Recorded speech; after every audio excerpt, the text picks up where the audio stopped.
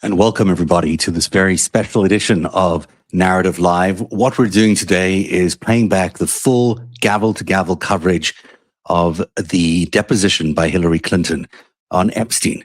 It happened last week. We got the tapes earlier this week, but now we want to play it for you in full. No one really has done that because we've had a war and all sorts of other things developing in the meantime.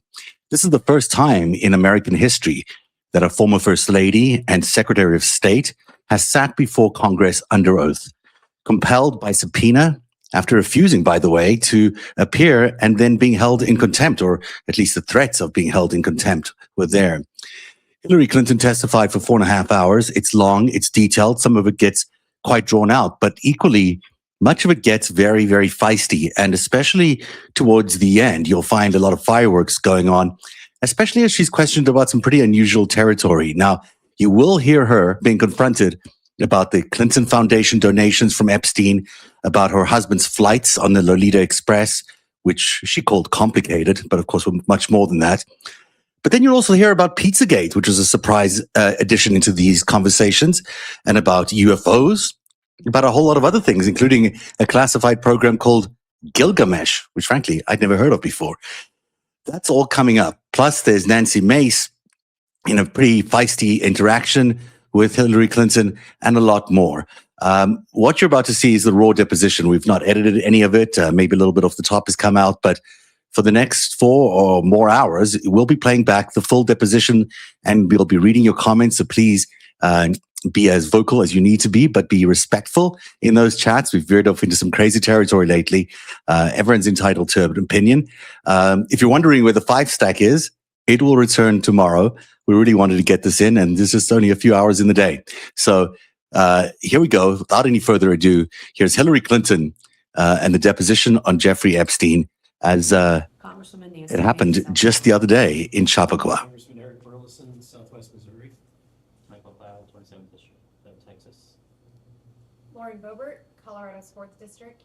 Rep. Anna Paulina Luna, Florida 13. William Timmons, South Carolina 4th Congressional District.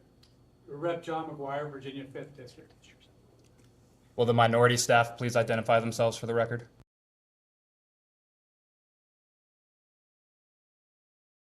Would the minority members please announce themselves for the record? Ranking Member Robert Garcia. Representative Suhas Subramanian, Virginia. Representative James Walkinshaw, Virginia 11. Representative Yasemin Ansari, Arizona's 3rd District. And I'm James Comer, Chairman of the committee from Kentucky. Thank you all. Secretary Clinton, before we begin, I would like to go over the ground rules for this deposition. The questioning will proceed in rounds. The majority will ask questions for an hour, and then the minority will have an opportunity to ask questions for an hour if they choose. To the extent members have questions for the witness, they will be propounded during their side's respective rounds. The clock will stop if you need to confer with counsel, your counsel is speaking, and when members or staff are speaking during the opposing side's round of questions. We will alternate back and forth until there are no more questions. Do you understand? I do. There is a court reporter taking down everything I say and everything you say to make a written record of the deposition. For the record to be clear, please wait until the staffer questioning you finishes each question before you begin your answer, and the staffer will wait until you finish your response before proceeding to the next question. Further, to ensure the court reporter can properly record this deposition, please speak clearly, concisely, and slowly. Also, the court reporter cannot record nonverbal answers, such as nodding or shaking your head, so it is important that you answer each question with an audible verbal answer. Do you understand? I do. Exhibits may be entered into the record. Majority exhibits will be identified numerically. Minority exhibits will be identified alphabetically. Do you understand? I do. We want you to answer our questions in the most complete and truthful manner possible, so we'll take our time. If you have any questions or do not fully understand the question, please let us know. We will attempt to clarify, add context to, or rephrase our questions. If we ask about specific conversations or events in the past and you are unable to recall the exact words or details, you should testify to the substance of those conversations or events to the best of your recollection. If you recall only a part of a conversation or event, you should give us your best recollection of those events or parts of conversations that you do recall. Do you understand? I do. You are required by law to answer questions from Congress truthfully. This also applies to questions posed by congressional staff in this deposition. Do you understand? I do.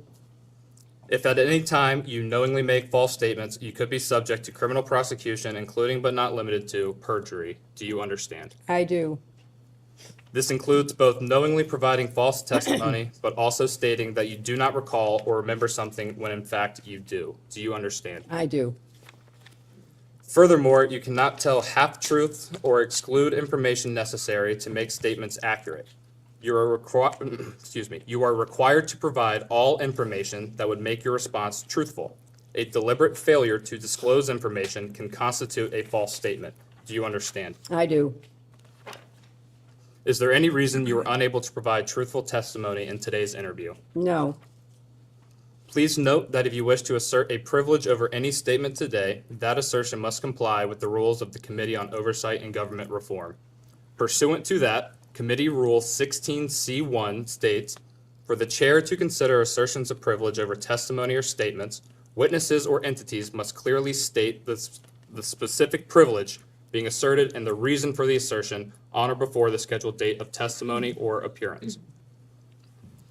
For the purposes of the deposition, objections must be stated concisely and in a non-argumentative and non-suggestive manner. If the witness refuses to answer a question to preserve a privilege, the committee may seek a ruling from the chair. If the chair overrules any such objection, the witness shall be ordered to answer. If the witness continues to refuse to answer a question despite being ordered to do so, the witness may be subject to sanction. Do you understand? Insofar as I understand the rules of privilege, I don't have any specific knowledge of your committee's ideas of privilege. Understood. Ordinarily, we take a 5-minute break at the end of each hour of questioning, but if you need a longer break or a break before that, please let us know and we will be happy to accommodate. However, to the extent that there is a pending question, we would ask that you finish answering the question before we take a break. Do you understand? Yes. Finally, I will note for everyone here today that the contents of what we discuss in the deposition is confidential under the House Deposition Regulation. Under the rules, the chairman and ranking minority member shall consult before any release of testimony or transcripts, including portions thereof. This means it is a violation of House and committee rules to disclose content of the deposition prior to its official release. For this reason, the marked exhibits that we will use today will remain with the court reporter so that they can go into the official transcript, and any copies of those exhibits will be kept at the table or returned to us when we wrap up. Can the court reporter please swear in the witness? Please raise your right hand. Do you solemnly swear or affirm the testimony you're about to give in this deposition will be the truth, the whole truth, and nothing but the truth? I do. Do you have any other questions before we begin? Yes, I have an opening statement that I would like to deliver before we begin. Mr. Chairman, ranking member, members of the committee, as a former United States Senator, I have respect for legislative oversight, and I expect its exercise, as do the American people, to be principled and fearless in pursuit of truth and accountability. As we all know, however, too often congressional investigations are partisan political theater, which is an abdication of duty and an insult to the American people. This committee justified its subpoena to me based on its assumption that I have information regarding the investigations into the criminal activities of Jeffrey Epstein and Ghislaine Maxwell. Let me be as clear as I can. I do not. As I stated in my sworn declaration on January 13th, I had no idea about their criminal activities. I do not recall ever encountering Mr. Epstein. I never flew on his plane or visited his island, homes, or offices. I have nothing to add to that. Like every decent person, I've been horrified by what we have learned about their crimes. It's unfathomable that Mr. Epstein initially got a slap on the wrist in 2008, which allowed him to continue his predatory practices for another decade. Mr. Chairman, your investigation is supposed to be assessing the federal government's handling of the investigations and prosecutions of Epstein and his crimes. You subpoenaed 8 law enforcement officials, all of whom ran the Department of Justice, or directed the FBI when Epstein's crimes were investigated and prosecuted. Of those 8, only 1 appeared before the committee. 5 of the 6 former attorneys general were allowed to submit brief statements stating they had no information to provide. You have held 0 public hearings, refused to allow the media to attend them, including today, despite espousing the need for transparency on dozens of occasions. You have made little effort to call the people who show up most prominently in the Epstein files. And when you did, not a single Republican member showed up for Les Wexner's deposition. This institutional failure is designed to protect one political party and one public official, rather than to seek truth and justice for the victims and survivors, as well as inform the public who want to get to the bottom of this matter. My heart breaks for the survivors, and I am furious on their behalf. I have spent my life advocating for women and girls. I have worked hard to stop the terrible abuses so many women and girls face here and around the world, including human trafficking, forced labor, domestic violence, and sexual slavery. For too long, these have been largely invisible crimes or not treated as crimes at all. But the survivors are real and they are entitled to justice.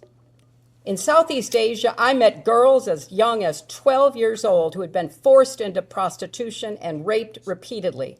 Some were dying of AIDS. In Eastern Europe, I met mothers who told me how they lost their daughters to trafficking and did not know where to turn. In settings around the world, I met survivors trying to rebuild their lives and help rescue others with little support from people in power who too often turned a blind eye and a cold shoulder. If you are new to this issue, let me tell you, Jeffrey Epstein was a heinous individual, but he's far from alone. This is not a one-off tabloid sensation or political scandal. It is a global scourge with an unimaginable human toll. My work combating sex trafficking goes back to my days as First Lady. I worked to pass the first federal legislation against trafficking and was proud that my husband signed the Trafficking Victims Protection Act, which increased support for survivors and gave prosecutors better tools for going after traffickers. As Secretary of State, I appointed a former federal prosecutor, Lucy DeBaca, to ramp up our global anti-trafficking efforts. I oversaw nearly 170 anti-trafficking programs in 70 nations and directly pressed foreign leaders to crack down on trafficking networks in their countries. Every year, we published a global report to shine a light on abuses. The findings of those reports triggered sanctions on countries failing to make progress, so they became a powerful diplomatic tool to drive concrete action. I insisted that the United States be included in the report for the first time ever in 2011, because we must hold ourselves not just to the same standard as the rest of the world, but to an even higher one. Sex trafficking and modern slavery should have no place in America. None. Infuriatingly, the Trump administration gutted the Trafficking in Persons Office at the State Department, cutting more than 70% of the career civil and foreign service experts who worked so hard to prevent trafficking crimes. The annual trafficking report required by law was delayed for months. The message from the Trump administration to the American people and the world could not be clearer. Combating human trafficking is no longer an American priority under the Trump White House. That's a tragedy, it's a scandal, and it deserves vigorous investigation and oversight.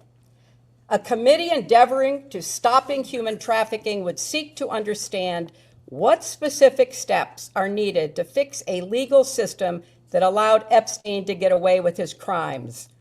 A committee run by elected officials with a commitment to transparency would ensure the full release of all the files. It would ensure that the lawful redactions of those files protected the victims and survivors, not powerful men and political allies. It would get to the bottom of reports that DOJ withheld FBI interviews in which a survivor accuses President Trump of crimes.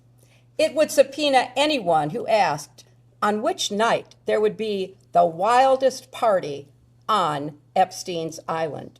It would demand testimony from prosecutors from Florida, New York, and the Department of Justice about why they gave Epstein a sweetheart deal and chose not to pursue others who may have been implicated in his crimes. And it would demand that Secretary Rubio and Attorney General Bondi testify about why this administration is abandoning survivors and playing into the hands of traffickers. It would seek out advocates and law enforcement officials on the front lines of the fight against human trafficking and ask them what support they need. And it would put forth legislation to provide more resources and force this administration to act. But that's not happening. Instead, you have compelled me to testify, fully aware that I have no knowledge that would assist your investigation, in order to distract from President Trump's actions and to cover them up despite legitimate calls for answers. If this committee is serious about learning the truth about Epstein's trafficking crimes, it would not rely on press gaggles to get answers from our current president on his involvement. It would ask him directly under oath about the tens of thousands of times he shows up in the Epstein files. If the majority was serious, it would not waste time on fishing expeditions. There is too much to be done. What is being held back? Who is being protected? And why the cover-up? So my challenge to you, Mr. Chairman, and members of this committee is the same challenge I put to myself throughout my long service to this nation. How to be worthy of the trust of the American people that they have given to you. They expect statesmanship, not gamesmanship, leading, not grandstanding. And they expect you to use your power to get to the truth and to do more to help survivors of Epstein's crimes, as well as the millions more who are victims of sex trafficking in this country and around the world. Thank you, Mr. Chairman, and I would also like to request that the video of this deposition be made available within 24 hours, as it has been for other witnesses. Thank you, Madam Secretary. The time reads 11:34 a.m. The majority's time will begin now. Madam Secretary, in the interest of efficiency here today, I'm going to ask you one question followed by a list of names. The question can be answered yes or no. If you do indicate yes to any individual, I will come back and revisit that at the end. The question is, have you ever communicated with any of the following people relating to Jeffrey Epstein or Ghislaine Maxwell? Richard Kahn, No. Darren N. Dyke, No. Sarah Kellen, No. Doug Band, Not that I recall. Lawrence Summers, No. Huma Abedin, Have I ever talked to her about this in preparation for this hearing? I have. outside of that, Not that I recall.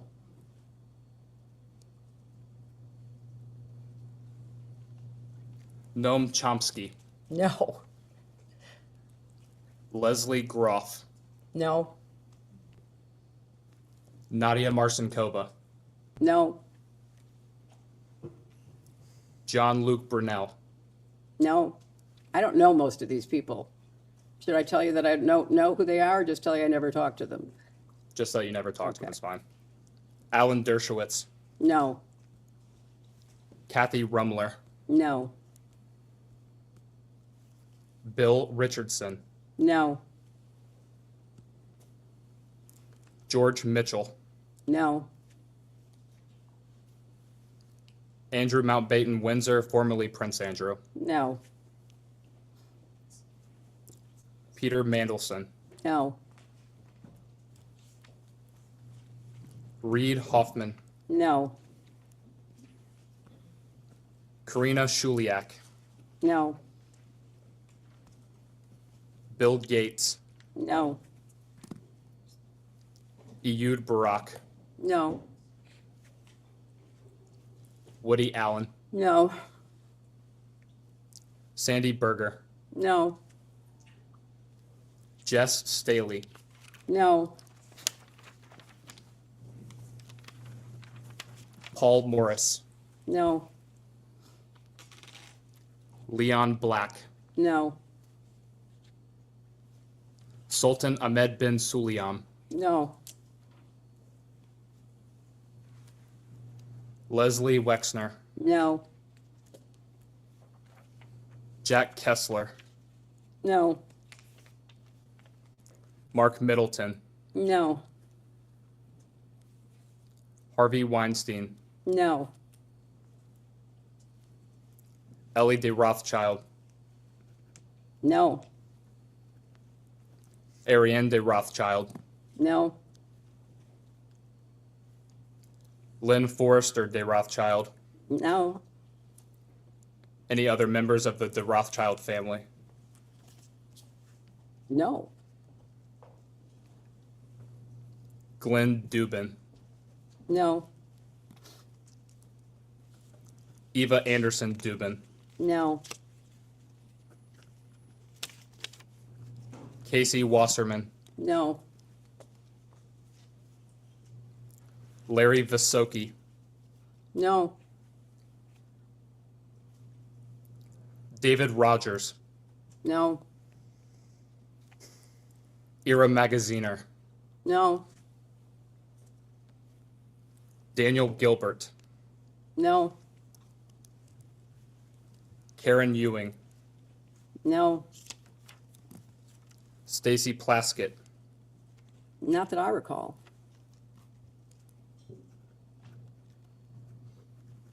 Howard Lutnick, No, not that I recall.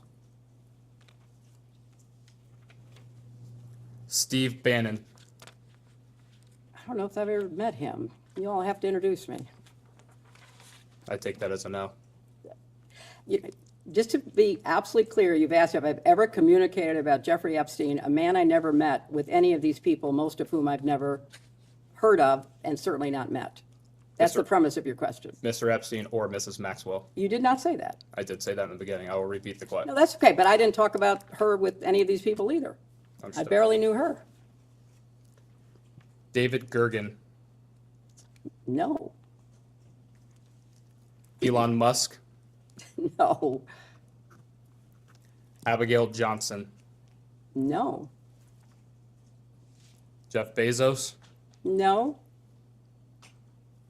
Larry Page, no, Sergey Brin, no, Louis Freya, no.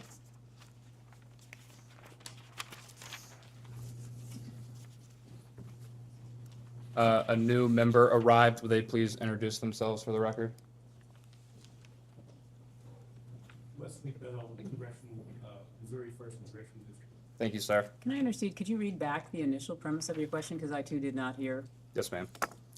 Have you ever communicated with any of the following people relating to Jeffrey Epstein or Ghislaine Maxwell? I didn't hear the Maxwell piece, did not but we could ask her. It doesn't matter. It's the same answer, but I did not hear the Maxwell name in there. Understood.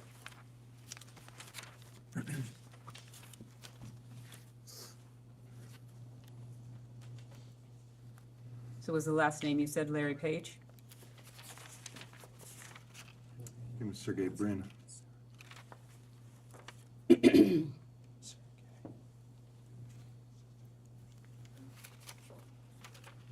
The last name I stated was Louis Frey. You indicated no, is that correct? I think, do you need free? Free, yes, ma'am. Louis No. Free. No, And Sarah Kay. no. And these are all, to the best of my recollection, as I say, many of these people I've never heard of. Most of these people I've never had a relationship with, although I know their name.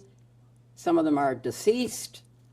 But I was not communicating about Jeffrey Epstein and Ghislaine Maxwell, as I understand what you're asking me, contacting people about them. That did not happen. Is there anyone that you had a conversation with about Ghislaine Maxwell? Oh, I'm sure I've talked about Ghislaine Maxwell, and especially in preparation for this hearing. And outside of conversations with your counsel, what did you talk about Ms. Maxwell? I don't recall any conversations about Miss Maxwell, but I knew her casually, so I can't tell you that I never had a conversation that mentioned Ghislaine Maxwell's name, because I don't recall that. Understood. And you say that you knew Ms. Maxwell casually. What does that mean? Just what I said. I knew her primarily as someone who dated someone that I knew. And who was that individual? Ted Waite. And who was Ted Waite? Ted Waite was a successful, as I recall, software developer.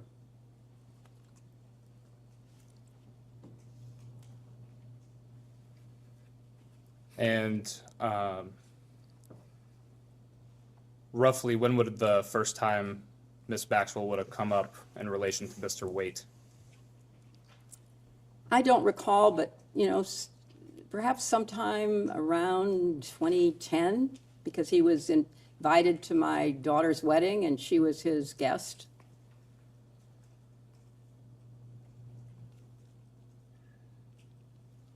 Have you ever spoken with Ms. Maxwell personally yourself? I'm sure I have, yes.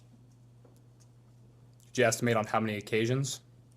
Not many. I didn't see her very often.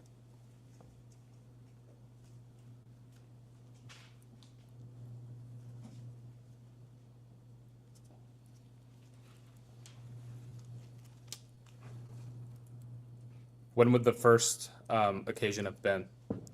I have no recollection.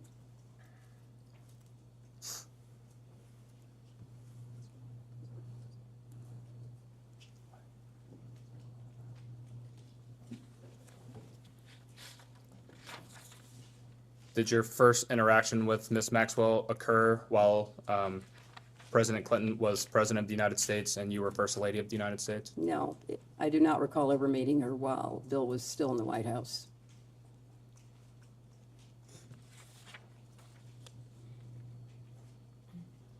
Did Mr. Waite ever inform you what Ms. Maxwell did for a living? Not that I recall.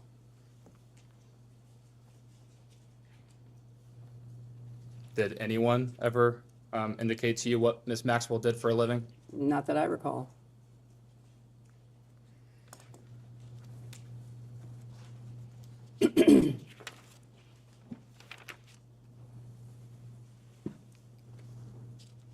When would the last time have been that you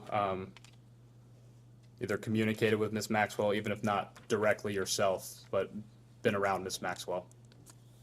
The best of my recollection is at the wedding in 2010.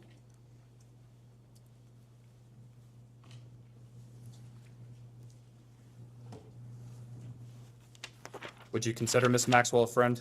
No, Would you consider her a friend of President Clinton? he'll have to answer that.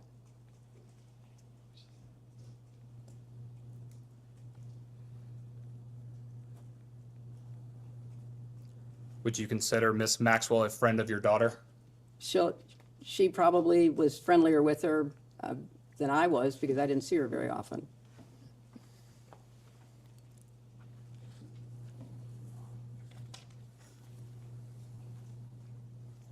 How often would your daughter have seen Ms. Maxwell? I have no idea.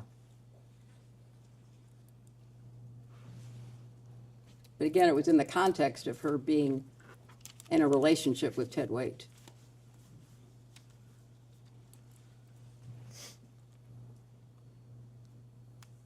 Anyone else in your family have a relationship of some kind with Ms. Maxwell?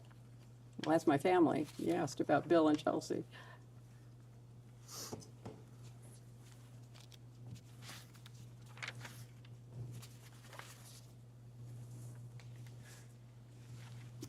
And just to make clear for the record, have you ever met Jeffrey Epstein?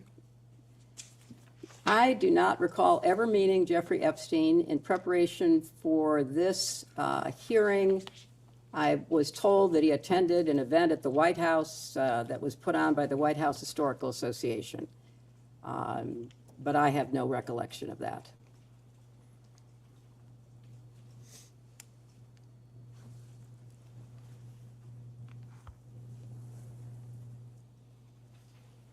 And only that one time at the White House Historical Association? That's the only time that I'm aware of that I might have possibly been in the same room with him. Did you have an initial impression of Mr. Epstein? I have no recollection of Mr. Epstein. I'm just told that he was in a room at a dinner that we were hosting for the White House Historical Association. What was your understanding of what Mr. Epstein did for work? I knew nothing about him. He was there as an invited guest by the White House Historical Association. That's my best recollection. And no one else informed you of what Mr. Epstein did for work? No, but we had hundreds and thousands of people who came to the White House. I was not informed of what people did or didn't do for work, especially someone that I never even had a conversation with. Do you know who invited Mr. Epstein to the White House?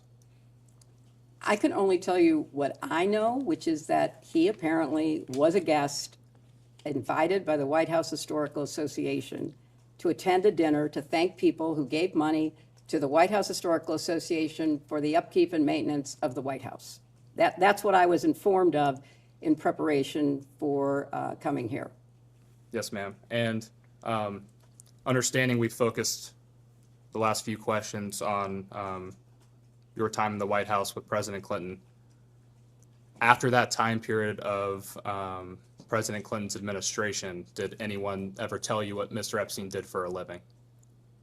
I don't recall ever talking about Mr. Epstein. He was not on my radar. He was not somebody that I had any connection to.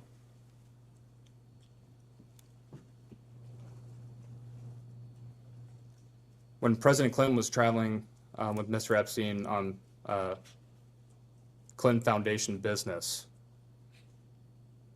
no one associated with the foundation at that time discussed Mr. Epstein with you? Not that I recall. I was not involved with the foundation. I was a senator from New York, and I was deeply committed to my work, and it became one of the most intense experiences of my life when we were attacked on 9/11. I was not involved with what was happening to create the foundation, to create the work that was done to get low-cost drugs for AIDS. I knew about the work. I didn't know about the details. Understood. And to be clear, you never had any communication yourself with Mr. Epstein, whether that be face-to-face interaction, phone calls, emails, text Asked and messages? answered. You can answer it again. I have no recollection in any way of ever having any conversation at the White House or in any other place or on any kind of device of any sort. I knew nothing about him. And when did you learn of Mr. Epstein's 2006 indictment and subsequent arrest leading to his incarceration in 2008? I have no idea. I was not paying attention. I was running for re-election in 2006. I ran for president in 2007, 2008. I don't know that I ever learned about it until much later when more things came out about him. Understood. And when did you first learn of Mr. Epstein's arrest in 2019? Probably when it happened, because it was headline news. I'm sure I, like everybody else, saw it in the press. And in seeing that in the press, did you discuss Mr. Epstein or his case at the time with anyone? I'm sure we did, because it was a, big story. And Mr. Epstein died in custody after following his 2019 arrest. When would you have learned of his death? Whenever it was reported.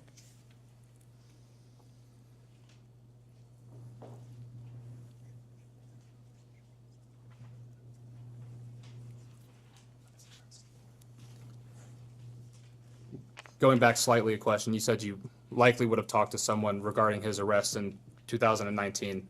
Who would you have discussed that with? Whoever was around. I mean, it was a big story, as you recall. It was a very big story. I don't have any specific recollections. It wasn't something that I was particularly focused on, but it was a big story.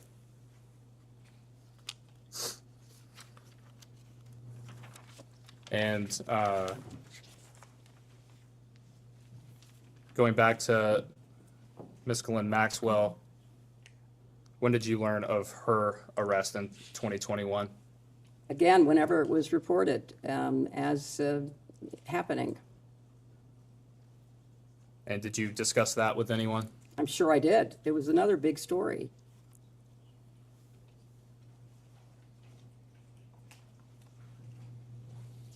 And who would those discussions have been with? I don't have any specific recollection.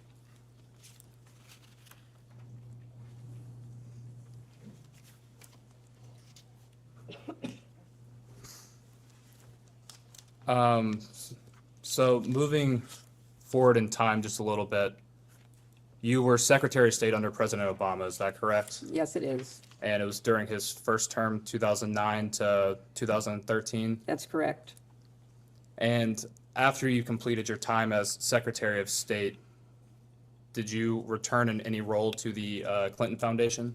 I did. I became active in it at that point. And by being active in it, could you describe that for us, please? Tried to support the work that Bill and my daughter and the team had done, and look for ways to be helpful. It was something that I wanted to make sure I could support. And please correct me if I'm wrong. You rejoined as a board member, is that right? That may have been the first time I was a board member. I don't remember. Either the first or the second time. Yeah. And speaking of, it sounds like you were heavily involved when you returned to the foundation, or I guess started with the foundation at this point. In trying to accomplish those goals and initiatives, what were you doing, broadly speaking, on a daily basis, monthly basis, that sort of thing? Well, I wanted to start a program about early learning for kids, and so we started something called Too Small to Fail, which I was very actively involved in with my daughter, and we worked with pediatricians and other people to help parents, grandparents, aunts and uncles read, talk, and sing to their children so that they could help build brain cells. That was a major priority of mine, and I'm very proud of what we've built and the difference that it's made in millions of kids' lives. I certainly did what I could to support the work that we do overseas through the Clinton Global Initiative, which has had a terrific track record of bringing people together to work in partnerships, to make commitments, to try to improve everything from clean water to solar energy to improved education, all of the priorities that the partners we have bring to us that we try to help them with. And thank you for that, Madam Secretary. We've had a few members join us. Would you guys please announce yourselves for the record? Yes, Pat Fallon, 4th District of Texas. Scott Perry, 10th District of Pennsylvania. Thank you both. Would you give the last person?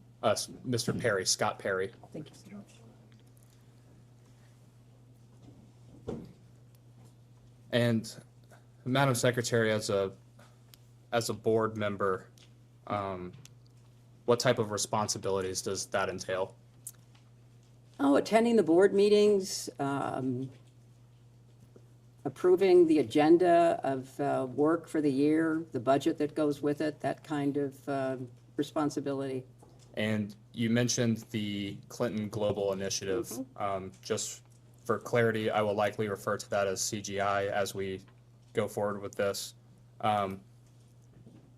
CGI is a part of the Clinton Foundation, is that accurate? Yes. And what was your role with CGI at this time period, right after you left being Secretary of State?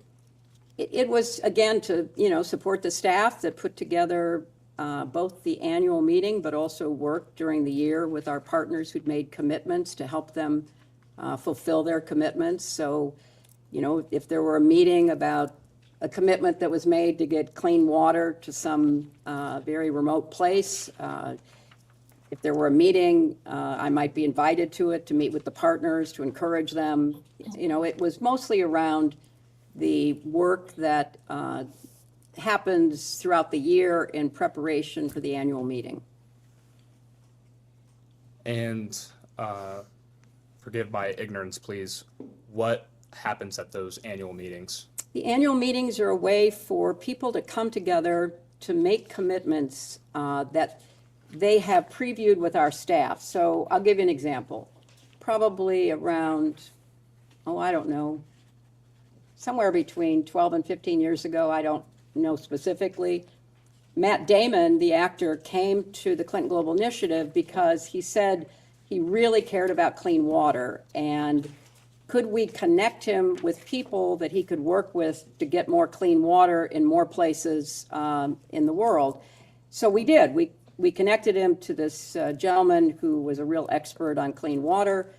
They started working together. They created something called water.org, which was a Clinton Global Initiative commitment that was made at the annual meeting. And then our staff worked with them, and I think it's fair to say that, they've been one of the most successful organizations in actually delivering clean water. But it's that kind of work. It's people who might have a good idea, maybe they've got some resources, maybe they have some experience. I'll give you another idea. So Procter & Gamble called us and said, one of our scientists, one of our chemists in the UK, has created this packet of chemicals that can literally make the dirtiest water clean enough to drink.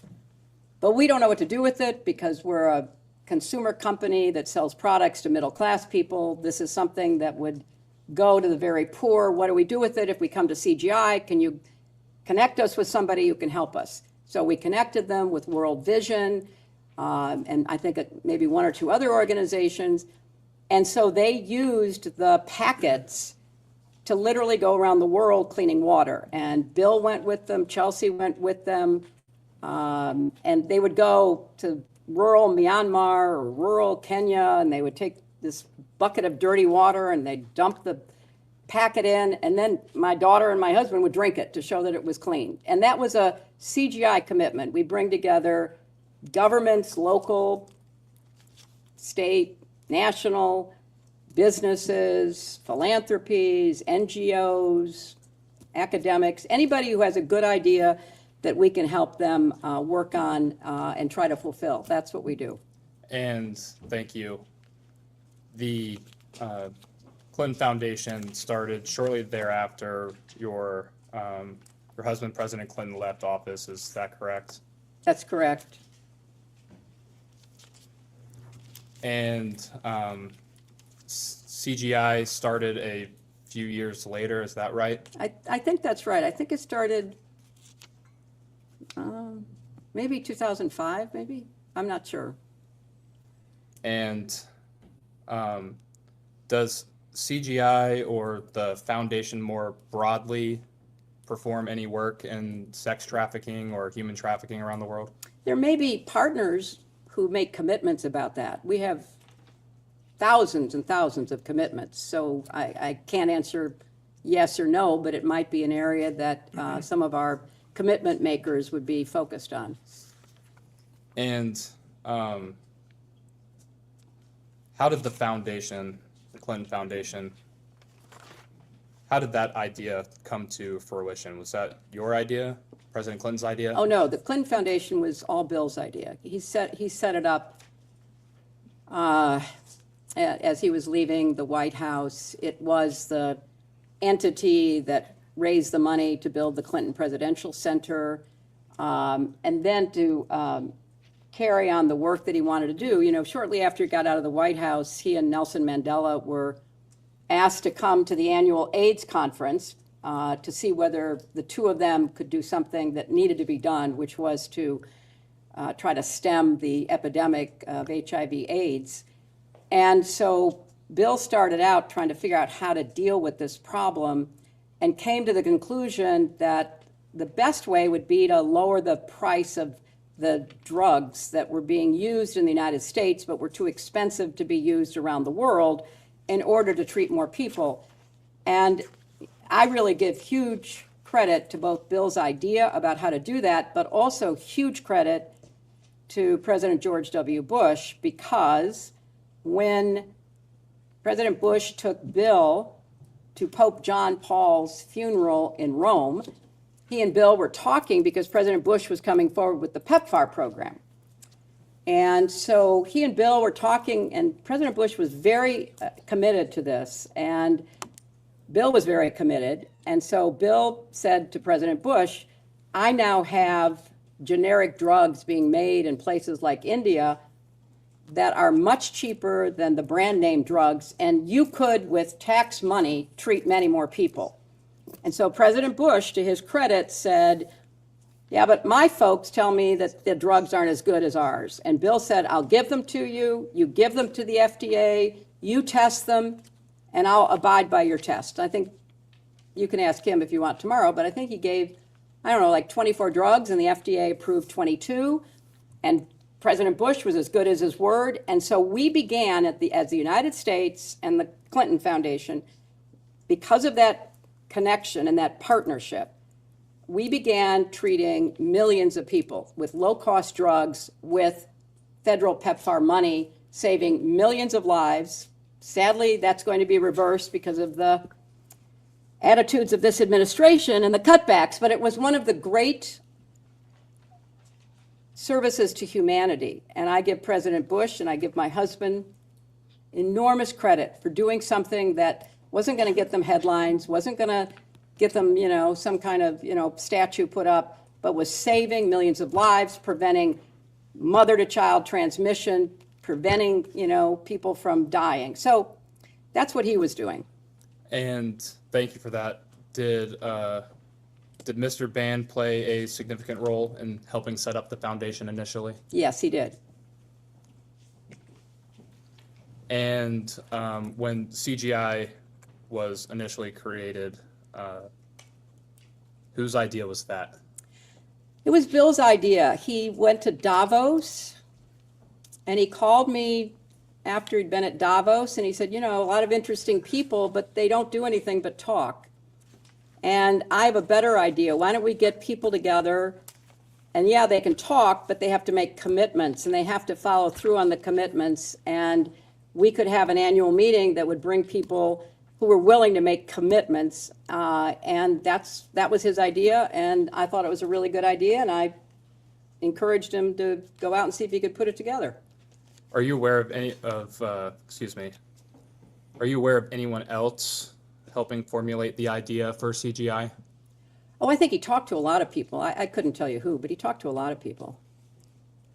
Did Mr. Epstein have a role in shaping the formation of CGI? I have no idea. I don't know anything about it. Did Glenn Maxwell have any role in shaping CGI? I don't have any idea about that.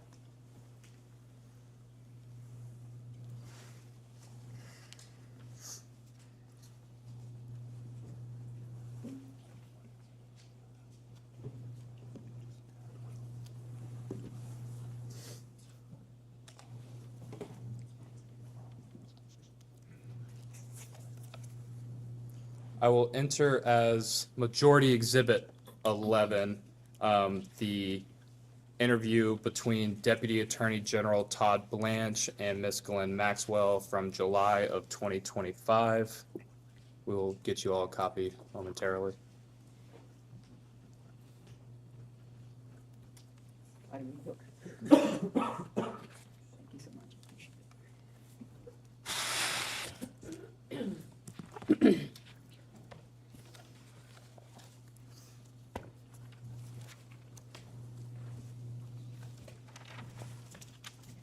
And I'm sorry, what was this exhibit?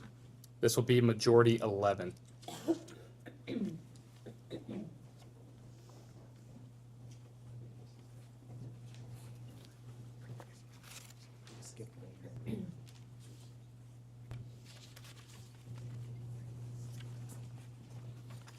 I would like to direct your attention to page 263.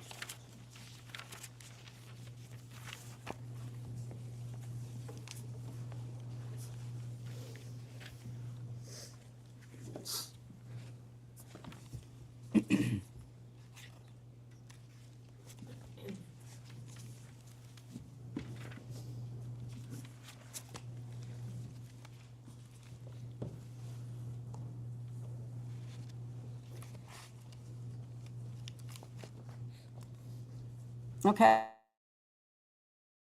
Okay. And on page 263, Ms. Maxwell tells Mr. Blanche that she had a role in shaping CGI. You said you were not aware of Ms. Maxwell having any role in shaping CGI. I was not involved in the creation of CGI. Again, I was in the United States Senate. I was not involved. It was done to set up CGI. No one discussed the formation of CGI with you? That it was going to be set up, but I don't have any specific recollection of having any specific knowledge of it, no. Did Mr. Epstein help craft the idea or formulation of CGI? I don't have any idea. I don't know anything about that.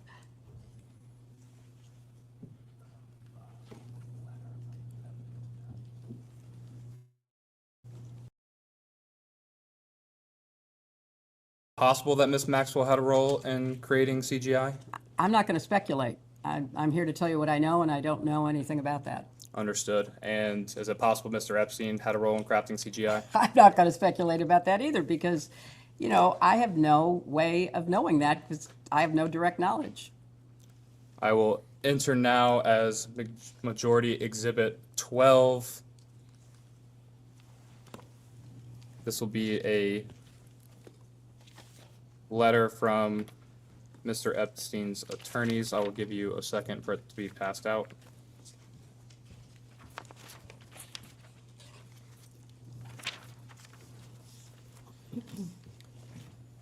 This is a letter dated July 6, 2007. It is from Gerald B. Lefcourt. He was an attorney for Mr. Epstein. He sent this to the prosecutors in the Southern District of Florida. That would be Sloman, Minchell, Lori, and Villafana. And I will direct your attention to page 21. At that top paragraph on page 21, it says, quote, Mr. Epstein was part of the original group that conceived the Clinton Global Initiative, which is described as a project bringing together a community of global leaders to devise and implement innovative solutions to some of the world's most pressing challenges. Again, is it possible that Mr. Epstein played a role in crafting CGI? I have no idea what he did or what he said he did, and I have no way to testify to the veracity of either. I was not involved. Have you seen this document before? No.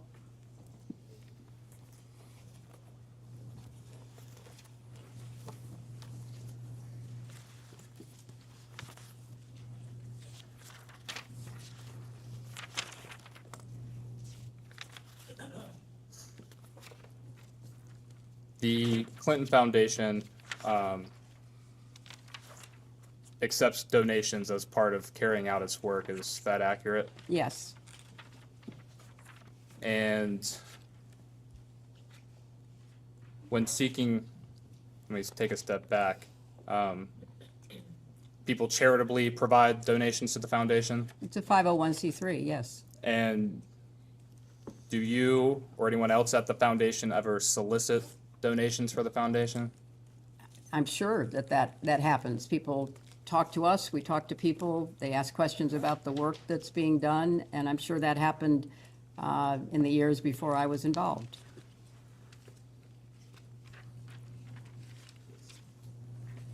Did you solicit funds from Jeffrey Epstein for the foundation?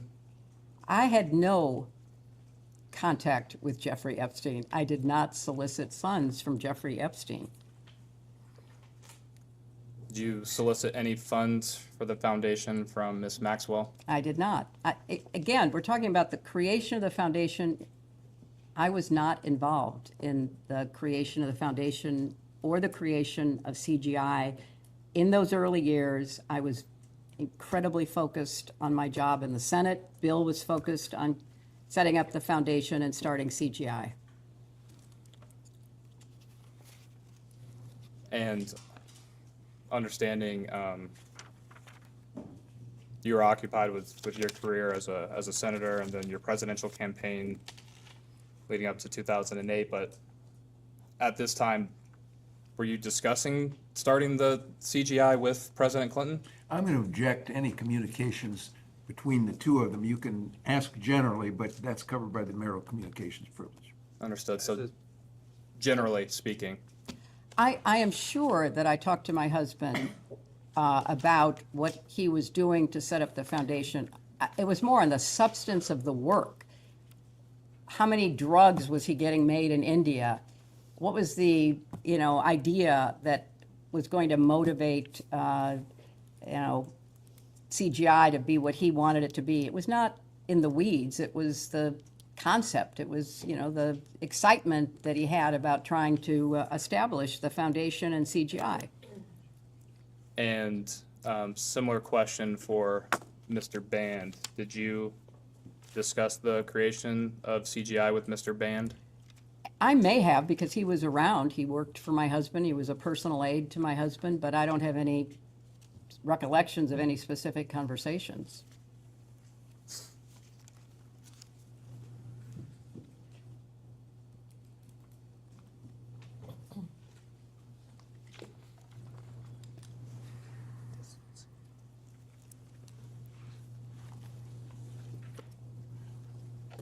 Broadly speaking, at any time, do you recall any discussions related to distancing the foundation or CGI from Mr. Epstein or Ms. Maxwell? I don't recall any conversations. I know that sometime, maybe 2003 or so, Bill did not have any ongoing contact with Epstein. And in preparation for this hearing, it became clear to him that Epstein was not interested in the charitable work that was motivating Bill as he traveled around the world, getting people to commit to providing low-cost drugs for not just HIV/AIDS, but eventually tuberculosis, malaria, and other diseases. And what is your understanding of Mr. Epstein no longer wanting to participate in the foundation's philanthropic goals? I don't, only in preparation for this have I been told that, there was no real interest there. And, there was no point in being involved or connected to him. And we touched on this. Correct me if I'm wrong. You said you're not aware of Mr. Epstein donating to the foundation. Would you consider, let me back up. President Clinton took trips on Mr. Epstein's jet, is that correct? Yes. Would you consider offering a private jet as a donation in kind to the foundation? Well, I don't know what the rules are under the 501c3 regulations, but it was certainly a gift, and he was, one of a number of people who provided transportation so that Bill could do the work he was doing.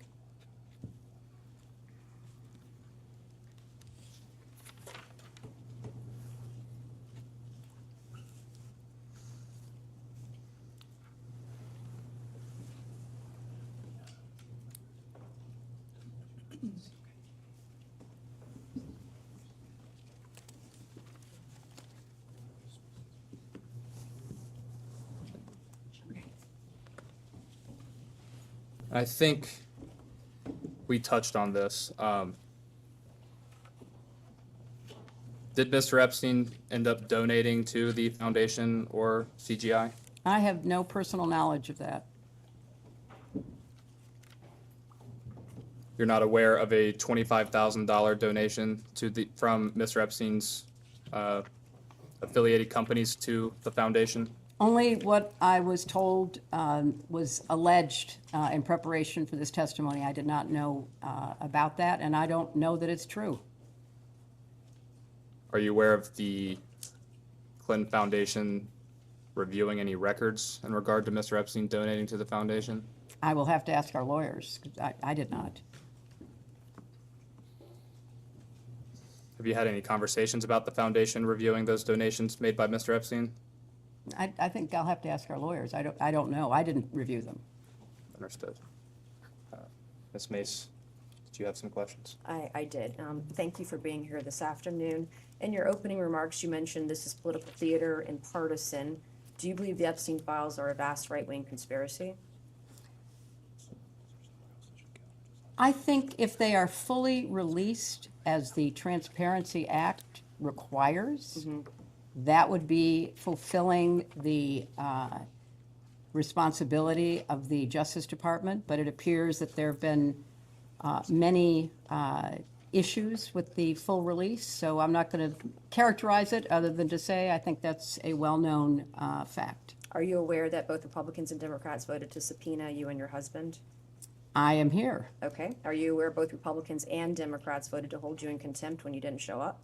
I am here. Is that partisan when both parties vote to do something together? Is that partisan or nonpartisan? I think it's standing up for the institution, but there are many other aspects of the committee's work that strikes me as avoiding the main issues about who should be sitting here, who has actual information that might be useful to your investigation. As a survivor, I'm a survivor. I appreciated your opening statement and your prioritizing some of these issues. Have you always believed this way? Have you believed this way for some time? Have I what? Have you believed what you believed in your opening statement for some time? Yes, I have. How long have you had those beliefs or held those beliefs in your opening statement? Very long. In 1998, you had those same beliefs? Yes. 2005? Yes. 2008? Yes. 2012? Sure. 2016? Mm-hmm. 2020? Mm-hmm. 2024 to present day, you've held these beliefs the whole time? Yes, I have. Have you always believed that women abused by powerful men should be believed? I know where you're going with this, and I have Do you? nothing to say about anything in the past. I'm here to answer questions about this investigation. So do you believe that women who are abused by Epstein and in Epstein's circle of associates should be believed? I think that many of them have made very credible accusations. Have you always thought that, do you think that women abused by powerful men should get justice? I think that they should have their time to be evaluated, and where there is adequate evidence, they should certainly get justice, and perpetrators should be held to The account. question was, have you always thought that women abused by powerful men should get justice? Yes, absolutely. I agree. Are you aware that, you were aware, I think you said this earlier, that Jeffrey Epstein was convicted in 2008 for procuring a child for prostitution and soliciting a prostitute, correct? That's what the charges were, yes. And you were aware of that in 2008? I don't recall that I was aware then. And in 2008, you were a U.S. Senator still? I was. Would you say that Jeffrey Epstein is one of the world's most prolific sex traffickers? From what we know, he certainly engaged in his predatory activities for a long period of time. Would you say he's one of the world's most prolific sex traffickers? I don't know what to compare it to. There are terrible sex trafficking rings all over the world. And you said you were Secretary of State from 2009 to 2013? Mm-hmm. And you state your agency prioritized combating sex trafficking internationally, correct? That's correct.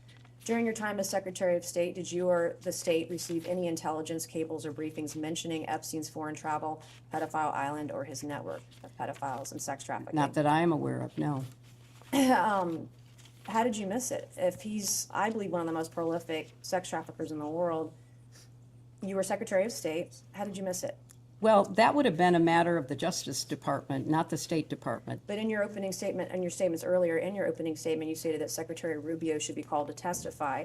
you said that he has, and the administration has, quote, abandoned survivors using the same logic. You were Secretary of State during a time period after Jeffrey Epstein was convicted of being a pedophile and soliciting children for sex. Why then did you, quote, using your own logic, abandon survivors? What is the question, please?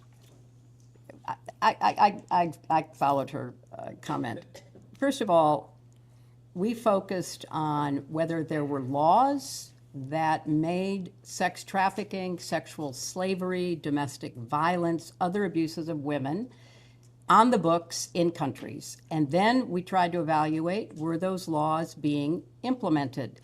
And were judges appropriately trained and briefed about how to implement those laws? Were governments taking them seriously?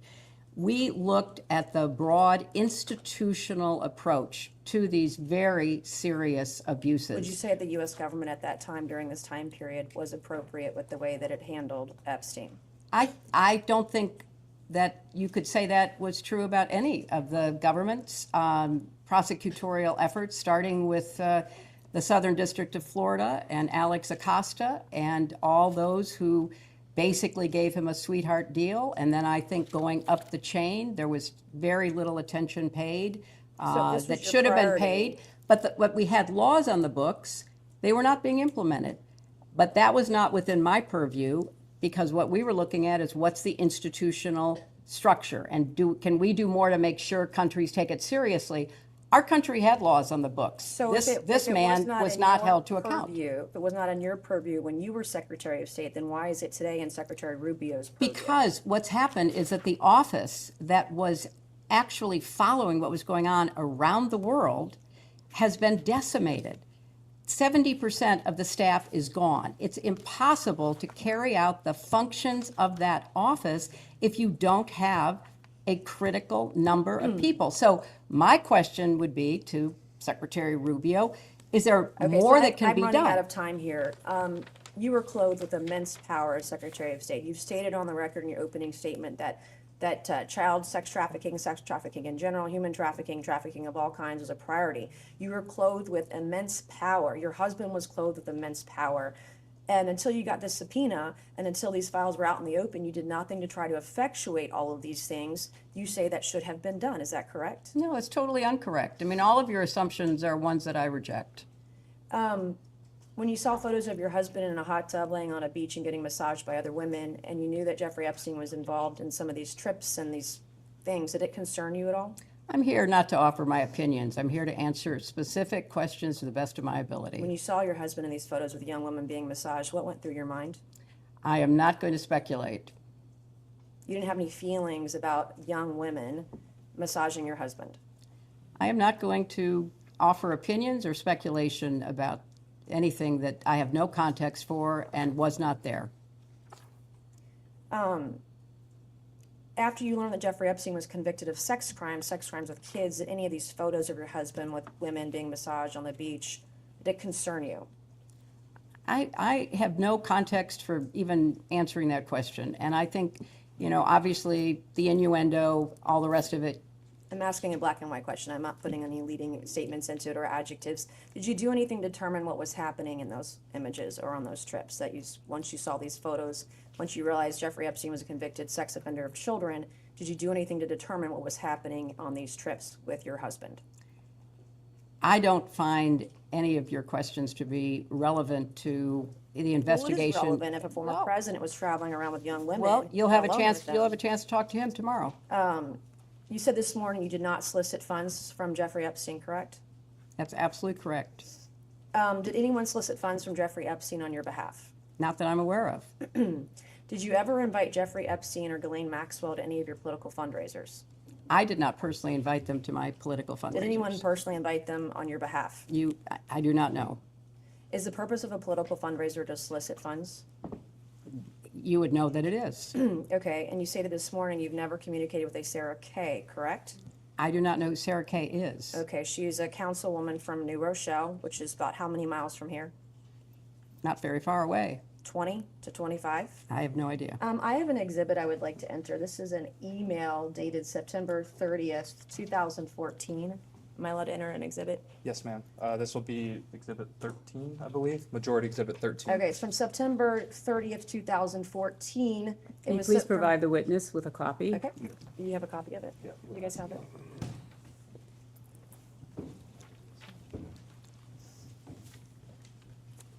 Thank you very much, I appreciate it. And can you read me the subject line of the email? Following up event with Hillary Clinton and Congresswoman Lowy. Do you know who Congresswoman Lowy is? She was our congresswoman here for many years. And who is the email from? Someone named Sarah Kay. Above that, at the very, oh, you have that very top one, okay.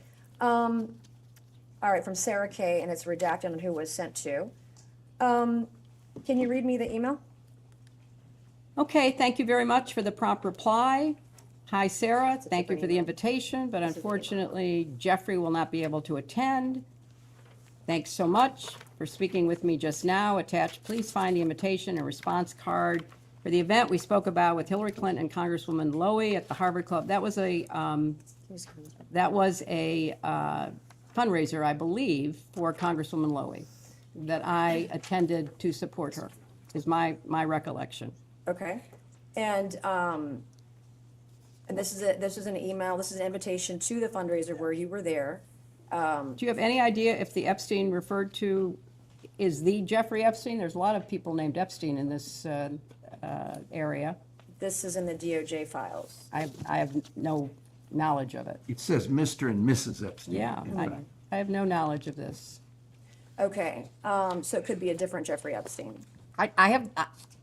You're showing me an email from someone who I don't recall knowing about a fundraiser that wasn't for me, but was for Congresswoman Lowy. I have no information.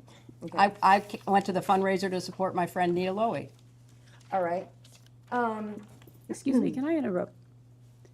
I have There are another, photos that are being released of the secretary as she is testifying from inside this room. Can you please advise me as to whether or not that's permissible and consistent with the rules, particularly given that we have asked for a public hearing? If there are photos that are being released of the secretary as she is testifying, can you please explain how that I'm can done occur? with this. If you guys are doing that, I am done. You can hold me in contempt from now until the cows come home.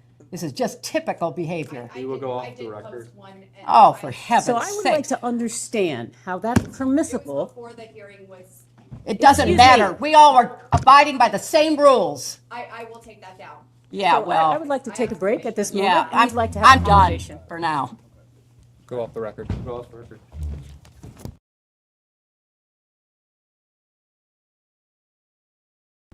We'll go back on the record. The majority's time had approximately 5 minutes left in it. I believe that the witness or her counsel would like to make a quick statement. Thank you so much. We've just used the break because we learned during the process of these hearings that the committee was violating its own rules in members tweeting and sharing pictures of what is going on inside this closed hearing, the hearing that we have asked repeatedly to be open to the public. Chairman Comer was gracious enough to engage with me on this matter. We asked specifically to invite the press in, since the committee had already made decisions on its own unilaterally to release pictures and other things that are going on in this room. He indicated that he wanted to speak to that himself directly. I'd like to just say for the record, we find it unacceptable, we find it unprofessional, and we find it unfair. We are looking forward to this being conducted under the rules and being conducted consistent with the expectations of how members of Congress, I know, take this matter so seriously and do it in that vein. We would also like to just indicate as a practical reality that we are here in good faith. We are counting on the good faith of all the members. Thank you. Chairman Comer. Yeah, I'd like to state for the record, I've advised my members that no photos or videos during the deposition can be released. I understand the posted photo was taken before the deposition started. We will, that will not happen again, and we will look forward to continuing with the deposition. I'd like to make just a clarification there, Mr. Chairman. It was taken in this room after the witness sat down. It is not a basis that because she had not started speaking, that it would be appropriate for there to have been a release of anything that was occurring in this room. And we have made clear that that's not allowed, and I will also say we were disappointed that the Secretary's opening statement was leaked to the press before she even gave her opening statement. So the Secretary's statement was not leaked to the press. It was provided, as with other witnesses, including Mr. Wexner, who provided his before giving. Hers was given simultaneous. And so what we don't want is the Secretary to be treated any differently than other witnesses. That seems to be a consistent pattern, and we would love that pattern not to continue. We've gone to great lengths to make all the accommodations that you all have requested. So we will, again, the members have been advised that is unacceptable. So Thank you. we look forward to continuing the deposition. Thank you very much, Mr. Chairman. I appreciate you addressing it. Ranking Member Garcia. Thank you. No, I just want to add, it's completely unacceptable that oversight Republicans and its members in this moment chose to violate both committee rules and the agreement that they negotiated directly with Secretary Clinton. Now, the Clintons requested a public hearing specifically to avoid this exact situation. Now, Secretary Clinton has offered to continue speaking throughout this deposition if we also allow the press to come in and on the record. Now, the majority has continued to refuse this. I want to make very clear for the record that oversight Democrats agree today they should be allowed here into the deposition. That's been our position from day one. Thank you. And with that, the majority will conclude its first hour. We'll go off the record.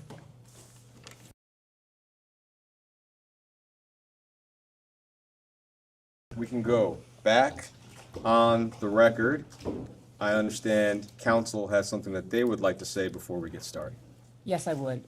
First of all, I'd like to say I appreciate everyone being here today, but I want to start with, we've just learned that there has been a second violation of the promise that the chairman made with respect to no photos being taken in this room during this hearing. As you know, we have asked for and did ask Mr. Comer for the press to be invited in. They are sitting right outside, literally. He has been speaking with them, and we have been asked that they be invited in at the last break because we learned that there was a member who was sharing photos from inside this room in violation of this committee's own rules.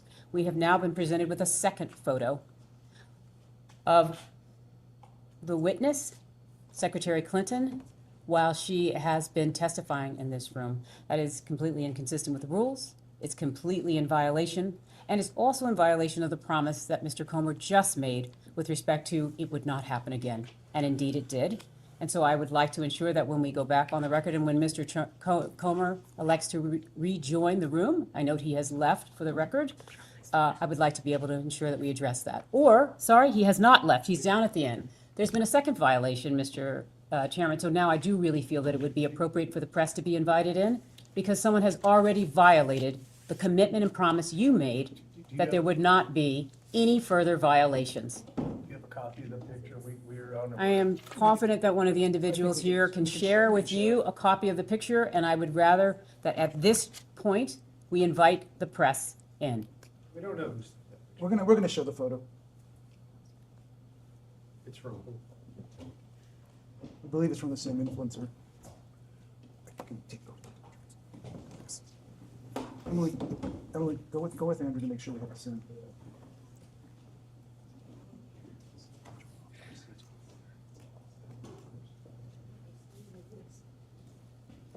That's for you.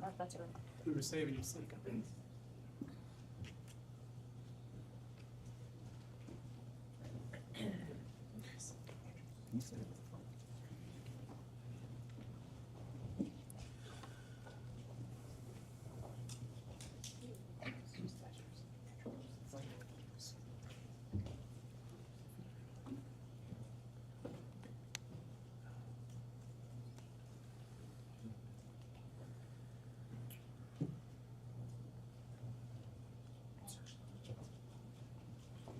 Mr. Chairman, will you allow the press in at this time, since there has been a second violation of your clear guidance that no further pictures? To consult, to confer with the chairman. Go off the record, please.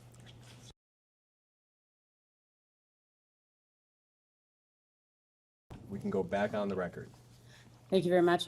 We have examined the second photo that was taken inside this room in violation of the committee's rules. Mr. Chairman, you have indicated that you will assure that that will not happen again. Mr. Chairman, we continue to believe that the remedy for this is to invite the press in at this juncture.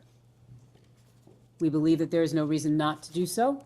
We recognize that you continue to resist having the press join, but if you would like, we would welcome that. Otherwise, we would welcome no further violations. What was the last part? You would welcome. I know it's hard to hear without amplification. No further violation, no further violation. But I would like to note one thing, if I may. A New York Times reporter tweeted that her dim member in the room, and then she said, you know, that Maxwell was at Chelsea's wedding because she was dating a friend who brought her as a +1 and all that. So there's a Democrat member leaking to the press what's going on in here, according to the Annie Carney. So, Mr. Chairman, thank you so much. I know part of this is always about the tit for tat, and I think that's what we're trying to address. We're here and we're speaking with respect to the witness and what has been a violation of a photo of her inside this room. I'm not trying to get into anybody else's First Amendment rights. When it comes to the photo, please instruct your member to take the photo down until after. I have. Thank you so much. Nothing further. Thank you. Good afternoon. Good afternoon. My name is. I'll be doing most of the questioning for the minority today. First, I want to thank you for your long and distinguished service to this country. Thank you. I'd also want to thank you for your time today. We appreciate it. Thank you. Before we get to questions, I'd like to take a few minutes and highlight some context that we think is relevant for today's conversation. To be candid with you, it's not clear to us that you have much information to share with this committee that would be relevant to our investigation of Jeffrey Epstein. For example, I would like to introduce as Minority Exhibit A this excerpt from Ghislaine Maxwell's interview with Deputy Attorney General Todd Blanche.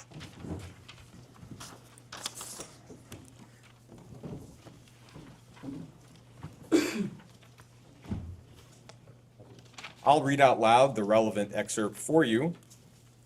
You can see that Ms. Maxwell was asked, quote, "Do you know whether Mr. Epstein knew or had any sort of visit, dealings, or associated with Hillary Clinton?" And Ms. Maxwell said, quote, "I would say no." Ms. Maxwell was asked, quote, "Did you ever see them together?" Ms. Maxwell said, "No." So, there are some events we're aware of where you might have been in the same place as Mr. Epstein or Ms. Maxwell at the same time. We'll ask about those, but we are a little confused about why we're even here. I imagine you might have your own perspective on this. You shared a little bit of that earlier. Is there anything more you'd like to share from your point of view on today's conversation before we get started? Thank you very much, Counsel. I appreciate your recognition of the context. I do not think I am or could be a significant witness to anything that would affect the work of this committee with respect to the investigation. I understand that that was a decision made to subpoena me, and I thought it would have been more appropriate to treat me in the context in which you have just placed me. That's why I offered a sworn statement outlining my lack of knowledge with respect to either Epstein or Maxwell and the crimes that they committed. But the majority of the committee and then the entire committee determined that they wished to talk with me.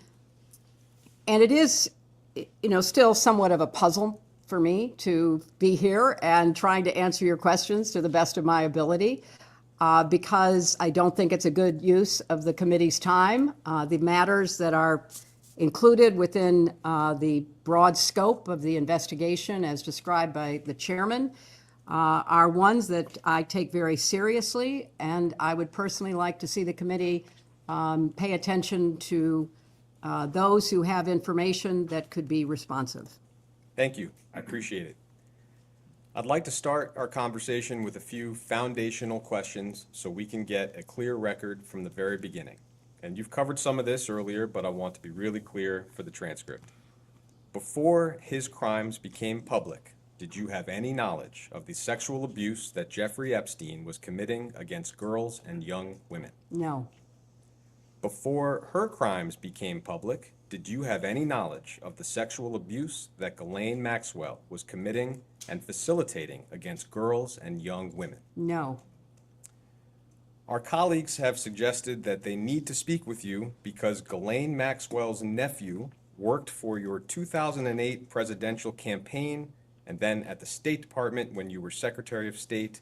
That is somebody named Alexander DeRossi. Are you familiar with Alexander DeRossi? I am. Alex Gerasi volunteered for my 2008 presidential campaign. I did not know him. I don't know what motivated him to be a volunteer, but he proved to be a very effective contributor to the campaign. He earned a paid position on the campaign.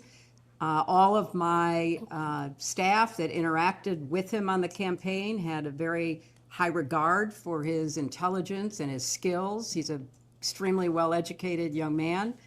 And when I became Secretary of State, he was recommended for a job that he was well-suited for.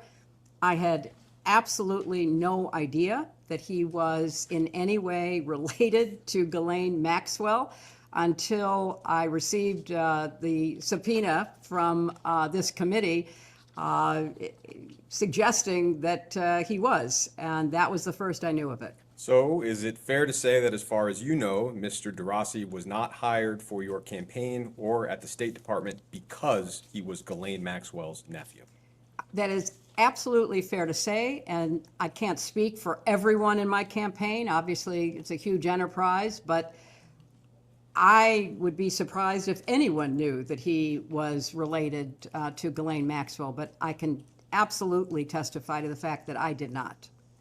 Are there any other accusations or claims that have been made against you with respect to Mr. Epstein or Ms. Maxwell that you would like to address before we move into some chronological questions? Well, I don't keep up with all the conspiracy theories and the crazy allegations that populate the internet, so I'm sure there are. But I will do my best to answer your questions as you pose them. Okay, I will ask a series of chronological questions. I know most of these are from a long time ago. If you don't recall, just tell me you don't recall. As an initial matter, would you recall roughly how many events and receptions would you have attended at the White House during your time as First Lady? Well, I was privileged to be at the White House as First Lady for 8 years, and I have no way of giving you an accurate number, but they would be in the thousands. And they were, you know, one of the great privileges of being in the White House, hosting events, hosting meetings, meeting people, using the rooms of the White House, using the grounds of the White House. So many hundreds, maybe thousands of events, but many, many thousands of people. I was just going to ask if you could estimate how many people you might have met at those hundreds or thousands of events and receptions. Well, Council, I can't say I met every person who ever attended an event, and so I can't really give you an accurate number.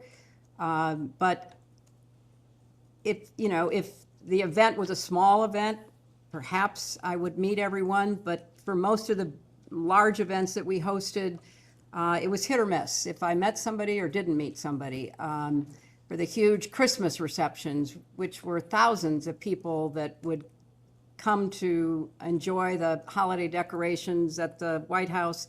So I can't really give you a totally clear answer other than I did my best to greet people and to be an appropriate hostess because I took seriously my responsibilities as First Lady.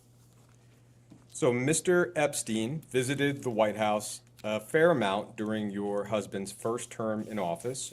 One, and I think the only specific event that we're aware of where you may have been present was, as you mentioned earlier, a September 29th, 1993 reception for donors to a White House renovation project that was funded through the White House Historical Association.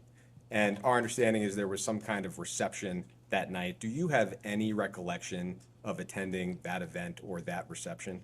I have no specific recollection, but I know that I was expected to, and I assume I did. But I can't, sitting here today, describe anything specific about that event. But I was very anxious to support fundraising that went to the White House Historical Association that in turn supported the upkeep and the maintenance of the White House. Because certainly, you know, it was an old building with a lot of very valuable furniture and art, and it took a lot of wear and tear because I just finished explaining we had thousands of people who would come through. And I'm not even talking about the visitors who would come through, because that was many, many more thousands. So the house itself needed to be carefully cared for. And so I my husband and I hosted the event, and the White House Historical Association brought those who had contributed because it was ultimately beneficial for the White House. Would it be correct to say that sitting here, you have no specific memory or recollection of meeting Mr. Epstein or Ms. Maxwell at that event in 1993?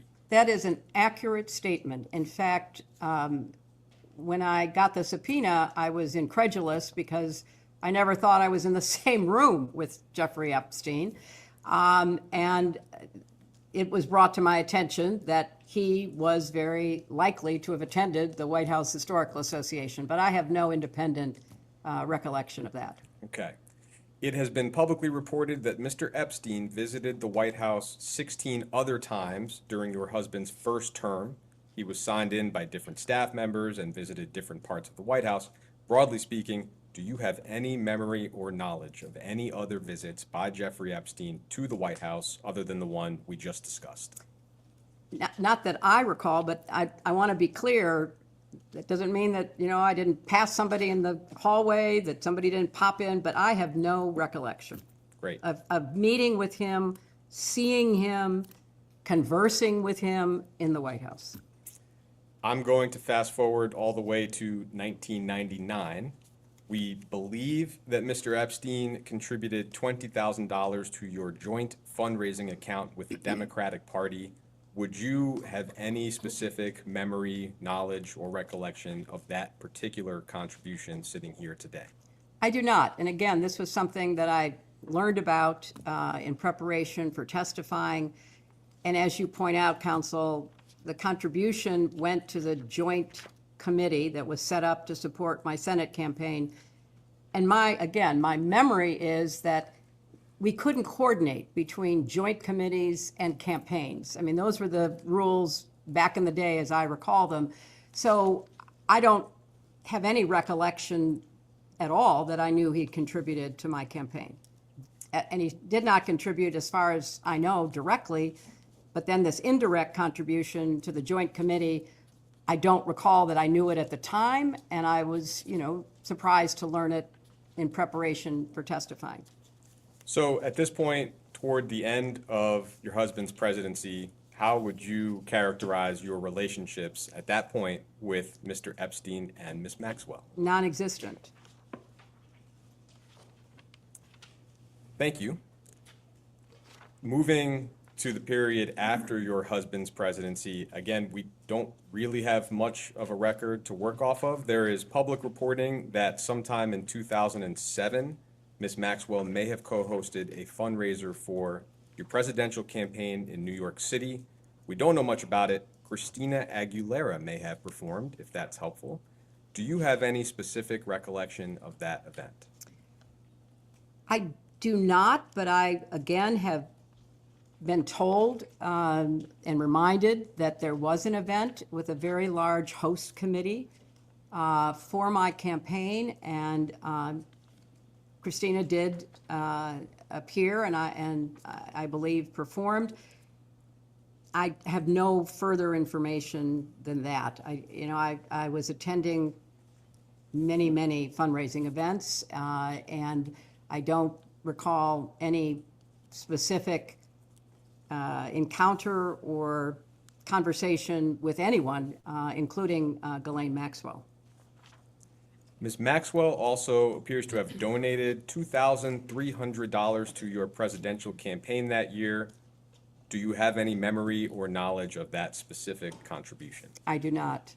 Would it be fair to say that your presidential campaign likely would have had a fair number of donors donating $2,300 thereabouts? Oh, many, many thousands. I don't recall the exact number, but my best memory is that we raised nearly $1 billion. And so it was a fast, frenetic pace. And I'm grateful for everyone who contributed, obviously, but I have no specific recollection of her contribution. It's been widely reported, and we, I think, discussed in the previous hour, that in July of 2010, Ms. Maxwell attended your daughter's wedding in Rhinebeck, New York, and that she may have accompanied Ted Waite, who is reportedly a family friend, or at least was at the time. You, of course, were also present at the wedding. Do you have any recollection of Ms. Maxwell's attendance at the wedding? I have no specific recollection. Obviously, there's a picture of her being at the wedding as my husband walks my daughter down the aisle.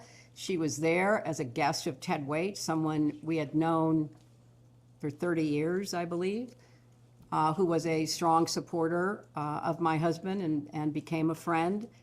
And there were more than 500 people at the wedding. So other than that picture of her at the wedding, I have no recollection of talking with her. I was pretty focused on my daughter and the wedding party and the wonderful occasion that it was. So I don't recall having any conversation other than the fact she was there, and she was there as Ted Waite's guest. And the understanding that you had, if any, about her relationship with Mr. Waite, what was your understanding of that, if you had one? That they must have been dating. And this was, of course, long before certainly I knew anything about the activities that she was charged with engaging in and the crimes that she was convicted of. During her interview last year with Deputy Attorney General Todd Blanche, Ms. Maxwell said that she may have met you on a flight from Nantucket or Martha's Vineyard to New York. That's not a lot to go on, and I would note that one of the charges Ms. Maxwell faced was perjury. But do you recall ever meeting Ms. Maxwell on a flight from Massachusetts to New York? I don't recall it. I'm not going to say it didn't happen, but I don't recall it. And my memory too, counsel, and you would have to check this, but I believe I was told that in her long interview with Todd Blanche, it's Todd Blanche, right? Todd Blanche, the Deputy Attorney General, she herself said that she attended the wedding as Ted Waite's guest. In that same interview, Ms. Maxwell said that she visited your home in Chappaqua a few times and that she was invited. Do you have any memory or knowledge of Ms. Maxwell being invited to and visiting your home? I do not, and I was not present for any visit if one occurred. It's been reported that in September of 2013, at a Clinton Global Initiative conference in New York, Ms. Maxwell was recognized as a Commitment to Action partner for her work on behalf of the Terramar Project, which was an ocean conservation nonprofit that she founded in 2012. Do you have any recollection of whether you were at that event? So that's a Clinton Global Initiative conference in New York in September 2013. I believe I attended the conference, but during the conference, there are many different sessions going on. There are some main stage sessions with very high-profile people. We've had an extraordinary collection of world leaders, including Pope Francis and others. But then there are many of what are called breakout sessions that are smaller sessions where people gather usually around the issue they're interested in. So in this case, if it had been the oceans, there might have been a breakout session about that. And I do not recall seeing her there. I do not recall any knowledge of her being there. But if she were there, and she were making a commitment, it would have been in one of these smaller sessions. And I have to add, in 2013, Ms. Maxwell spoke at the United Nations. She gave a TED Talk. She was featured for her work about oceans in a long profile on CNN. So she had a public persona that the UN, the TED Talk people, CNN and the press all recognized, because nobody at that time knew what was later discovered. And is it right to say, and it sounds like you would not have had any direct role in organizing whatever her role was at that particular event? Not that I recall. At that point in 2013, if you can recall, how would you have characterized your relationships with Mr. Epstein and Ms. Maxwell? Had no relationship, no knowledge of, never met or talked to Jeffrey Epstein. I viewed Ghislaine Maxwell as an acquaintance, someone that I might see, but had no real relationship with. Thank you. Thank you, Madam Secretary. I know that a couple of the minority members have just a couple questions as part of this hour as well, and so I have a few, and then I'll turn it over to a couple of the minority members as well. You can hear me okay from here? Yes, I can. Okay. But it would help if the minority Yeah. members would move to where We are. across. I'm actually, they're going to sit right here as soon as Okay, I'm. yeah. perfect, Yeah. perfect. Thank you. Great, thank you. I want to just begin by just asking a few questions, which I believe you've already clarified in your opening statement, but just to be very clear on the record one more time. As best as you can recall, you've never met Jeffrey Epstein. That's true. That's correct. As best as you can recall, and I know that, and you've said this, you've never went to the island, Never went to the island, you never flew with him on a plane, never flew with him on a plane. and you were never aware of his horrific crimes prior to those becoming public knowledge. Is that correct? That is correct. Okay, thank you. I also wanted just to know, one of the questions that we've been receiving a lot has been speculation amongst the public that Jeffrey Epstein was somehow affiliated with foreign intelligence agencies or other intelligence services. And I know that we have received numerous questions of that type. Now, obviously, you served as Secretary of State. I'm grateful thank you for your service. In your role as Secretary of State, were you ever made aware of Jeffrey Epstein having any types of relationships with foreign intelligence agencies, obviously, of course, of a foreign country? I was not. And Ranking Member Garcia, I am aware of the speculation around this that comes from the files being released and questions being raised. And I do think that is a fruitful area for the committee to investigate. No, I appreciate that, because I'll say, of the types of questions that we're receiving, the kind of conversation around whether Jeffrey Epstein had any ties to foreign intelligence or was working with foreign governments continues to come up. And so obviously, as Secretary of State, that would be something I would imagine you may or may not have information for. So I appreciate that response. Madam Secretary, just lastly, I want to also thank you for your testimony. And broadly speaking, you've probably been following just recently, and if this week, we've seen, and there's been reports that numerous files are missing from the group of files that have been released. For the record, only about approximately 50% of the total files have likely been released. The other percentage have been withheld for whatever reasons we're not really sure of and don't really understand.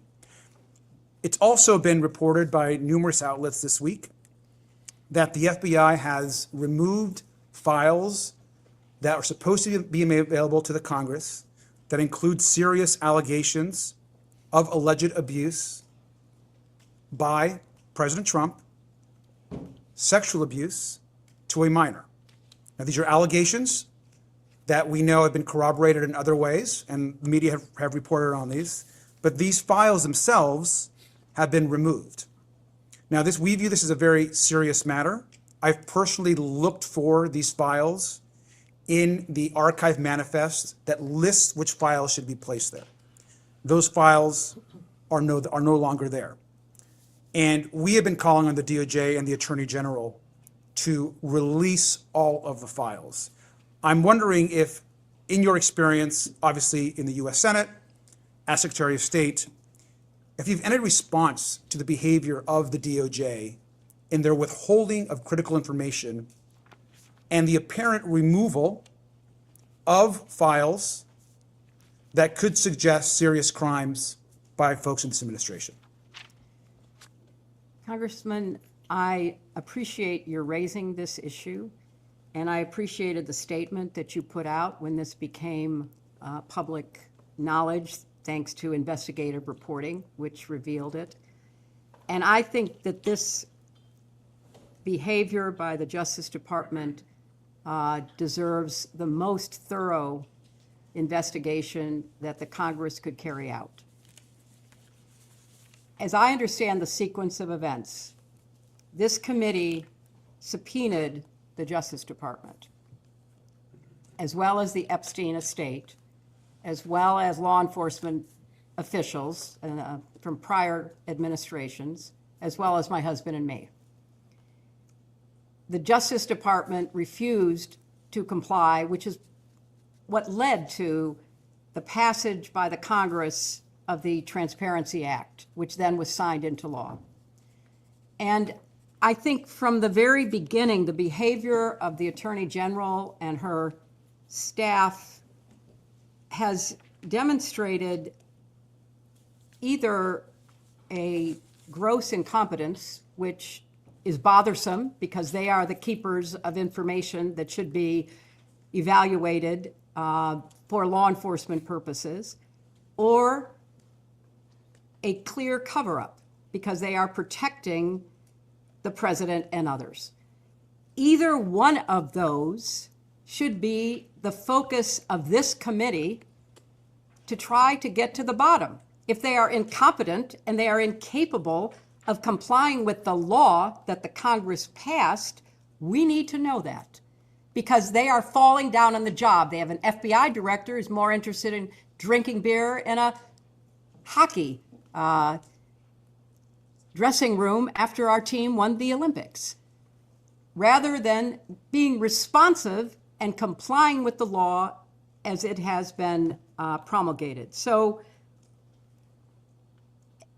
I don't think it's unfair to say that given the sequencing of the events, starting with the way that President Trump made the release of the files a key element of his 2024 campaign, the promise that he and then his Attorney General made that the files would be released, then a walking back of that as they began to look at the files, an ignoring of what they had promised, including that they had a client list on the desk of the Attorney General.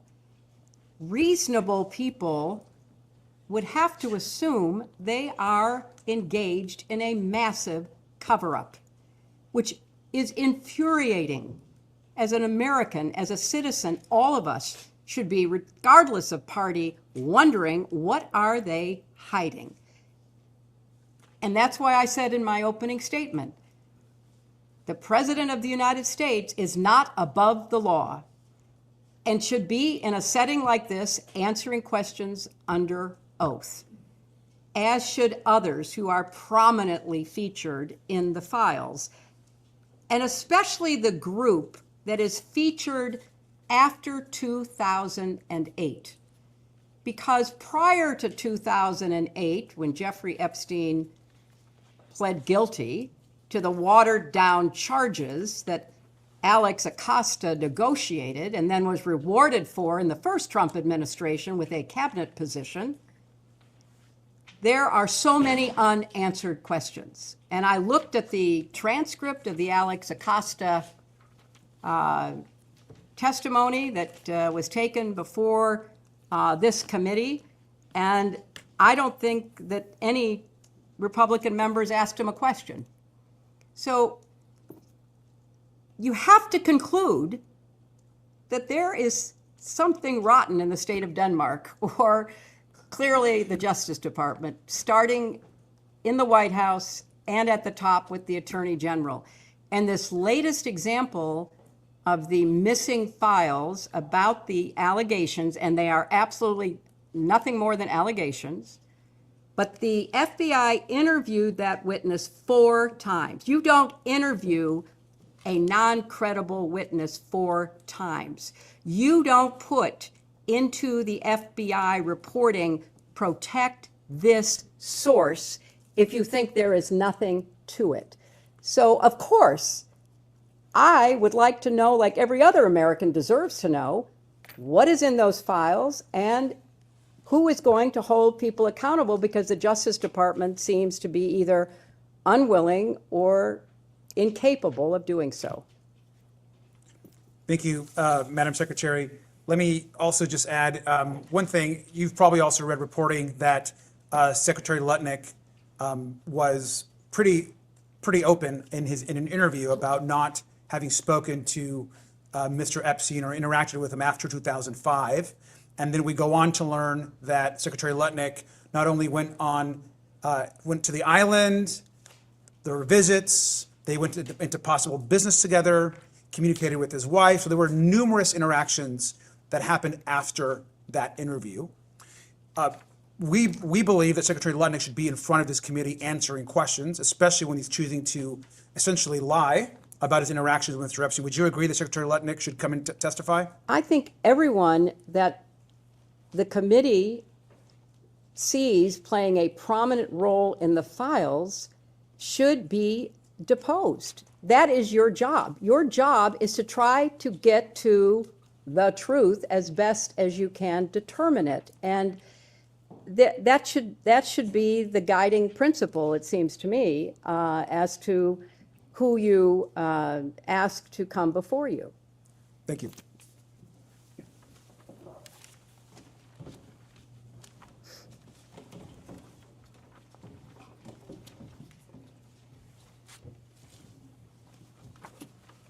Hello, Congressman. Hello. Thank you, Secretary, for being here today. I'm going to ask you a few questions that might be a little redundant. That's but okay. Just to get on the record. Am I correct that you did not know at any point before Jeffrey Epstein's crimes became public that Epstein committed or facilitated sexual abuse of minors and young women? That is correct. And prior to Epstein's crimes becoming public, were you ever warned not to associate with him? Not that I recall. And you did not know at any point before Maxwell's crimes became public that she committed or facilitated sexual abuse of minors or young women? That is correct. And did anyone ever raise concerns to you about Miss Maxwell or warn you not to associate with her at any point? Not that I recall. Thank you. And you served as First Lady and U.S. Senator and Secretary of State. And so you met a lot of other heads of state, foreign dignitaries. And so at any point, did Jeffrey Epstein or Ghislaine Maxwell's names come up? Not that I recall. And you mentioned you did a lot of work on human trafficking. Could you talk a little bit more about that? And then also, I would love to know if Jeffrey Epstein or Ghislaine Maxwell's names ever came up. No, I can tell you that those names never came up, as I said, prior to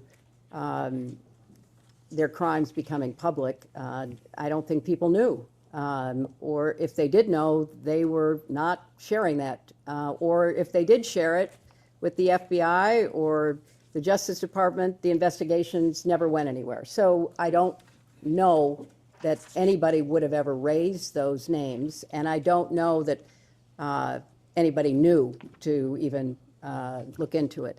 You know, as I said, the whole question of human trafficking, sexual slavery, forced labor, domestic violence, for the longest time were not even considered crimes. And it took a lot of effort on the part of many, many courageous people around the world to raise the visibility of these crimes and to actually change criminal law in many countries. You know, when I spoke in 1995 at the UN World Conference on Women in Beijing, that was one of the issues everyone was struggling with.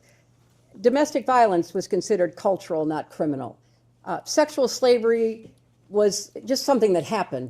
You know, young women were forced into prostitution. All of this was certainly known and was something that had gone on for, you know, centuries, thousands of years.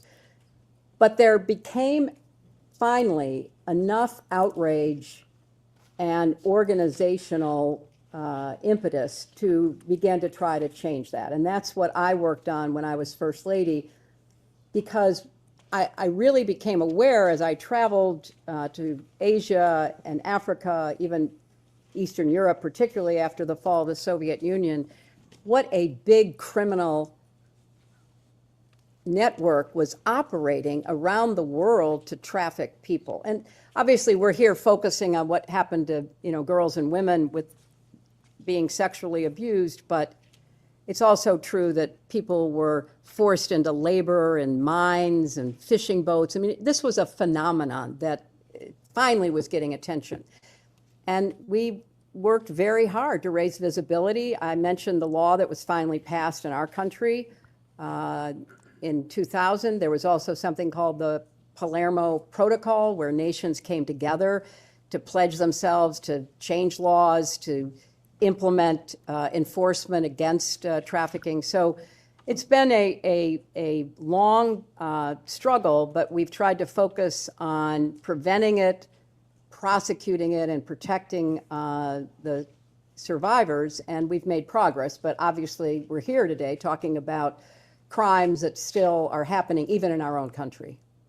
I know the public wants names to be named, and I know this is a difficult question for you given your lack of a relationship with Epstein or Maxwell, but are there any names that you think we should be talking to at this point that haven't been out there already? I don't know any more than you do as to what's being exposed in the files. I saw where Congressman Massey stood on the floor the other day and said that he named 3 people, as I recall, that should be investigated. But there's a long list of people who may, even if they did not do something themselves wrong, because of their association with Epstein, might have credible information for your committee. And final question, you've expressed a desire for this hearing to be public. I just love to hear sort of an explanation for why. Look, I think sunlight is the best disinfectant. I think as much as we can do in public, we should do. And I've testified before Congress many times, before you were there, and it was always in public. I mean, that's what we did. I testified, and I was on the other side of the table asking questions in public, except for something that was classified that couldn't be in public. What we did was in the sunlight, in front of the press, because people, namely our constituents, deserve to know what we are finding out and to go along with us, with few exceptions, to understand, what the Congress is doing. So I believe for a long time, I think we should be testifying in public, and I think it would benefit this committee for people to see that you're actually doing things, and especially if you call people who have some credible information for you, that you are committed, regardless of the cover-up in the Justice Department or whatever directions the DOJ is getting from the White House, you are determined to find out the truth. Thank you.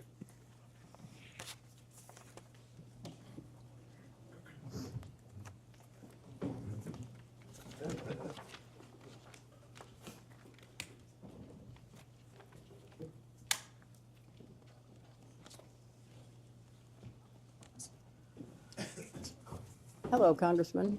Secretary, how are you? I'm okay. First and foremost, thank you for being here. Thank you.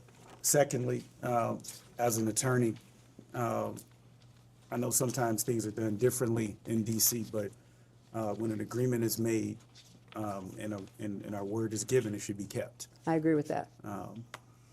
And first and foremost, to get into the line of questioning that I had, on November 12th of last year, Oversight Committee Democrats released emails that were obtained from the estate of Jeffrey Epstein. In one email from 2011, Epstein said to Ghislaine Maxwell that President Trump was, quote, that dog that hasn't barked, end of quote, and that an unnamed victim, quote, spent hours at my house with him, end of quote. In another email from 2019, Epstein wrote that, quote, of course he, referring to President Trump, knew about the girls as he asked Ghislaine to stop. 2 days later, President Trump directed Attorney General Pam Bondi to investigate President Clinton and other prominent Democrats in order to distract from his own close ties to Jeffrey Epstein. I'll mark as Minority Exhibit B a true social post from Donald Trump dated November 14th, 2025. And I think you have that now. As you can see, President Trump's post refers to Jeffrey Epstein's crimes against young girls and women as the Epstein hoax, end of quote. His post also completely ignores several other high-profile individuals, including Republicans and allies of President Trump, who are known to have had relationships with Epstein. In fact, the Epstein files contain numerous officials in the current and previous Trump administrations who have connections to Jeffrey Epstein, including, but I'm not sure limited to, Howard Lutnick, RFK Jr., Steve Bannon, Elon Musk, Tom Barrack, Kevin Warsh, and Mehmet Oz, to name a few. Secretary Clinton, to your knowledge, has the Trump administration done anything at all to investigate these other individuals with ties to Epstein?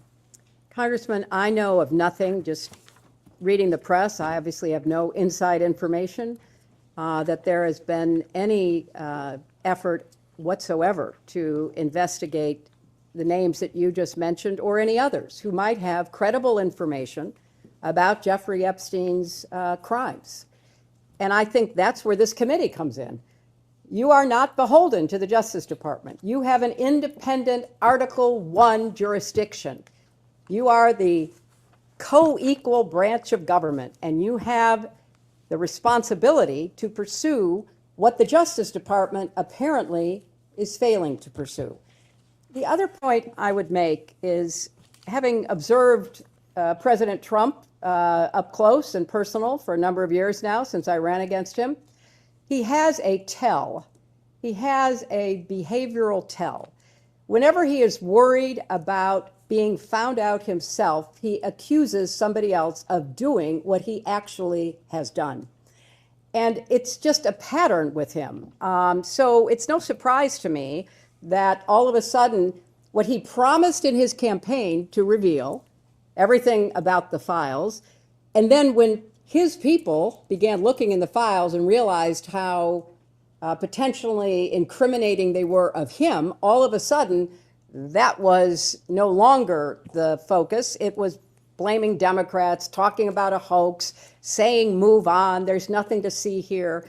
That is a typical pattern of President Trump's behavior, which speaks louder than all the words that he speaks and all of the Truth Social posts that he makes. He clearly knows what he did. He knows what others did, because remember, one of the emails that has come out recently is he called the police chief of Palm Beach at the time Epstein was arrested, according to reporting, to say, I'm so glad you got him. I'm so glad you're stopping him. Well, how would he know that? How would he know that? So there is so much to be uncovered here rather than being covered up. And it really, in addition to the specific information that could be gotten and the accountability that could be achieved, it would restore trust. And, the American people are not dumb. They're watching this. They're seeing this. They're following this. And it's just one more example of, us not doing the kind of work that would build trust in finding out, the truth, not just for the victims and survivors, but for the American public. I just have a couple quick questions. Howard Lutnick recently went so far as to lie about his close connections with Jeffrey Epstein, but the truth came out with the release of the files. Secretary Clinton, is Howard Lutnick still employed as the Secretary of Commerce in the Trump administration? So far as I know. Secretary Clinton, in your opinion, why has Donald Trump ignored these other prominent figures who had close ties to Epstein? I can't speculate on that, Congressman. I think it's a worthwhile question to ask, and I think it certainly should be asked by this committee. And lastly, in light of everything, not just what I think was an embarrassing leak earlier, do you believe your deposition today is a good faith exercise? I can't conclude that. I think all the information, such as it is, that I have could have been delivered in a sworn statement, could have been delivered in written interrogatories. So I'm not going to speculate about the committee's intentions here. But, you know, a former member of this committee, someone with whom I doubt I have very much in common, Marjorie Taylor Greene, said that Trump put pressure on Bondi not to release the files. And if I recall, she was one of the votes for the Transparency Act, and she and others, including other members of this committee, were hauled into the White House and taken to the woodshed. And so I believe she may be a source of information about, you know, her own experience, demonstrating clearly that this White House does not want the Justice Department to release the files that might in any way incriminate President Trump. Thank you, Madam Secretary.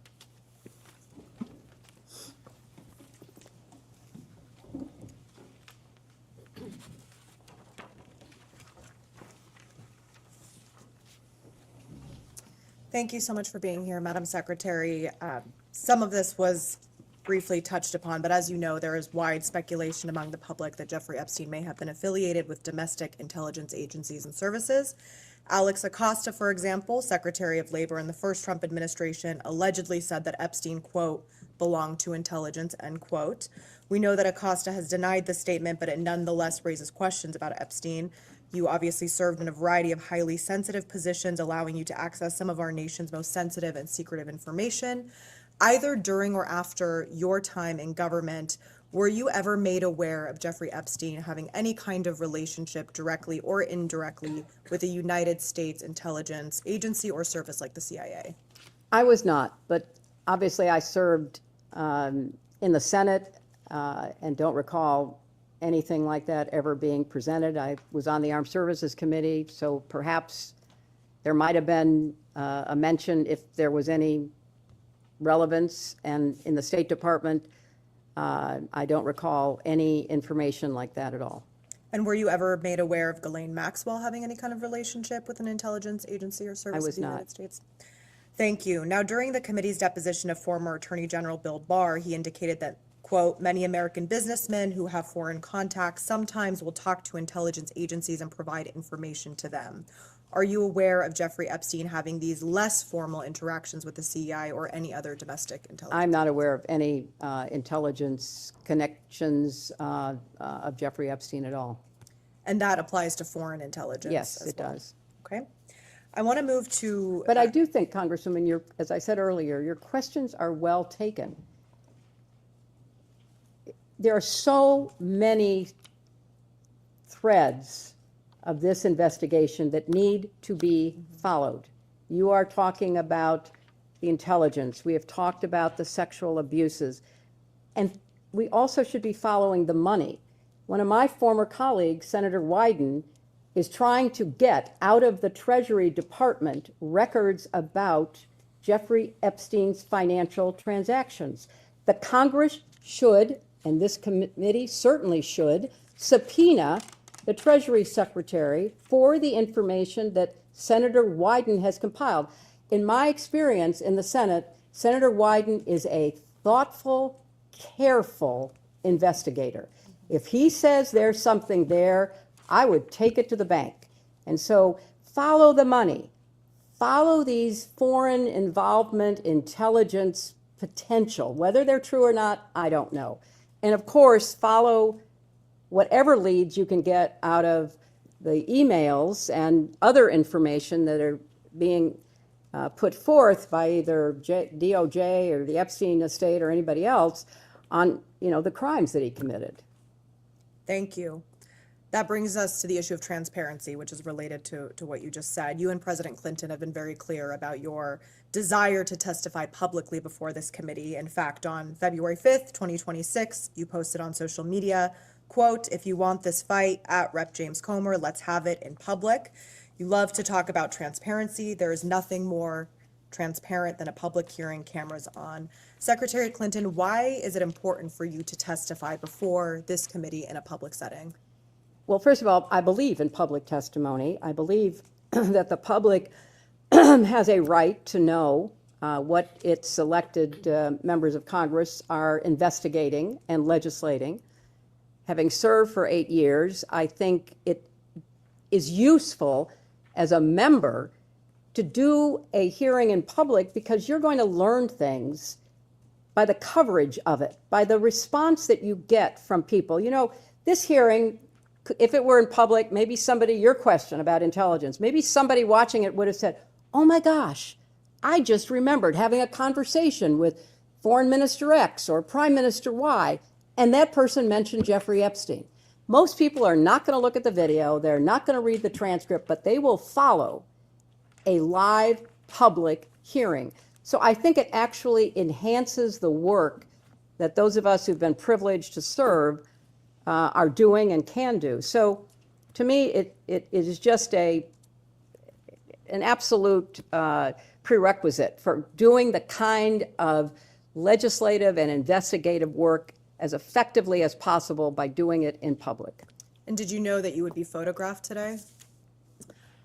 No. And is that at all part of what you had understood about the terms of the agreement for today's deposition? Well, I will confess that I had some concerns about whether the majority on the committee would treat me fairly and would, you know, fairly convey what I say and what I did and how I looked and how I responded. So yes, I did have a concern, and when we learned about the photos being taken not by a staff member but by a member, it was shocking and very disappointing. So if it were in public, we wouldn't have that debate. You know, everybody could see the same thing that the congresswoman saw. I'm sitting here, sometimes I'm smiling, sometimes I'm frowning, sometimes I look good, sometimes I don't. That's all in public. Everybody can have the same view rather than, you know, an angled photo and all the rest of it.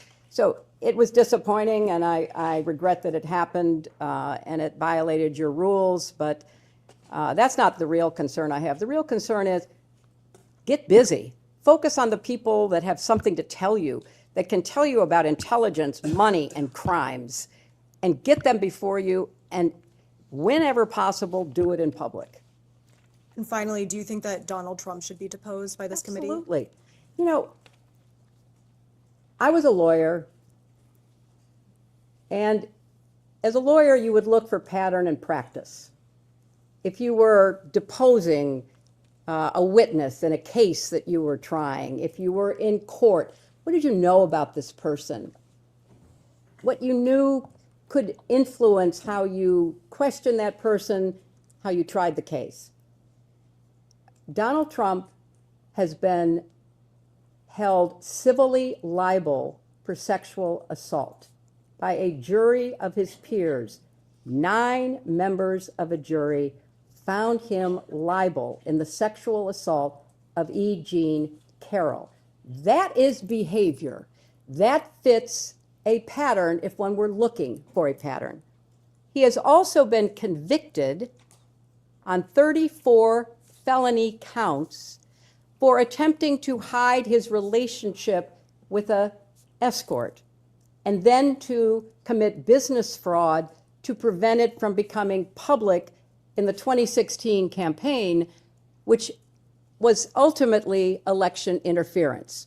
So if I were running the committee or I were involved in this investigation, I would be looking for people who maybe had some prior conduct that might be relevant to either money or crimes.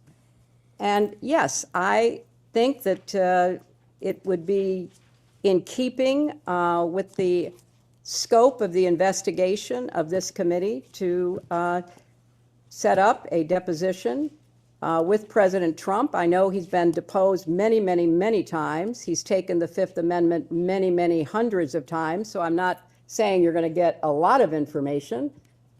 But given what's in the files and given past and prior conduct, he would be on my witness list. Thank you. We can go off the record.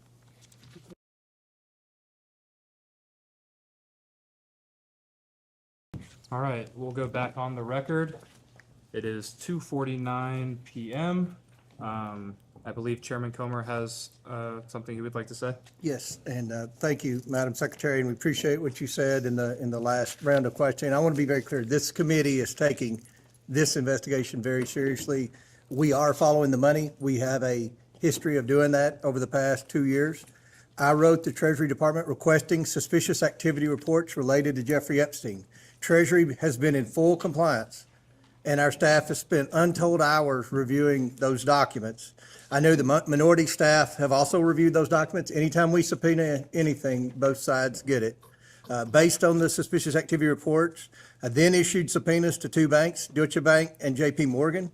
The banks, those 2 banks are also in compliance and continue to produce thousands of pages of records. And I will say this before I turn it over to Representative Mace. This investigation is made very difficult when witnesses drag out negotiations for more than 6 months and violate their duly issued subpoena. So that's one reason when we're dealing with very powerful people that have the best attorneys out there, it's very difficult when it takes 6 months to get witnesses in. So I just wanted to mention that, and I'll yield to Ms. Mace. Thank you, Mr. Chairman. Madam Secretary, thank you for returning this afternoon. Secretary Clinton, is your husband someone the committee should investigate? My husband will be here tomorrow. You'll have a chance to ask him questions. So my question is your husband someone this committee should investigate? Asked and answered. Apparently you are. You've subpoenaed him. He's going to be here tomorrow. In your testimony before the break, you discussed why you believe President Trump should testify before our committee due to a, quote, pattern of behavior, end quote. You testified that a pattern of behavior warrants accountability. So I want to make sure I understand your standard correctly.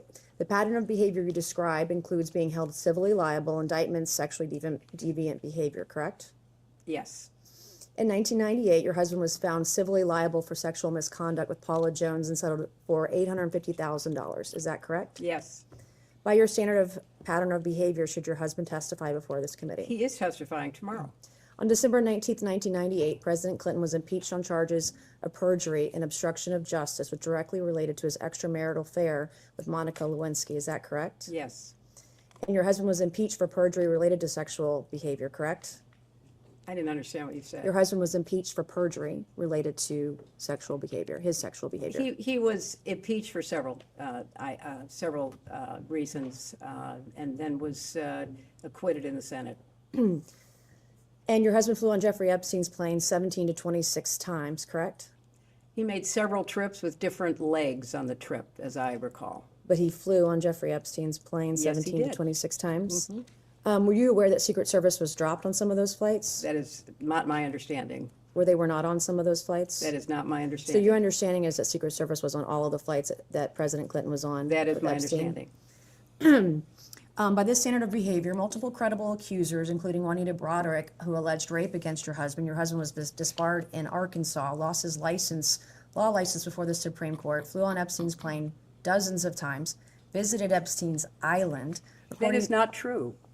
That is absolutely untrue. Well, there's documentation in the DOJ files. I'm not sure you're aware, your attorneys have told you, but Jeffrey Epstein told one of the victims to lie to investigators, to lie that Bill Clinton was ever on Epstein Island. I can provide that document to you. We would like that document, please. Yeah, Okay, counsel, I can do because that. actually the files say just the opposite. Epstein himself denied he was. These are FBI notes from an interview with a victim, and I can get you the victim number and the case number and the files. These are notes from a 302 We'd interview. like those, are you going to provide those now? That's not my line of questioning. She brought it up, but I have a I'm document I sorry, can give to you're you. making a representation Yeah. as to the facts. I didn't enter anything as an exhibit. But it's factually inaccurate. No, I can give it to you later. I can go find the document, make copies of it, and give it to you this afternoon. Thank you so much. Okay.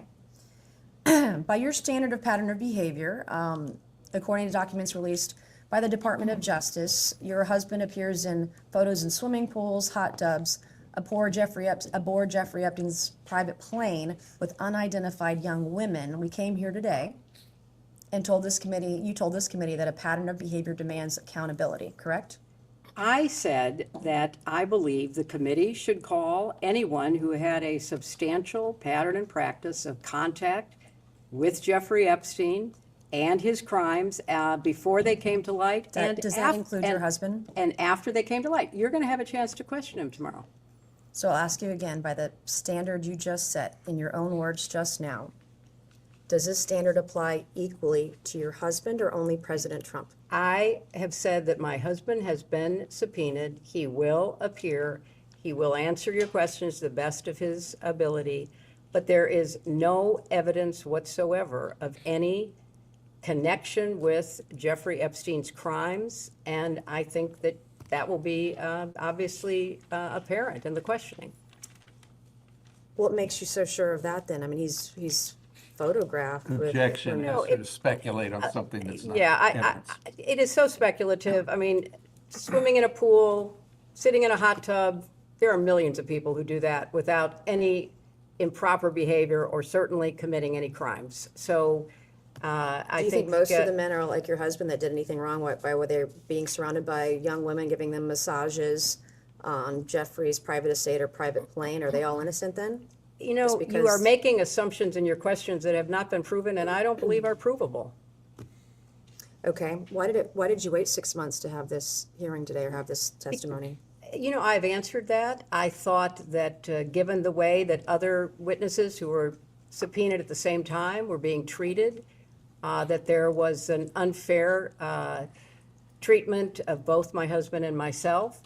And I thought that, especially from my perspective, I had very little, if any, information to provide you, and that I could have done it in a sworn statement, and you could have moved on to depose somebody else who might have more information that would be beneficial to your I have two more questions, then we're going to pass it to Congresswoman Luna. After Jeffrey Epstein was convicted, did it concern you at all that you had taken a substantial amount of money from Jeffrey Epstein? That's an inappropriate assumption. I did not take a substantial amount of money from Jeffrey Epstein. So far as I know, Jeffrey Epstein contributed to the joint committee that was supporting my Senate race. Which was how much? I believe I was told $20,000. And you don't consider $20,000 substantial? I do not consider it relevant to me because I have no recollection that I ever knew that he gave any money to the joint committee. So you didn't talk to your donors that gave $20,000 to your campaign? My understanding of the rules back then is that there was no coordination between the committee and the campaign. So, no, I have no recollection. But that doesn't of mean knowing you that. can't speak to your donors.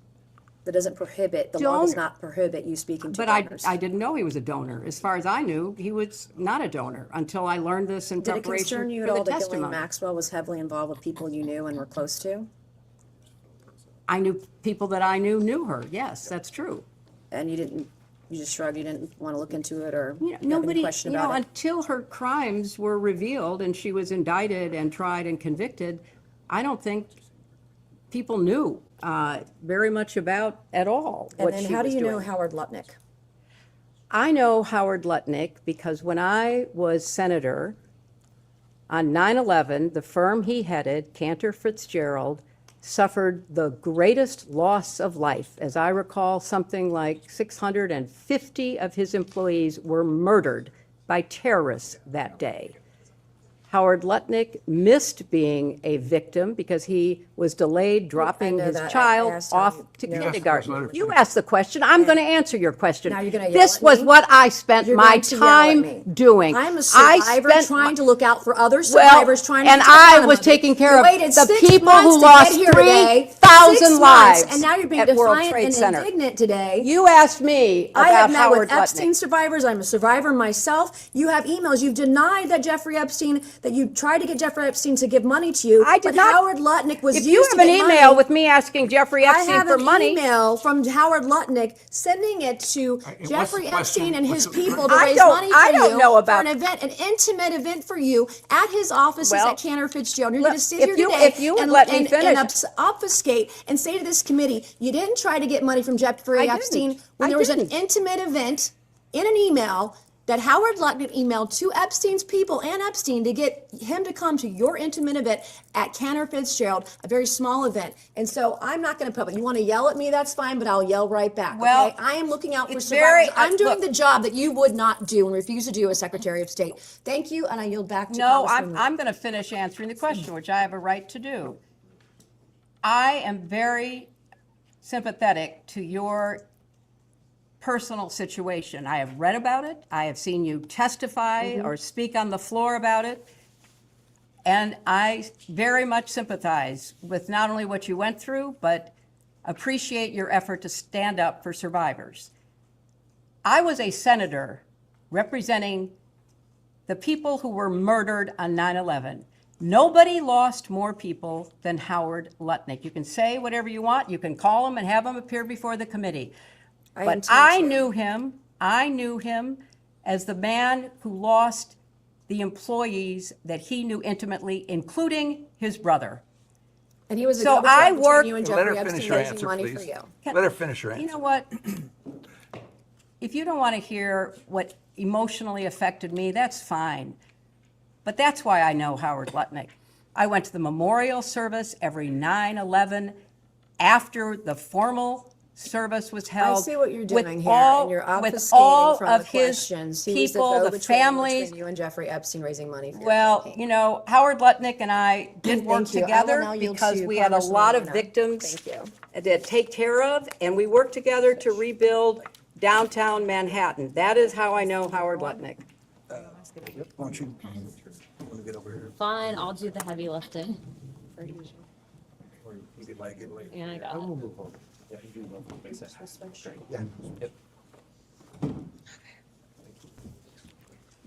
Ms. Luna, Ms. Luna. Secretary Clinton, thank you for being here today. Thank you, Congresswoman. President Clinton has stated that he severed ties with Epstein around 2005, prior to 2008 conviction. Were you involved or informed of any communication, emails, calls, or meetings related to distancing the foundation and/or your family after those 2008 convictions? I was not. You had mentioned that this committee had avoided calling people to testify who should be sitting here. I would like to show you some emails. If the staff could please pass out to the members and the secretary EFTA 00878421 and EFTA 0070586, please, so she can see it. This will be exhibit 14 and 15 for the majority. I'll wait till you get them so you can see them. Thank you.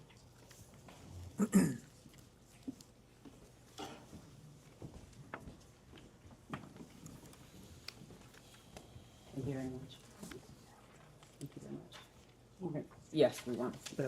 There's two, are there two separate? Yes. Thank you. And now I'm going to pass them down because I have more from my colleague. One more here.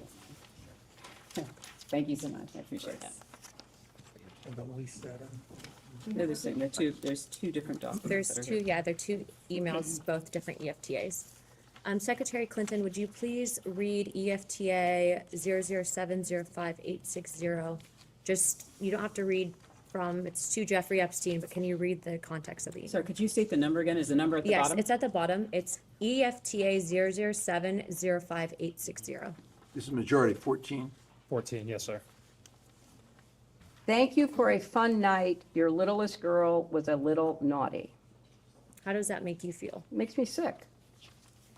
If you can also read the EFTA 0087841. This is also another email. Can you just please provide the context? It's an email to Jeffrey Epstein. If you could just read the context of what it is. Of course, the Ohio Jesus. Jesus, I'm coming trick. And just the main body of the context of the email. Said that she felt God's presence next to her when she was in bed. She knows that Jesus watches over her and he helped save her life. Whoops. How does that make you feel? It's bizarre. I don't know what it means. The reason I asked you to read both of these is because these emails were both sent by co-conspirators that were then given the plea deals and now have been given victim status. Both of these women were also named in an FBI document, and they're on a number of other emails. Do you believe that the Department of Justice should reevaluate the plea deals for some of these women, given that, as you can see, they have clearly done some things probably that they shouldn't have? I don't know the status of whether that would be legally possible, so I have no opinion. I think outside of the statute of limitations, they might be able to reinvestigate under the civil rights violations. Would you be in favor of that, or looking into any of the co-conspirators that were given plea deals down to victim status if there's credible evidence that they were trafficking young girls? I think it should be pursued. Hold on. I'd like to also show you another EFTA, if the staff can also pass this to the secretary. It's EFTA 016562117. Should be exhibit 16 for the majority.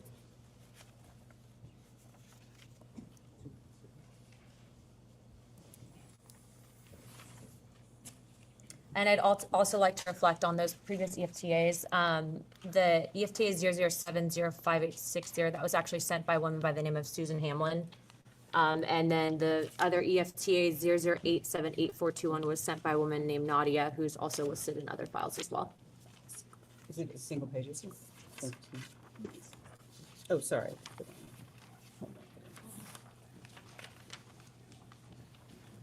Secretary Clinton, this was actually out of an FBI briefing document when Epstein was in his New York trial. If you can look at the top left, the individual photo, who is that individual? I can't tell. It's such a small, blurry picture. Okay. For those that want to pull up the file, the photos of Jeffrey Epstein, this is actually a passport that was given. The individual's name is Marcus Robert Fortinelli. Do you think that this is a sign or a telltale sign of intelligence operations and pseudonyms? I can't speculate. I don't know. Okay. Victims have stated to this committee, both Democrats and Republicans, that during Epstein's time, during his day camp jail is what I'll call it, that he was also in active communication with Bush's CIA director. They also had stated that he had active ties to Russia, Israel, and Iran. Given your status, not just as the First Lady, but also in your secretary position, have you ever been targeted by any of these countries as a means of a foreign intelligence gathering operation? Are you aware of potential vulnerabilities in that? Yeah, I was targeted by Russia in the 2016 campaign. I mean, I think that's pretty well known. What about Israel or Iran? I don't know about either Israel or Iran. Okay, do you believe that Epstein was running potentially a honeypot operation with intelligence gathering operations to collect information on high-profile individuals, both Democrat and Republican, in the United States, in an effort to sway our foreign policies? Is it possible? I have no direct knowledge, but I think it's one of the areas your committee should investigate. Do you think it's possible? Well, it's certainly possible. It's a tried and true technique of certain intelligence agencies. Do you believe that he was using honeypots in an effort to? I can't speculate. I don't know. Okay, and on the topic of transparency, Secretary, were you ever denied access, or did you ever inquire on the topic of UAP or Gilgamesh in your official or personal capacity, and why? I was never denied access because I never asked for access. Okay. In the efforts of having a transparent government and restoring faith within our country, do you believe that the American people deserve access to those topics? I do. Subject to any national security implications, I think the information should be made available. I think that's been ordered, or at least I read that it had been ordered. And lastly, before I yield my time, Chairman Comer, do you believe that you were personally a target of an intelligence gathering operation specifically pertaining to Ghislaine Maxwell or Jeffrey Epstein? I have no reason to believe that. I don't have any information. Okay, thank you, Chairman. I yield my time. Thank you. Representative Fallon. Yeah.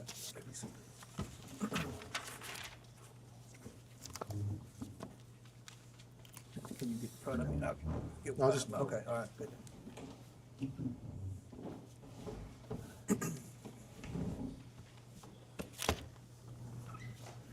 Afternoon. Hi. Could you identify yourself? I'm Yes, sorry. sure.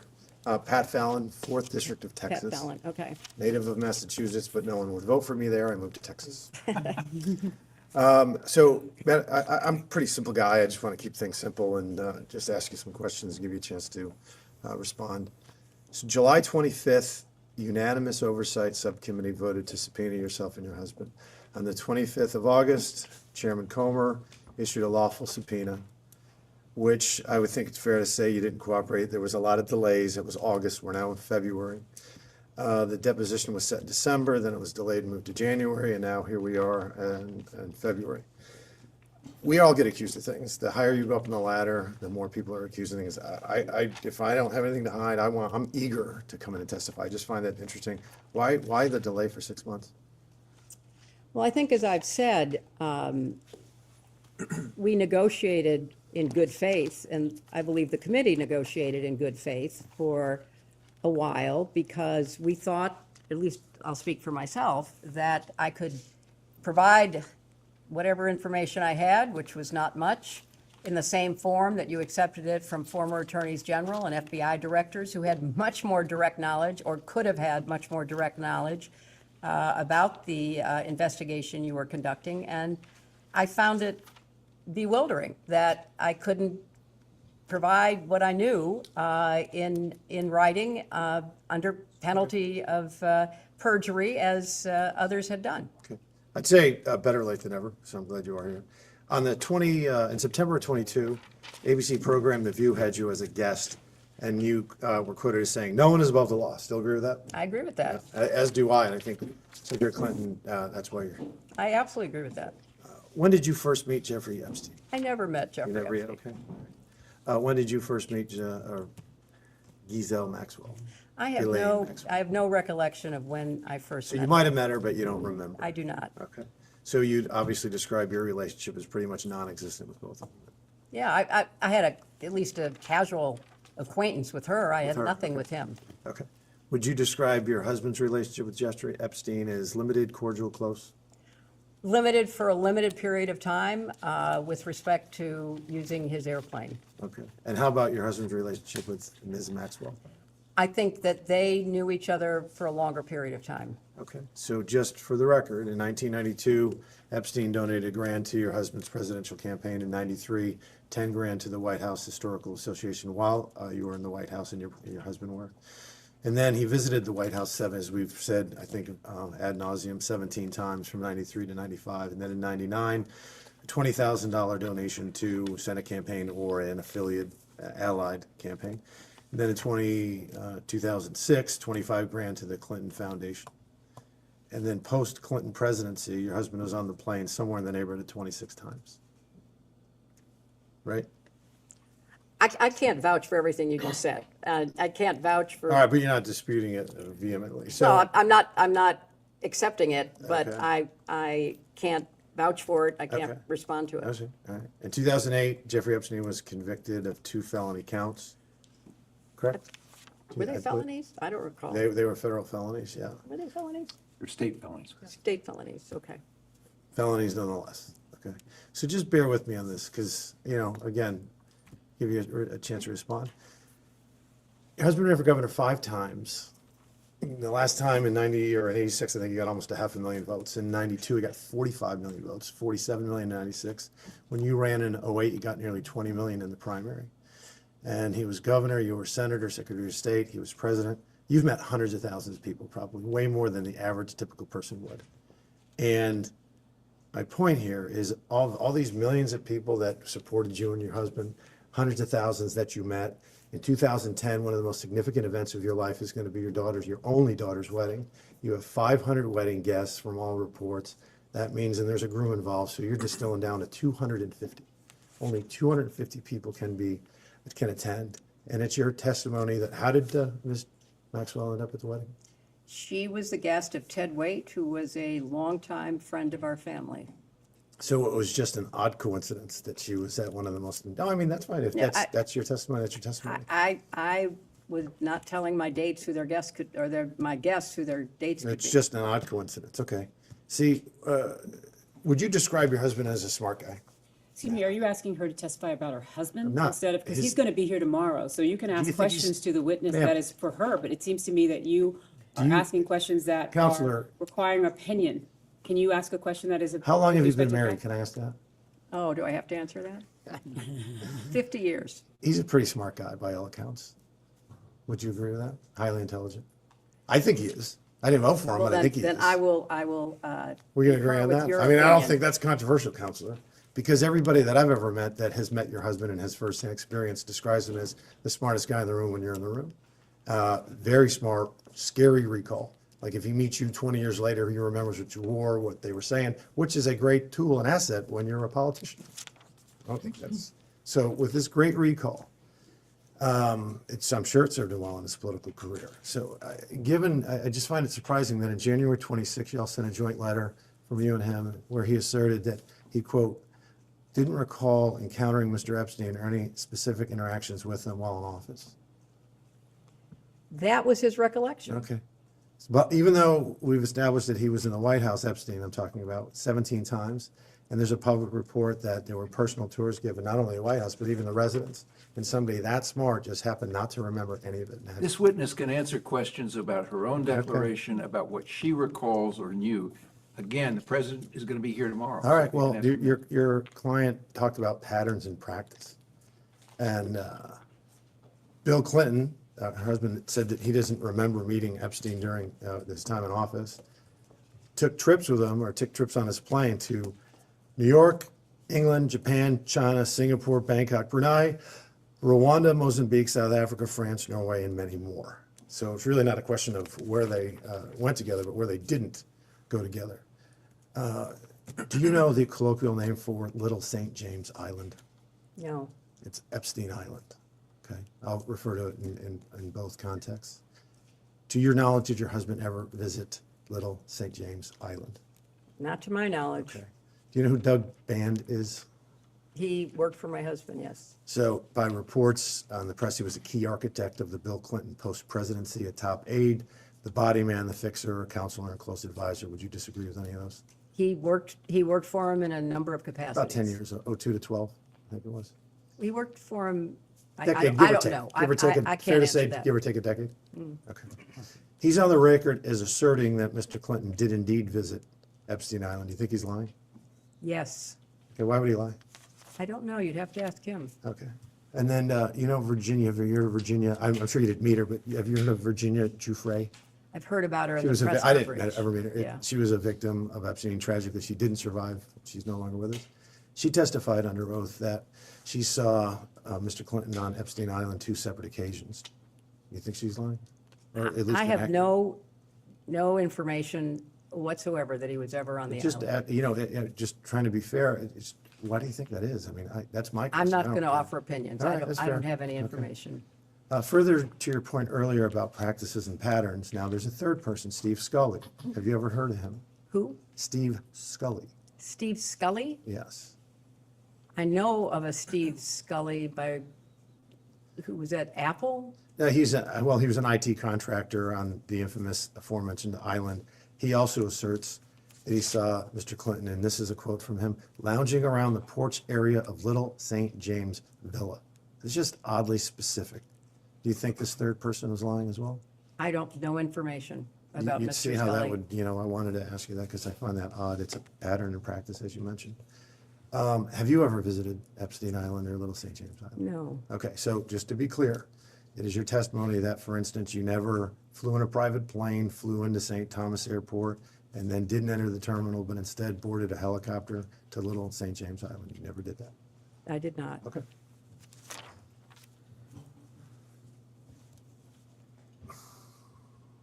So Virginia Giuffre, who we just talked about, who we all found highly credible, I think, bipartisan, in a bipartisan manner, stated that Mr. Clinton walked in a Vanity Fair and threatened them, and that they better not write an expose detailing the crimes of, quote, his good friend Jeffrey Epstein. Do you find that troubling at all? I find it not believable. Okay. Let's turn to the current administration and president, because you said some pretty choice words of the administration and President Trump, aggressive, and even some coupled with incendiary claims about President Trump and his DOJ. You fair to say that you would not describe them as transparent? I would not describe him as transparent. Okay. How about you were an enthusiastic supporter of Joe Biden and Vice President Harris when each of them respectively ran for president? I was. Okay. Would you describe the Biden-Harris administration as an administration that was committed to transparency? To the best of their ability. Okay. You also asserted, and if I get this wrong, please let me know, that, or at least insinuated that President Trump was closer to Epstein than your husband, socially. I think there's an enormous amount of evidence that goes back many, many years demonstrating their relationship. Okay. Do you know how many times Jeffrey Epstein visited the Trump 45 White House? I do not know. By all accounts and evidence, 0. And how many times did he visit the Clinton White House? I don't know. It was 17 times. How much did Jeffrey Epstein ever donate to Donald Trump politically? I have no idea. There was 0. But we have established that he donated to either you or your husband or your committees 21 grand. Not agree? I have no information that, is personally based about their relationship. Jeffrey Epstein donated $35,000 to foundations. One was a $10,000 donation to the White House Historical Society in '93 when the Clintons, your family, was in the White House.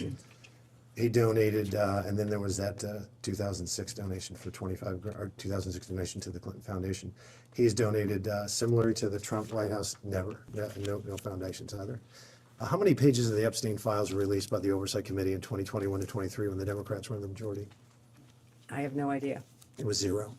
But there was also an ongoing investigation Is that honorable? of, I believe, Ghislaine Maxwell during that time period. So the answer is, I can share with you, is 0. How many pages did the Biden Department of Justice release from the Epstein files from 21 to 25? I have no personal information. I have read that because of the trial of Ghislaine Maxwell, that was not done, but I have no personal information. Yeah, okay. Well, that was 0, and that ended quite a little bit ago now. There were no images and there were no videos. When you compare the GOP Oversight Committee, when we took over in January 23 to present, there were 65,000 documents that had been released. And then how many videos? There was nothing under the Biden administration. There was no images as well. There's been 180,000 images, 2,000 videos, and now over 3 million pages. So when you compare them, that's an odd definition of who's transparent and who isn't. Last thing, we have established that there's a $20,000 donation that Jeffrey Epstein made to an affiliated allied campaign to get you elected to the presidency. Have you returned that or donated that? Once, like, he got convicted in 2008 of 2 felony counts. Have you ever returned that $20,000? It didn't come to my campaign. I was not So in you've charge never of that. donated that to charity, that $20,000? I've donated many, Would be good many to hundreds donate of it perhaps thousands of dollars. to, to to charity. Congressman, I'd like to know the facts in the record that shows that Jeffrey Epstein is donated to her presidential campaign. No, he's talking about the Senate campaign, I think. Yeah, I'm sorry. He was and talking about presidential. Oh, Yeah. 1998 was the Senate, you're right, I stand corrected. But yeah, I think that would be a nice gesture. I yield. All right, next up, Representative Cloud from Texas.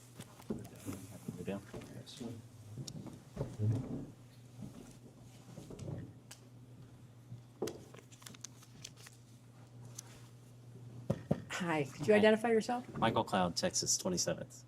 Michael? Cloud, C-L-A-U-D. Okay. And thank you for being here, Madam Secretary. You were asked if Jeffrey Epstein played a role in shaping the Clinton Global Initiative. Is it correct to say that you have mentioned that you do not know whether this was the case or not? I have no information. We have a letter, of course, from Epstein's lawyer stating that he was, and I quote, was part of the original group that conceived the Clinton Global Initiative. If you do not know, who would know? I don't know because I was not involved. You don't know who was involved in the Well, my beginning? husband obviously was involved. So your husband would know at least? Well, you certainly can ask him. Okay. Similarly, you've mentioned that you do not know how funds were recruited at the Clinton Global Initiative. Is that an accurate understanding of your testimony today? No, donations were made. Lots of donations. Many individuals, groups, businesses, philanthropies have donated to the Clinton Global Initiative. Sure, yeah. What was the process of recruiting those donations, I guess, or what's your understanding of it, or your involvement in it? Some of it was spontaneous, some of it was through the team that helps to raise money. It's a combination of supporting charitable work. Do you know if Jeffrey Epstein was involved in helping I have find no donors, reason to recruit believe donors? that. I don't know. You don't know if he was involved in donor relations in any way? I have no, as I say, reason to believe it, but I don't know. Do you know who would know? The people who were involved in raising the money, but I was not involved with CGI in those early years. What about when you were there? I have no knowledge that Jeffrey Epstein was involved at all. How many roughly staff members are there in the Clinton Global Initiative? It has varied over the years, Sure. but hundreds, And involved with donor relations? dozens, I suppose. Dozens? Okay. As best as we know, it's been reported that in 2024, Ghislaine Maxwell, or Ghislaine, I think is how it's pronounced, arranged and wired $1 million to Publicist Group for the inaugural CGI event, referring it to it internally as, quote, the Clinton Project. Epstein was copied on related emails and questioned the timing and destinations of the funds. Were you aware of this $1 million payment? I was not. Were you aware of it before today? No, well, in Am I breaking this preparing for in this. preparation? Mhm. You were made know. Okay. Do you know who would have known? I don't even know if it's true, so I have no way okay. of telling you. You don't know who at the Clinton Global Initiative, what staff would have handled $1 million donors or It built relationships? It didn't go. It went to a group called Publicis, Right. which is not the Clinton Global Initiative, so Right, I would right. not know. Well, the email said it was for the Clinton Project, so. First of all, I have no idea whether that's true, and secondly, it went to a third party. Okay. Maxwell was honored and given complimentary access at the 2013 CGI conference for, quote, ocean conservation work, years after public allegations against her and Epstein were public. Were you involved in approving participants or honorees at the CGI events? I was not, but I don't know that there were public allegations at that point in time, so I can't respond to that. So you were not involved in approval? I was not. You didn't know who was going to be honored at the events? No, I was not. Okay. Do you know who would have known? Whoever was the staff at the time, but there's been a lot of staff turnover over, 20-plus years. A number of things you've mentioned today, you've mentioned you have not been able to recall. And that's understandable. Is it possible that any of the information that you have not been able to recall would have been found in the 30,000 or 30,000 emails that went missing? No, I don't believe so. I had no reason to believe that, so it's not that I'm not recalling things that were there. I don't recall at all. Okay. Right. Unfortunately, I have to catch the point. Thank you for your time. Next will be Representative Timmons from South Carolina.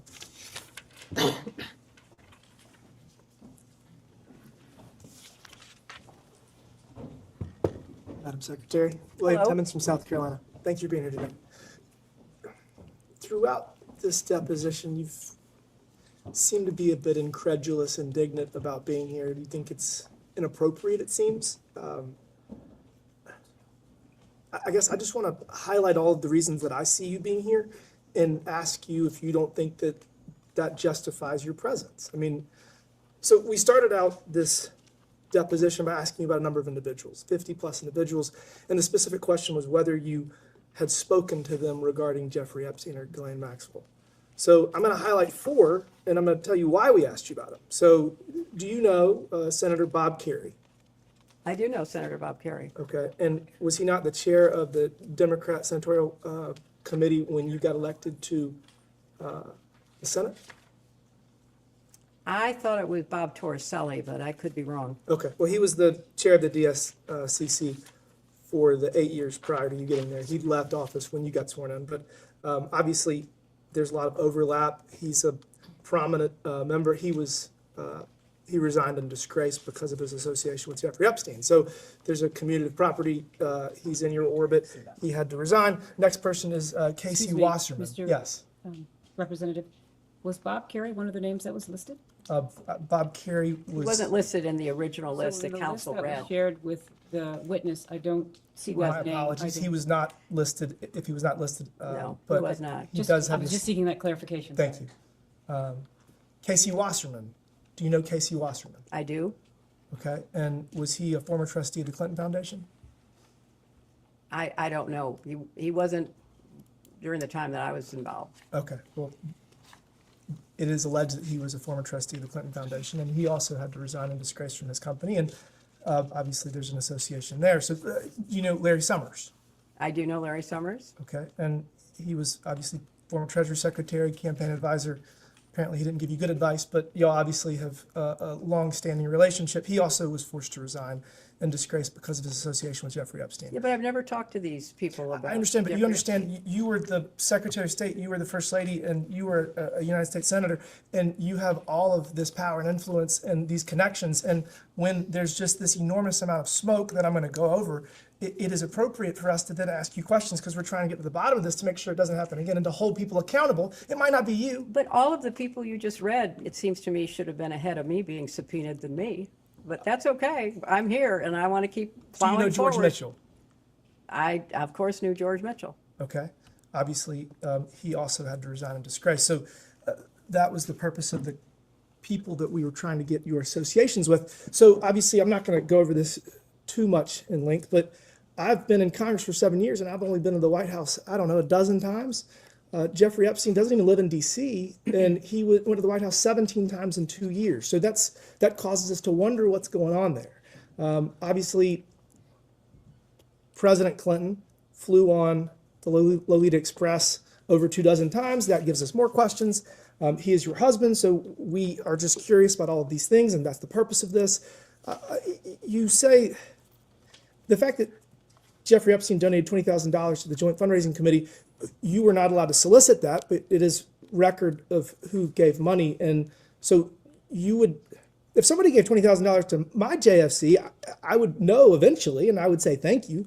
You never thanked him for his contribution. Not that I'm aware of. I didn't. First time I knew about it was when I was preparing for this testimony. Obviously, all the members of Congress have to deal with fundraising. It's probably the worst part of the job. But generally speaking, when people give you a large amount of money, you say thank you. So I They didn't think give it again, to me. They gave it to the joint committee. the and joint, I- the JFC has disclosure requirements, and you'd be able to tell, and it was for your behalf to get you Well, elected. So again, I mean, you're Please let the quibbling. witness finish. It's You're okay. Cutting her off. She's got- I've told you all I know, which is that I did not know.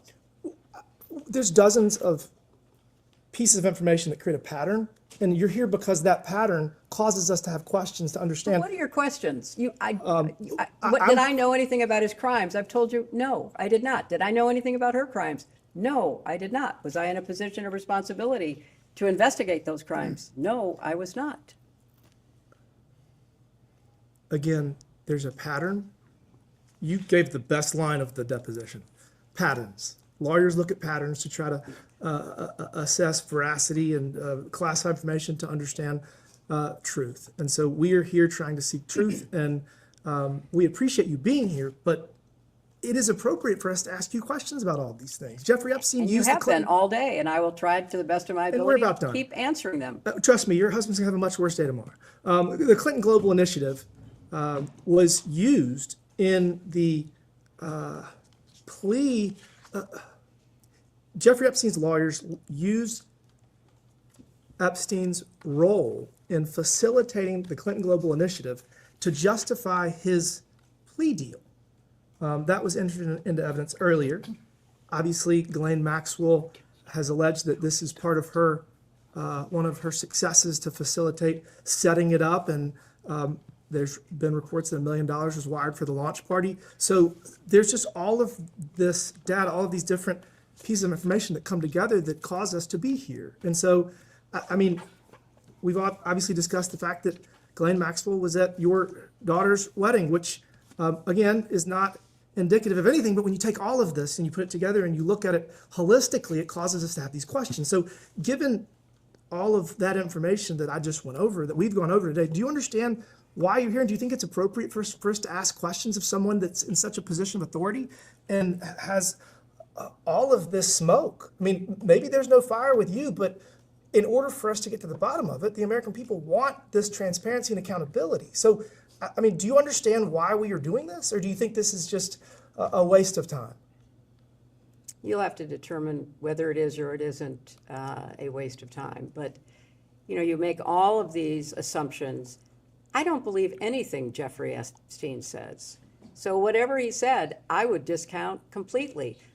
I don't believe very much of what Ghislaine Maxwell said in the very first exhibit you gave me was what she told, you know, Blanche Todd. So it's your job to figure out what is and isn't true, but more importantly, what's relevant to your investigation. And what's relevant to our investigation is Yeah. that people at the highest levels of government were involved in a sex trafficking I was ring. not involved Again, at all, but and I you're here to resent answer- you even connecting those You're here to help 2 us get to the points. bottom of it. I've been doing my very best Well, you all tried to day. avoid it for Please 6 let months. her answer fully the No, I question. mean, and then I've you been can ask. doing all I can to, how can I answer questions about a person that I don't believe I ever even met, although maybe I was in the same room once, who gave money to a joint funding committee that I did not have knowledge of.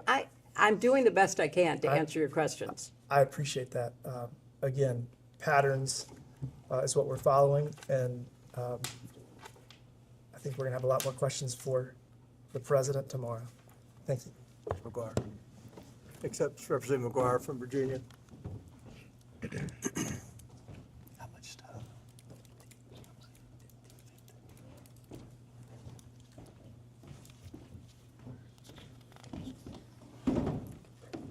Mr. Chairman. Can I just have a time check so I know where we are? We have approximately 15 minutes left. Madam Secretary, thank you for being here today. You know, I think the American people, I represent Virginia's 5th District, the Commonwealth of Virginia, and the whole United States. We all want transparent accountability, and I would imagine you want the same thing. Is that right? Human trafficking, rape, torture, these things are unspeakable evil. Would you agree with that? I would. You know, I was a Navy SEAL veteran during the time your husband was in the presidency, and we did a lot of missions to go against the cartels and go after human traffickers and people who did all these unspeakable things. Question for you, have you read the released Epstein files? I've read excerpts as they've come to my attention. Would you agree that there are unspeakable acts of violence against women, minors, and other people in there? I'm told there are. And just curious what your knowledge is, how many files, how many Epstein file documents were released during the 4 years of the Biden administration? I don't have any information about that. So what I'm being told is 0. And just how many files do you think have been released, Epstein files, since President Trump is in his 2nd term? Many, I've been told. I've been told over 3 million. And again, we both agree that we want transparency and accountability. I don't think it's a Democrat, Republican, or independent thing. I think it's just an American thing. We want accountability, and we need to have it. So would you agree that no one is above the law? I certainly would. Yeah. So since taking office, President Trump has done a lot to fight human trafficking. His admin secured the border in just a matter of weeks, and human trafficking numbers and the rape and all these unspeakable acts still exist in the world and even in our country, but they've gone down significantly. And of course, we've been going after cartels and human traffickers extremely aggressively ever since he took office in his 2nd term. Congress and President Trump, we signed into law on January 2nd the Trafficking Survivors Relief Act. Have you heard about this? So we're definitely making progress. So I heard you earlier say that we weren't doing anything. I was talking about the State Department. Well, we work together, but I'm with you. Also, it's just twice I heard you say that you didn't know about the donation from Maxwell. And according to FEC and our research, you can, as a candidate, even back in the 90s, coordinate with a JFC, Joint Funding. Excuse me, could you correct your statement? You said that she didn't know about Maxwell. Do you mean? No, I'm just saying, she said that twice she couldn't. You're talking about Epstein. No, right, that's right. Twice she said you couldn't communicate with the JFC. Well, that's what I was told. Maybe And my. according to FEC and the report that we did in the last couple hours, Yeah. you could do that. Not a big deal, just letting you know that. All right, some questions. Madam Secretary, since you claim you never met or communicated with Mr. Epstein, how is that possible, seeing that Mr. Epstein visited the White House several times? I may be repeating some of the other questions, several times during your husband's presidency. I object because that's speculative, Congressman. I'm not advising her not to answer, but it's speculating. She doesn't know. Madam Secretary? I don't know. It's okay. I don't know how many times he visited. I've been told, but I don't know for my own information or personal experience. Yeah, apparently he was there 17 times, but, at least it's more than a dozen. All right, Secretary Clinton, did you ever ask Ms. Maxwell about the validity of the Epstein crimes when he was first accused? I don't recall any conversation with her about that. And how well did you know her? Not very well. All right, Secretary Clinton, how do you feel about your husband being named in the Epstein files? Well, I think it's, something that is unfortunate. And I'm sure that he will tell you that he wished he had not flown on Epstein's plane. So that's, it's unfortunate in my opinion. Secretary Clinton, did Ms. Maxwell's nephew, Mr. Alexander Gerazi, I may be saying that wrong, work for your 2008 campaign? As I said earlier, he volunteered for my campaign. He did a good job. My campaign staff hired him. He was an excellent employee, and then he had a very relevant educational background and went to work in the State Department. And Secretary Clinton, was Ms. Maxwell nephew, Mr. Alexander Gerazi, hired by the State Department shortly after you became Secretary of State? Yes, he was. And Secretary Clinton, by all accounts at this time of his hiring, Mr. Alexander Gerazi had limited foreign policy experience. Was he hired as a favor for Mrs. Maxwell? Not at all. I had no idea that he was related to her, and I have absolutely no recollection or reason to believe that she was at all involved. Well, the people that I represent, and I think our country cares about most out of this whole thing, is that what can we learn so we can prevent people committing human trafficking in our country and the world? I think that's what we all care about. We care about that. And then how did someone with such egregious behavior penetrate the highest level of government? Are world leaders compromised? Are American politicians compromised? As you read the Epstein files and read the reports, overwhelmingly Epstein donated more to Democrats by far than he did Republicans. You served as Secretary of State from 2009 to 2013, is that correct? That's correct. The State Department leads the United States' efforts to globally combat human and sex trafficking. Is that a fair characterization? It is the responsibility of the State Department to try to hold countries accountable through our annual report and to work with countries to try to encourage them to improve their laws and their enforcement. In fact, Secretary of State is responsible for submitting an annual trafficking in persons or TIP report. Is that correct? That is correct. And Secretary Clinton, can you please explain what this report is? What is the purpose of the report? What was your role in the creation of this report? And did you have a final approval of the contents of this report, the TIP report? This report, I believe it's legislatively mandated, is put together by the experts in the State Department and people who are responsible for following developments in trafficking through our embassies around the world. And what it does is to try to assess whether countries are taking trafficking seriously, whether they have adequate laws, whether they're enforcing those laws, whether judges are trained, whether law enforcement takes the crimes seriously. And then every year, the office responsible for the TIP report evaluates and describes what a country was doing. And in egregious cases where countries are ignoring it, where the problem is getting worse, there can be sanctions employed. But usually the effort to stay out of the report in a negative way helps us diplomatically to persuade countries to take more action. Okay, so to be clear, were TIP reports submitted to Congress during your tenure? Yes. And was human trafficking in the United States increasing or decreasing during that time? In the United States, I'm not as familiar with the year-to-year numbers, but human trafficking has been a very big problem in the United States and elsewhere. And as you pointed out, all kinds of criminal organizations, gangs, cartels, find it profitable to traffic human beings. So it kind of goes up and down, depending upon how effectively we're enforcing our laws or other nations are enforcing theirs. So during the Biden administration, open border policies, we don't know the number. We think 15 to 20 million illegal criminal aliens, the cartels. You probably saw in Colorado where Tren de Agua took over an apartment complex at gunpoint. And one guy called the police. They cut his fingers off and said, if you call the police again, we're going to cut off your hands.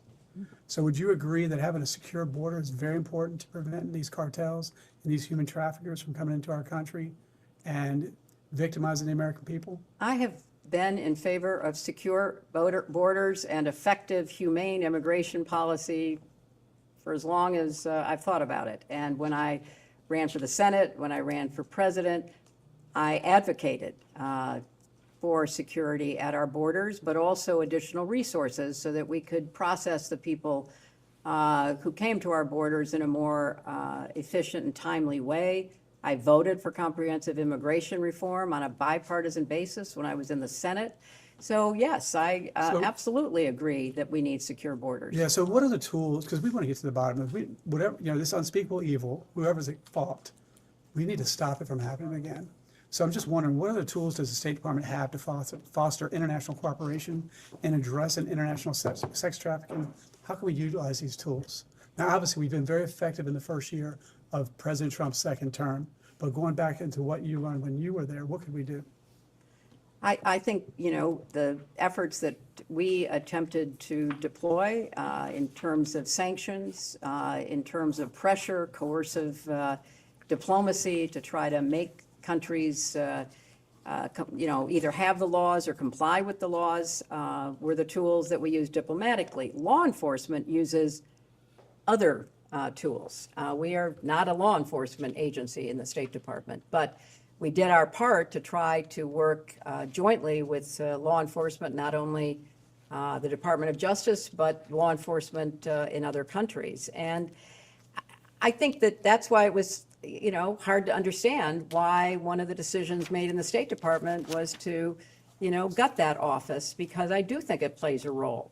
I mean, it's not the law enforcement role, but it is an important informational, educational, diplomatic effort that can pay off. And now we don't have the resources that we need there, in my opinion. Do you think that world leaders or maybe American politicians are compromised with people in the Epstein network to allow them to have this evil go on in our country, New Mexico, Epstein's Island, and all that?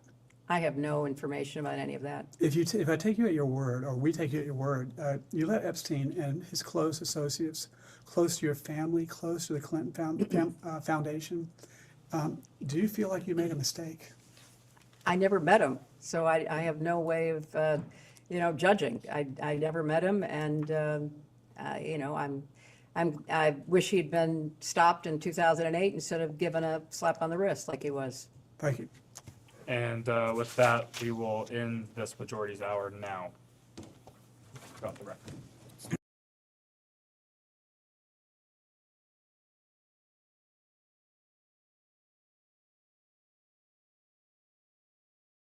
We can go back on the record.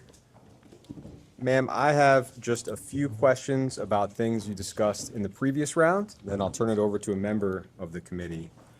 There were a few cases of mistaken identity, I think, in the previous hour.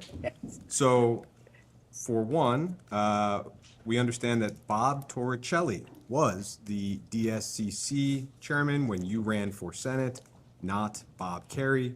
I think you got that one right, and we just wanted to confirm that for you. In addition, John Scully is a businessman who at one point was the CEO of Apple. Steve Scully is some kind of IT person in the Virgin Islands. Am I correct to say that you do not know Steve Scully, the IT guy in the Virgin Islands? That is correct. Great. You were asked several times, and I just want to get it clean here in one place, whether your husband visited Mr. Epstein's island in the U.S. Virgin Islands Firstly, to be clear, you yourself did not visit Mr. Epstein's island, is that right? That is right. And am I right that it's your understanding that your husband also did not visit Mr. Epstein's island? That is my understanding, and I think there is significant evidence to back that up, including that the Secret Service actually went on the record to say they had never been on the island and that my husband had never signed off Secret Service protection. You took my next question, which was to clarify that as far as... Let's clarify it again. Maybe they'll hear it We'll this time. double clarify it, that as far as you know, your husband did not separate himself from his Secret Service detail in order to fly on Mr. Epstein's plane. As far as I know, he has never signed off on Secret Service protection. One last one for me. Former Attorney General Alberto Gonzales was Attorney General at the time that Mr. Epstein received his sweetheart deal. As far as you know, was former Attorney General Gonzales required to physically come in for his deposition as you are today? As far as I know, former Attorney General Gonzales was not required to come in. He gave a statement, a very short statement, saying he didn't know anything and was excused from appearing. But I think it would be useful for the committee to probe the information that was available between Alex Acosta and the Department of Justice during that period of time when Jeffrey Epstein was charged with crimes. Lastly, I will just read the names of some other individuals who were subpoenaed by this committee in connection with this investigation, and I'll just ask you if it's your understanding that those individuals were required to physically come in for a deposition. Former Attorney General Jeff Sessions. It is my understanding he was not required. Former FBI Director Robert Mueller. He was not required. Former Attorney General Loretta Lynch. She was not required. How about former Attorney General Eric Holder? He was not required. And former Attorney General Merrick Garland? He was not required. And former FBI Director James Comey? He was not required. Thank you.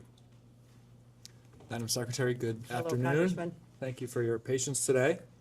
As we've discussed today, you served in a variety of official roles from 1993 to 2013, First Lady, Senator from New York, Secretary of State. During your time in any of these positions, did you have responsibility for the investigation or the prosecution of Jeffrey Epstein? I did not. During your time in these positions, were you ever involved in any investigation or prosecution of Jeffrey Epstein? I was not. Which agency, just given your experience and knowledge, what are some of the agencies or agencies that would have been involved or were involved in those kind of investigation and prosecutions? I don't know personally, but just looking at the responsibilities of various agencies, it would be local, state, and federal law enforcement, and at the federal level, obviously the Department of Justice. It might well have been Border Control and other FAA or TSA, other agencies that had anything to do with transportation. But in your experience, not first ladies, senators, or secretaries of state? In my experience, none of the above. In any of your roles, did you ever seek to influence the government's, any level of government's activities, investigations, prosecutions related to Jeffrey Epstein? I did not. Similarly, during your tenure in these positions, did you have responsibility for the investigation or prosecution of Ghislaine Maxwell? I did not. Were you involved in the investigation or prosecution of Ghislaine Maxwell? I was not. Thank you. During your tenure, did you ever seek to influence any level of government's investigation or prosecution of Ghislaine Maxwell? I did not. Okay. One of the things that was discussed earlier was the conversation between Ghislaine Maxwell and Deputy Attorney General Todd Blanche, after which Ghislaine Maxwell was transferred to a lower security, more comfortable prison situation. Are you familiar with that sequence of events? I have read about that, yes. And when we, this committee, deposed Ghislaine Maxwell, her attorney requested a pardon on her behalf, or rather stated that if she were pardoned, she would be at liberty to share more information with this committee and others. Are you familiar with that? Have you read about that? I read about that. And the media has asked President Trump if he's considering a pardon Excuse me. of Ghislaine Maxwell, and he, to date, has not ruled out a pardon or clemency for Ghislaine Maxwell. And because we've talked with you today about your role as Secretary of State in trying to ensure that there are stronger policies, laws, protections to prevent sex trafficking, child trafficking, human trafficking, I just want to ask you, from your perspective, what signal would it send to those in the United States or around the world who might want to engage in those crimes if somebody convicted of those crimes were pardoned by the President of the United States? I think it would send absolutely the wrong signal.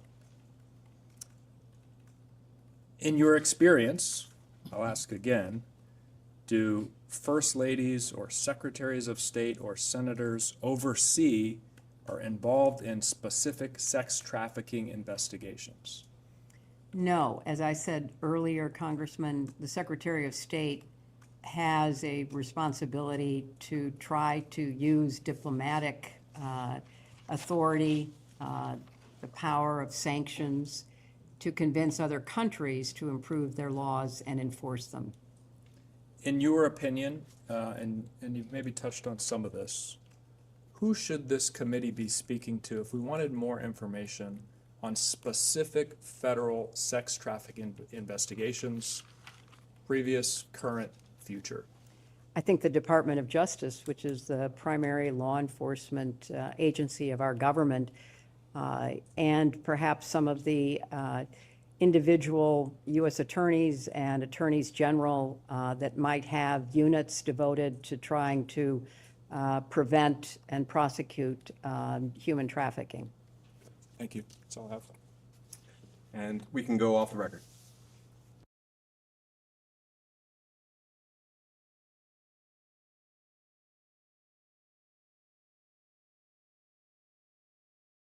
All right, we will go on the record. It is 4:17 in the afternoon. Mr. Burleson has a few questions for you. So I'm going to begin with some lighthearted, different questions. And you're welcome to ignore them or if you want to, but while I have you here, I just have to ask. So when your husband was president, it was Lawrence Rockefeller had an effort to try to disclose UFOs, UAPs. When you were running for president, John Podesta publicly stated that you would disclose these files if given the chance, if you had been president. Are you pleased to see that these files may be disclosed finally? I am pleased. As I say, I think they have to be carefully scrutinized so that no national security information is disclosed. But this is an issue of real importance to so many people, and I think whatever can be disclosed should be disclosed. Was there a program that specifically that was referencing that you were aware of? I was not. As you mentioned, John Podesta, who was one of my advisors, was deeply interested in the issue, and if I had been elected, I certainly would have listened to his advice. Well, thank you for your indulgence on that. As you know, Alexander Acosta, who gave Epstein the 2009 plea deal, he said, whenever he was asked, that he belonged to intelligence and to leave it alone. Were you, and I think you've answered this before, but if you could answer more directly, were you or anyone in the Obama administration, through your role in the State Department, or even afterwards in the Clinton Foundation, ever briefed on Epstein having any U.S. intelligence ties? I was not. Were you ever briefed of him having any foreign intelligence ties? I was not. Okay. Epstein filed a FOIA request in 2011 seeking any CIA records about himself. That would have been during your time as Secretary of State. So through your role, were you made aware of that FOIA request? I was not. Okay. Was it ever responded to? That's a good question. I know nothing about it. They haven't responded to us on our FOIA request, so. In 2014, Epstein met with William Burns, who was then a senior State Department official, and later a CIA director, Excuse me, could you say what year that was again? in 2014. In 2014, he met with William Burns. Epstein met with William Burns. As the Secretary of State at that time, were you aware of that meeting? I wasn't Secretary of State in 2014. Okay. Were you aware of the I meeting was with not. Mr. Burns? Okay. And finally, Ghislaine Maxwell's father was Robert Maxwell, who was widely reported as being Mossad or MI6 intelligence asset. Did in any of your conversations with Maxwell or people connected to her, did they ever mention Robert Maxwell's intelligence background or any ongoing foreign or domestic intelligence connections through your conversations or interactions? I have never talked to anybody about whether that is true or not. I don't know.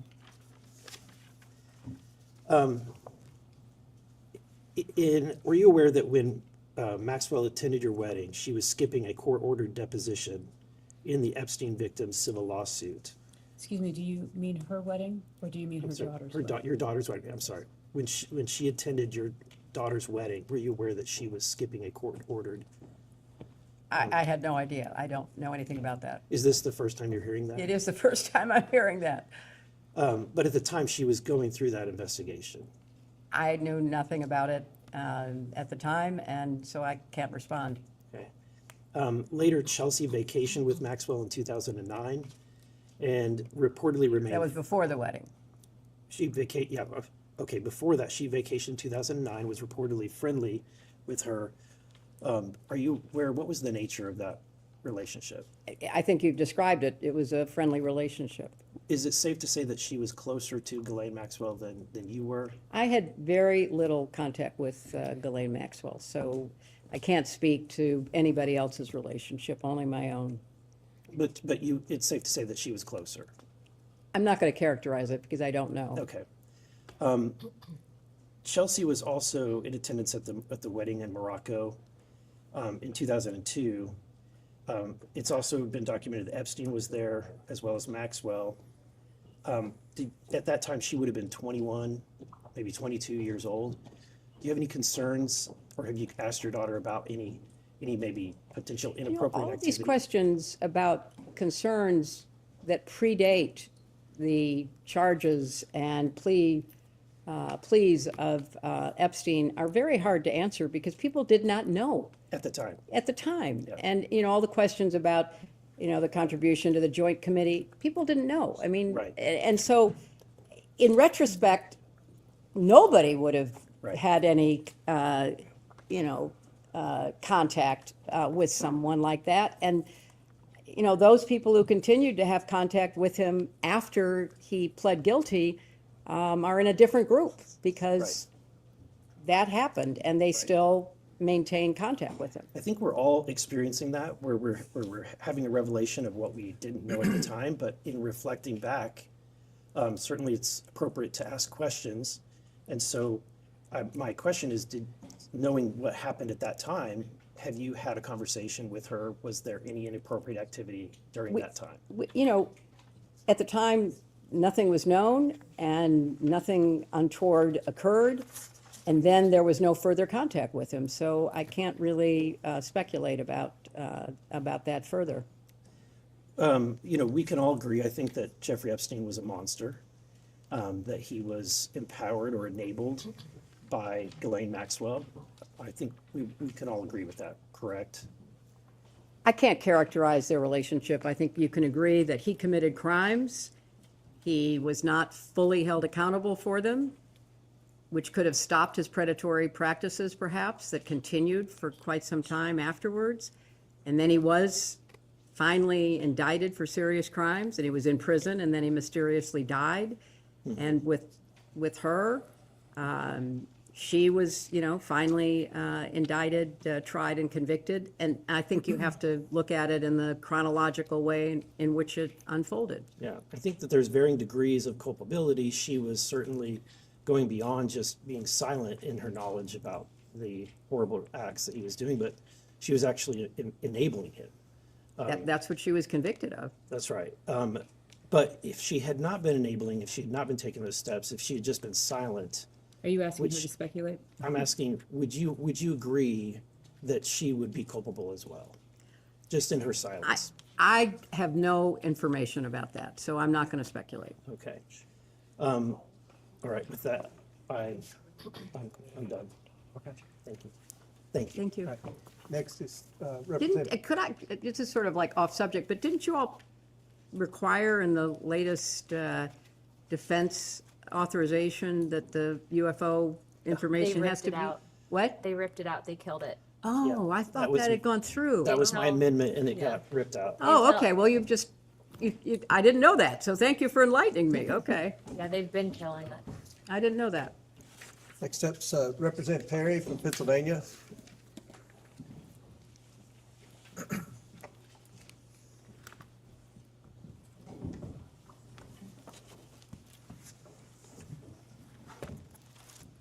Good afternoon, Madam Secretary. Good Live afternoon. in a particularly beautiful part of the country. Thank you. Good for you. It's very pretty up here. Madam Secretary, once it was revealed publicly that you and President Clinton were connected, I'm going to use that term, to Jeffrey Epstein and Ghislaine Maxwell, did you discuss the subject with your daughter? I'm, not going to, talk about what I did or didn't discuss with family members, but I can tell you that it was something that was of grave concern to us. I imagine it was, and I know that look, I think we could probably get a long way here if we could discuss or have a view into your discussion with your husband. I suspect you're going to object to that. You're So- right, Congressman. Thank you for- So, thank you so, for but it granting seems me that. like these are reasonable questions. Did your, Well, but did Congressman, your daughter discuss it with you? Well, we were horrified by what was later, Horrified in what way? We were all horrified of what we learned about Jeffrey Epstein, Ghislaine Maxwell, the victims. right. But Right. did you discuss with your daughter, when you say you were horrified, the connection with her father and this Epstein episode? My husband's connection with Jeffrey Epstein began and ended before he was charged with any I crime. get that, but I And said. so in retrospect, we all say, oh my gosh, that was like horrific. And why didn't more people know? And why didn't more people speak out at the time? But I think the chronology is critically important. If we were talking about post-crime, that there was a continuing connection with him, that would be unacceptable. Right. But it ended before he was charged. I understand that, which is why I particularly said, once it was revealed publicly, I get that continuing to be involved with someone like that after it was knowledgeable to everyone would be almost an unforgivable sin. However, I'm married too, not as long as you, ma'am. But there would be questions in my family, even if it went back. Before we were married, there would be questions. And so, Congressman, I don't interrupt you, but I don't understand the question. so my question is, did your daughter discuss it with you? That was my particular question. I think, I can't recollect any specific conversation, but of course we discussed the horrific crimes that he was accused of. But nothing about her father's connection to it. Her father's connection began and ended Okay? before he was charged with crimes. Did your daughter ever mention to you that she discussed this matter with her father? I don't recollect that.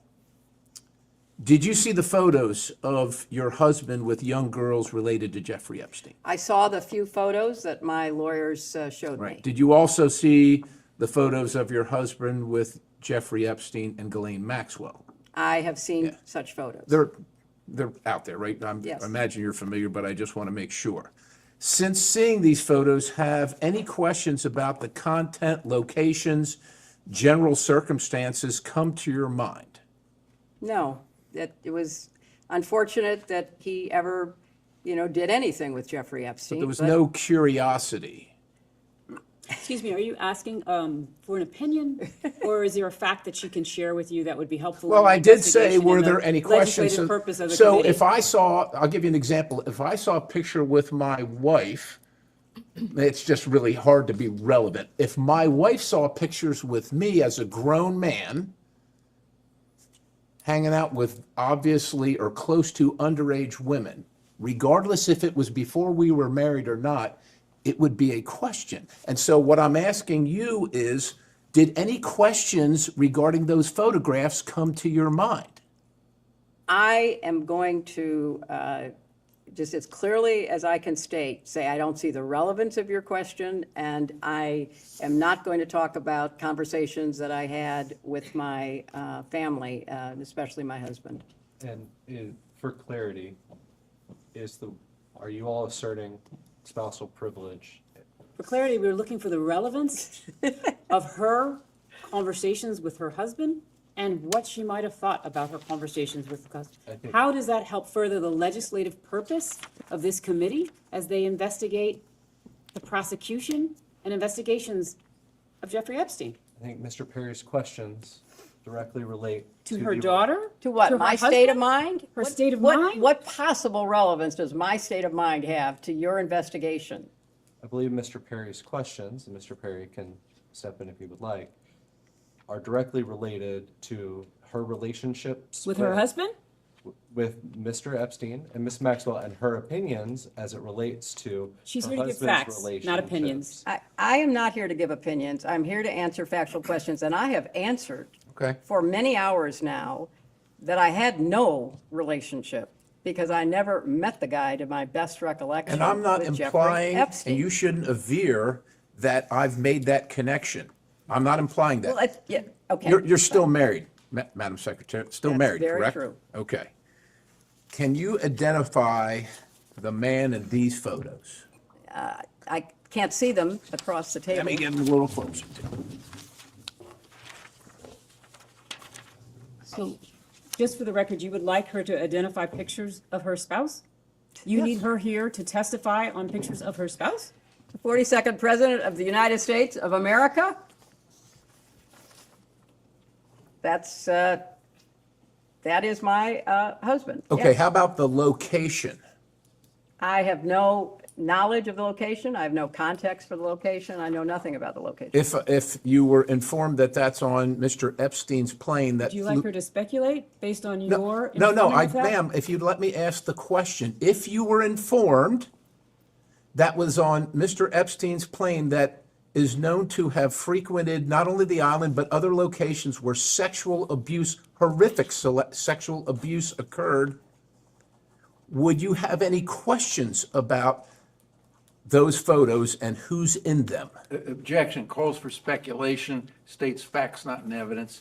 I'm not instructing you not to answer. Well, no, I'm not going to speculate. I'm Okay. not going to. Do you know the names of any of the young girls in those photos with Whose your faces husband? are blacked out, Congressman, correct? I understand that. But the photos are out there. But are you saying she should be able to know who individuals No, I think are what that I'm have- saying is that the photos are black? what I'm saying is that in a normal relationship, you would probably ask the person that you're sleeping with who that person in the photo is. There were so many things that I would just like that to stay. I'd like that to stay on the record. Thank A you. question in which you could give a factual answer. Would be helpful. Are you aware of a single misstatement of fact from any person who you know or believe to be an Epstein victim? I have got no knowledge of all the statements of fact that So at this point, the answer would be no. I don't know. I have no way of Please knowing. don't mischaracterize her statements. Are you aware that your husband's name is noted multiple times in the Jeffrey Epstein flight logs? I think everyone knows that he flew on Jeffrey Epstein's plane, as did many other people, including Donald Trump. Understood. I don't know about that last one, but did you ever discuss that fact with anyone or any organization, that your husband's name appeared on the flight logs? I don't recall. I mean, I've talked about it with my lawyers and others assisting in my preparation, but I can't recall specifics. Are you aware of trips made by your husband on Jeffrey Epstein's numerous helicopters, whether piloted by Ghislaine Maxwell or anyone else? Objection. States facts not in evidence. I've never heard that. Are you aware of the allegation? No, I was not. The allegation does exist in the record. Is that something you're curious about, Madam I Secretary? have no awareness of it. Questions are complete. Thank you, Madam. Next questioner is Ms. Bobert from Colorado.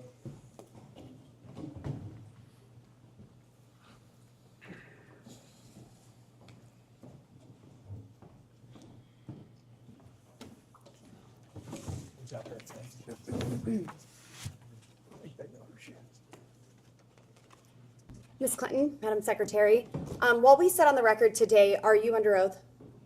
I am. Okay. Have you ever lied while being under oath? I have not. Have you ever lied in a deposition? I have not. Okay, thank you. Have you ever transmitted any information to Epstein or Ghislaine Maxwell about the United States government? I have not. As has been mentioned many times here today, Bill Clinton flew on Epstein's plane at least 26 times, multiple international trips from 2002 to 2003, often with Maxwell. When and how did you first learn of these trips, and did you discuss them or review them with him prior to taking the trips? It's a compound question. I'm going to object to the latter part of it and instruct her not to answer on the grounds of When and how did you marital- learn of these first trips? Of these trips? I don't recall how I learned about them. I knew that he was traveling on a number of different planes owned by a number of different people, and I don't recollect having conversations about the planes. We talked about the work. We talked about the meetings that he had. We talked about his efforts to try to persuade countries to invest in low-cost AIDS Did you drugs. discuss who That's he would what be we talked traveling about. with? I did not. I don't have any recollection of that. Ms. Clinton, when did you first learn that your husband was spending time extensively with a registered sex offender? He did not after, he was convicted years after Bill stopped having any. Were there any connection. activities that raised any red flags to think that he could be charged of sex crimes during the time? Are you that asking if she Clinton, has awareness? Yes. Of Jeffrey Epstein? Of any red flags being brought to your awareness, to your family's awareness, while your husband was spending time with Jeffrey Epstein? I have no recollection of anyone bringing any red flags to me. So have any of the victims of Epstein or Maxwell ever reached out to you in any way? I don't recall that. You do not recall any reason a victim may have reached out to you or your counsel? Excuse me, the question was, does she question's asked and recall answered. Whether or not any I asked victim any- reached out to her, and she said she did not have an awareness of that. Moving on, Ms. Clinton, are you aware of anyone ever telling your husband that they had damaging information about him that they would release? I have no awareness of that. Did Epstein ever ask you or Mr. Clinton for any favors of any kind? I never talked to Jeffrey Epstein. Did Maxwell ever ask you or Mr. Clinton for favors of any kind? She did not ask me. Did Epstein have any connection to or association with the Clinton Foundation? There's been the allegation that he did, but I don't have any factual basis for knowing one way or the other. Okay, and we have discussed today the small amounts donated historically, and the $20,000 to your campaign, the 1999 Senate campaign, $25,000 via affiliate. Excuse me, could you state for the record, it was not to the campaign, so if you wouldn't mind just stating. $20,000 to Hillary's 1999 Senate campaign? No, it was a That's joint. inaccurate. It was a joint Okay, state campaign. joint campaign, okay, sure. Fund. Okay, so we have talked about those connections. In past public statements, as in 2017 speeches and interviews, you described Pizzagate as a baseless conspiracy theory, alleging you and others ran a child sex trafficking ring from a Washington pizzeria basement.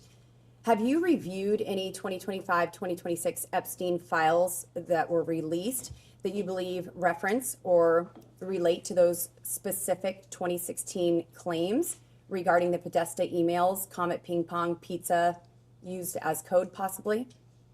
I'm sorry, does You're this asking relate? her about whether Excuse me. she's reviewed emails in the Epstein files was related to the wacky Pizzagate You scandal. could characterize it however you want. I just would like to know if she's familiar with any of them. So She's excuse me, commenting- your question is about whether or not she has reviewed any emails in the Epstein release files about Pizzagate.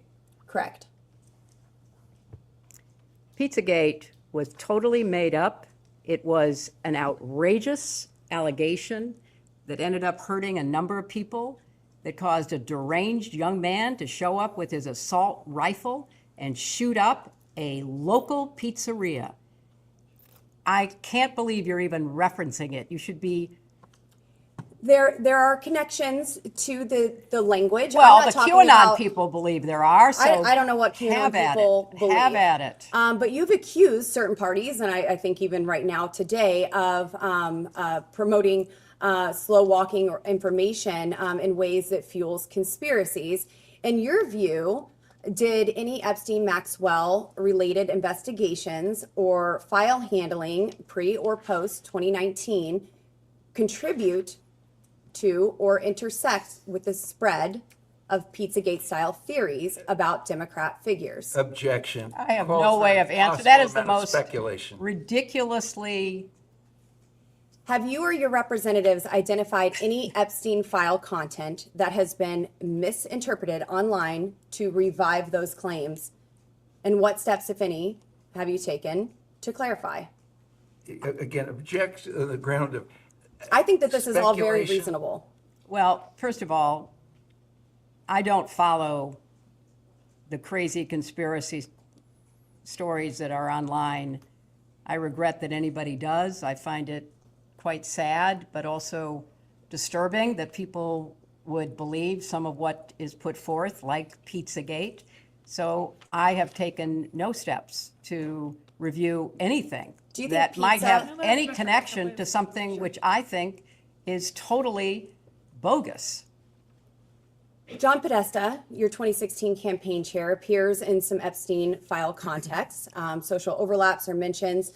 Were you aware of any of the Podesta-related communications in the released files? Can you that have- please provide examples or the evidence that you would like us to review or the exhibits that reflect that in I order can- for I her can to get- be able to I do can get that? some I mean, exhibits somebody and starts pause with this question speak to in the that when you meantime. provide those. I will get those, and I will skip that question The until Congresswoman we can. asked generally if she's aware.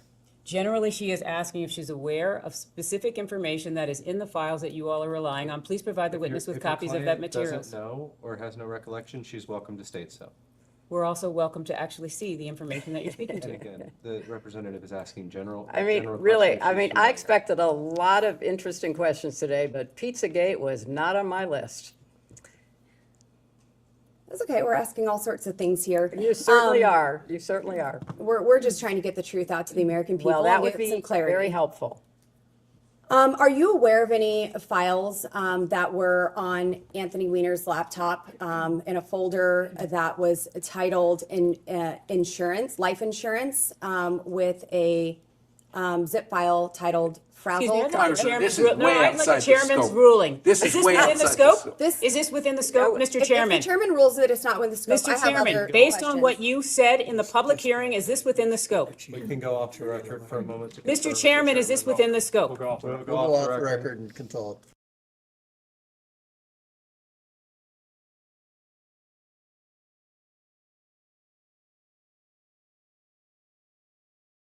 We'll get back on the record. Madam Clinton, you have stated that you do not recall meeting Jeffrey Epstein and have no links to him. Have you reviewed any photos, emails, or records from the released Epstein files that might refresh your recollection of any encounter, event, or introduction involving him? Excuse me, before, you are stating that with respect to her, an interview, or with respect to what she has stated here today?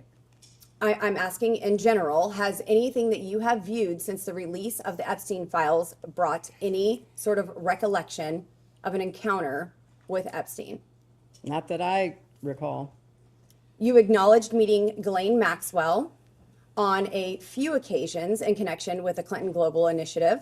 Please describe each meeting in detail. I did not. I said that, actually, in response to a question,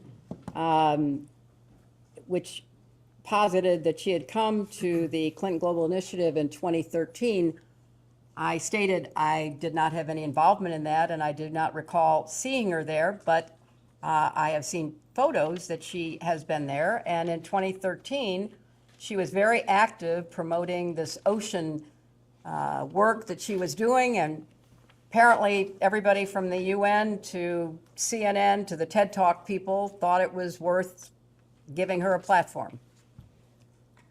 Madam Clinton, one of the jobs you did for the CGI was helping and maybe even directing the planning of the annual meetings. Is that correct? No, the staff plans the annual meeting and they make a report and we offer suggestions. In 2013, Maxwell was recognized ASA Committed to Action Leader. She made a commitment in 2013 along with hundreds, maybe thousands of other people. So I find it notable that in 2011, Doug Band says that he directed the Clinton Foundation staff to bar Maxwell from receiving an invite to CGI or the Clinton Foundation events. I would like to know who overruled Doug Band's suggestion to bar Objection. Maxwell. Based on hearsay, states facts not in evidence. You can ask the witness if she knows anything about that. I know nothing about that. One moment, Ms. Bobert. The federal rules of evidence don't apply in depositions with. That's fine. I don't know anything about it. Okay. And so would you also not have any indication that who she was personally recommended by to receive such an I award? was Secretary of State. I was not involved with the CGI planning or operation. Your husband during that. presented that award, or is that true? I have no idea. Okay. And then just a couple of more questions. Regarding the Epstein files, there are many files where Jeffrey Epstein seems to speak as though he does know you personally. In one file, EFTA 006571115, Mr. Epstein is commenting, and he quotes, "Hey, Hillary Clinton is much prettier in person." This was Tuesday, September 20th, 2011. And then another. Congressman, I'm not going to object to that. Congresswoman, can we see the documents, because we don't think the we will get that document says printed. it. We don't Okay. think the document Okay. says it. Not that you're not pretty. Does say that. Jeffrey Epstein has I'll take it if I can also get it. commented that meetings with Hillary are not easily discreet. Has he ever connected someone to meet with you? Not that I'm aware of. Okay, I'm going to let my colleagues ask some questions and maybe I'll be back. Thank you. Thank you. And I'm going to let staff. Secretary Clinton, just to circle back on a few things. You mentioned that your daughter Chelsea had a friendly relationship, is that correct, with Miss Maxwell? I believe so. And did Chelsea tell you what made the relationship friendly? Again, it was through Ted Waite, the longtime friend of ours. That's how, I certainly met her. So Chelsea met Glenn Maxwell through Ted Waite as well? I believe that's right. And I believe you testified earlier, Ted Waite's been a family friend for like 30 years or something to that effect. Early 90s, yes. And having a friend that long, did you never discuss Miss Maxwell with Mr. Waite? I don't discuss the relationships of my friends. That's up to them. And so to be clear, you never discussed Miss Maxwell's relationship with Mr. Waite? Not that I recall, shortly, as my memory is that shortly after the wedding, on July 31st, 2010, shortly after that, they broke up. And shortly after that, he married somebody else. I know nothing about the relationship. I'm just describing what I believe was the chronology. Understood. And upon that breakup, as you said, Mr. Waite never said anything to the effect of why they broke up? Not to me, he didn't. Circling the 2013 CGI annual conference has been brought up on a few occasions today. Yes, indeed. I believe you said you did not remember seeing Ms. Maxwell there, is that correct? I do not recall seeing her there. And you had no interaction with her at all? Not that I recall. After this 2013 annual conference of CGI, did anyone raise any concerns to you about Ms. Maxwell being there? Not that I recall. Did, separate from just the 2013 event, did Mr. Band ever raise concerns about Ms. Maxwell to you? Not that I recall.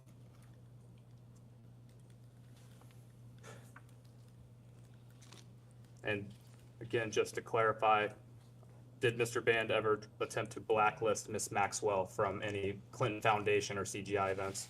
Not that I know of, but I can't say that I would have known. When did Mr. Band leave the foundation? I don't know. I don't know. Does 2012 sound possible? She I'm doesn't not know. I So don't she know. if she's answered, the witness answered the question. It was if it was during my time as Secretary of State, I wouldn't have any reason to know.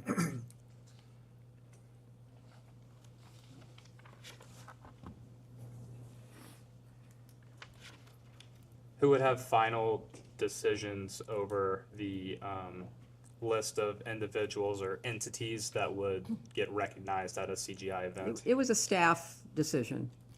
If the staff made the decision, would the board have any input on that? Not that I'm aware of. They might make suggestions as to people that should be contacted or followed up with, but I don't know specifically, and I certainly don't know anything about her involvement. Understood.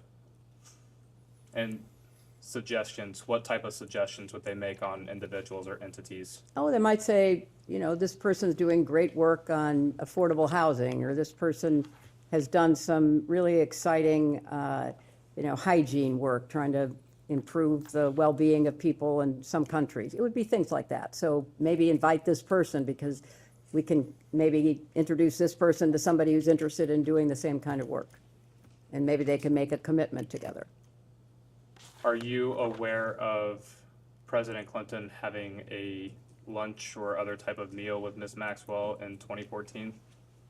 I don't recall knowing that. Have you since been made aware of that fact? Yes, I have been. And was that in preparation for this deposition? It was. Are you aware of any other more recent meetings between Ms. Maxwell and any members of your family? I am not.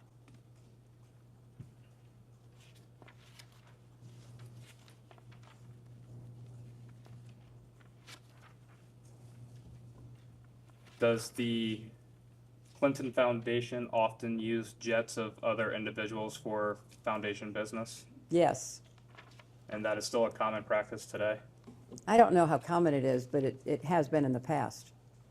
And were there any other type of aircrafts that you are aware of President Clinton traveling on with Mr. Epstein? I am not aware of any other.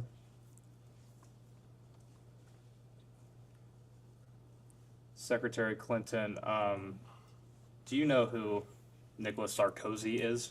I do, the former president of France. And do you recall when he was president of France? He was president while I was Secretary of State, but I don't know, his actual years of term.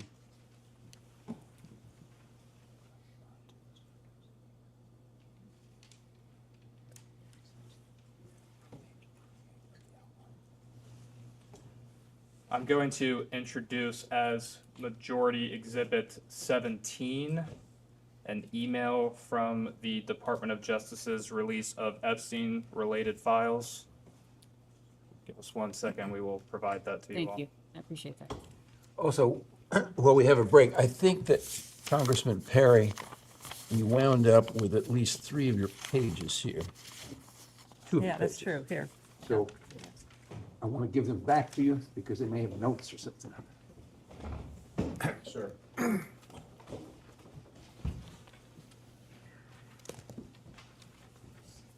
Thank you so much, I appreciate that.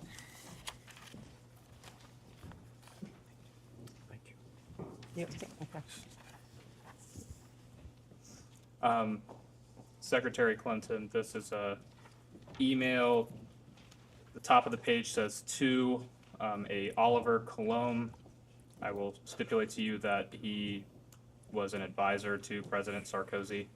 It is date stamped EFTA 01949592. The original email here is from Mr. Colomb, and he asked, could you organize a discrete meeting between Sarko and Hillary Clinton in New York? If not, who should we ask? Mr. Epstein replies, meetings with Hillary are not easily discrete. When? We started to touch on this earlier. Are you aware of Mr. Epstein or any of his staff reaching out to anyone on your staff to set up a meeting? I am not aware, and I find it kind of weird because I know Sarkozy, he would not have needed, if somebody was seeking a meeting with me and Sarkozy, he would not have needed to go through anybody else. He could have contacted me directly. Understood.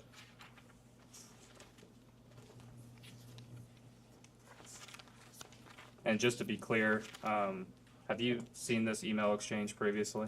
Yes. And that was in preparation for today's deposition? Yes. But no prior awareness of this email None exchange? whatsoever.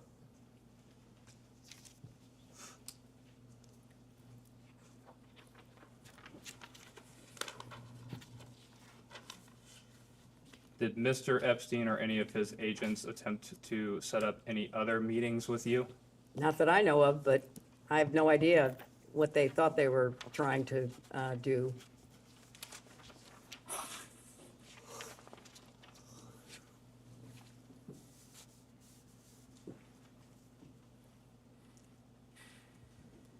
Secretary Clinton, we've touched on this a little bit, but just to make sure the record is totally clear here, you have said that you've never been to Mr. Epstein's island, is that correct?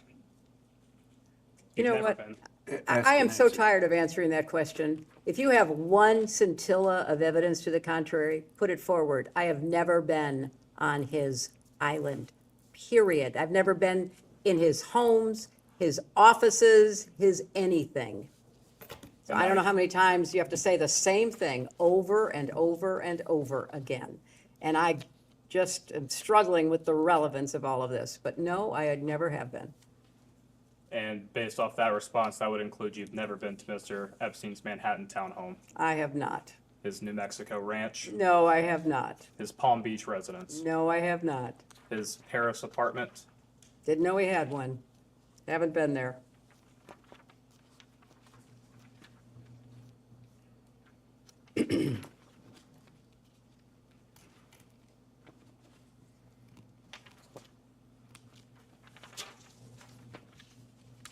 I also find it very interesting because I went back and looked at the transcripts of all of your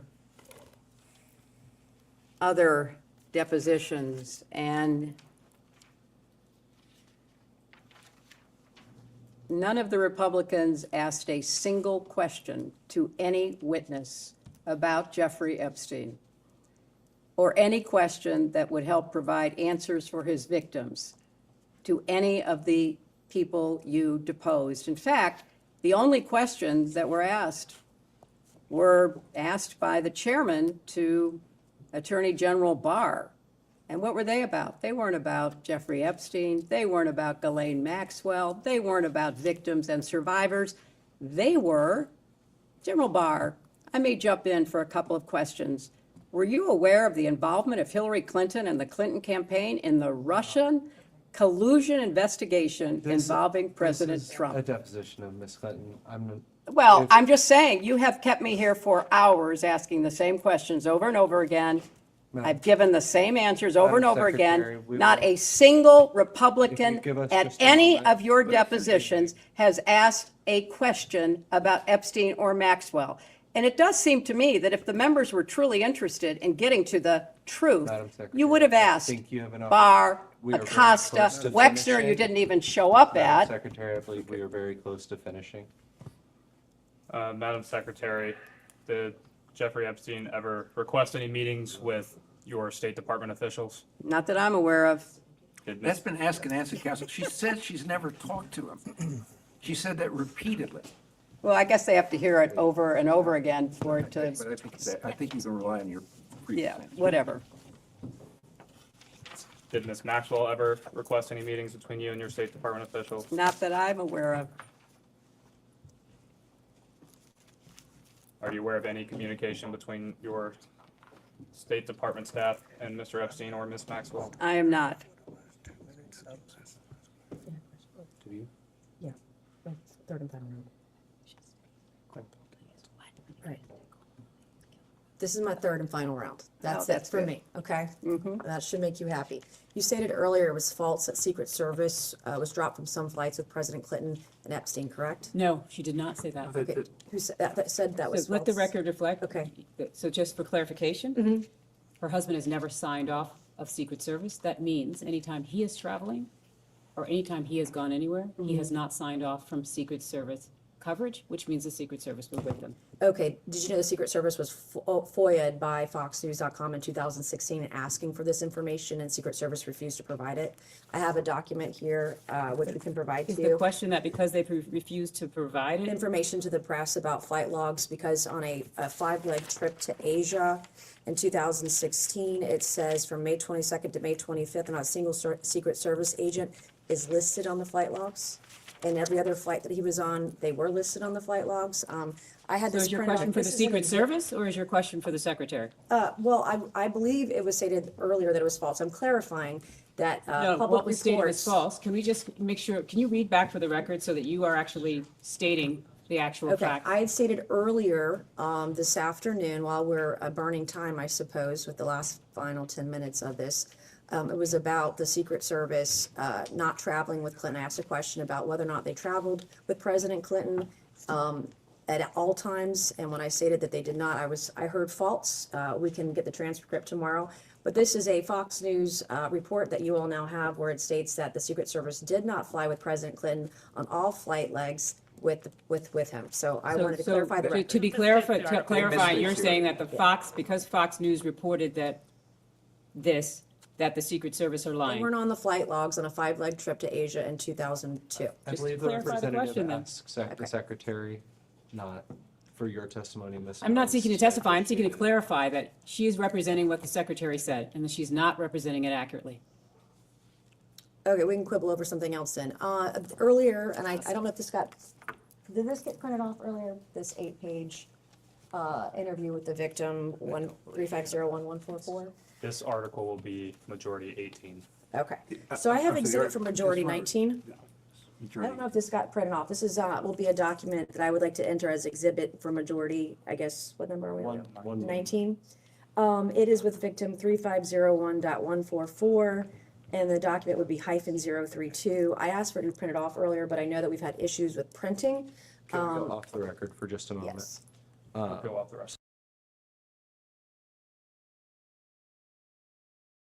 We will go back on the record. All right. All right, so this will be the majority exhibit number 19, and you have not reviewed this document. Have you seen this document before? I've never seen the document before. This is the first time you're ever seeing this document. Earlier today, in my second round, I was asking questions, and I made mention about Bill Clinton, President Clinton's visits to Epstein Island, and that a possible cover-up about those visits, and I was called a liar, I believe, by somebody on the other side of this table. And so I told you. I don't think I did that. Do That you? I would provide this document and go over it with you. This is an interview by the FBI of an Epstein victim. It is 3501.144-032. And on page 8, which I'll give back to you, or I can read it to you.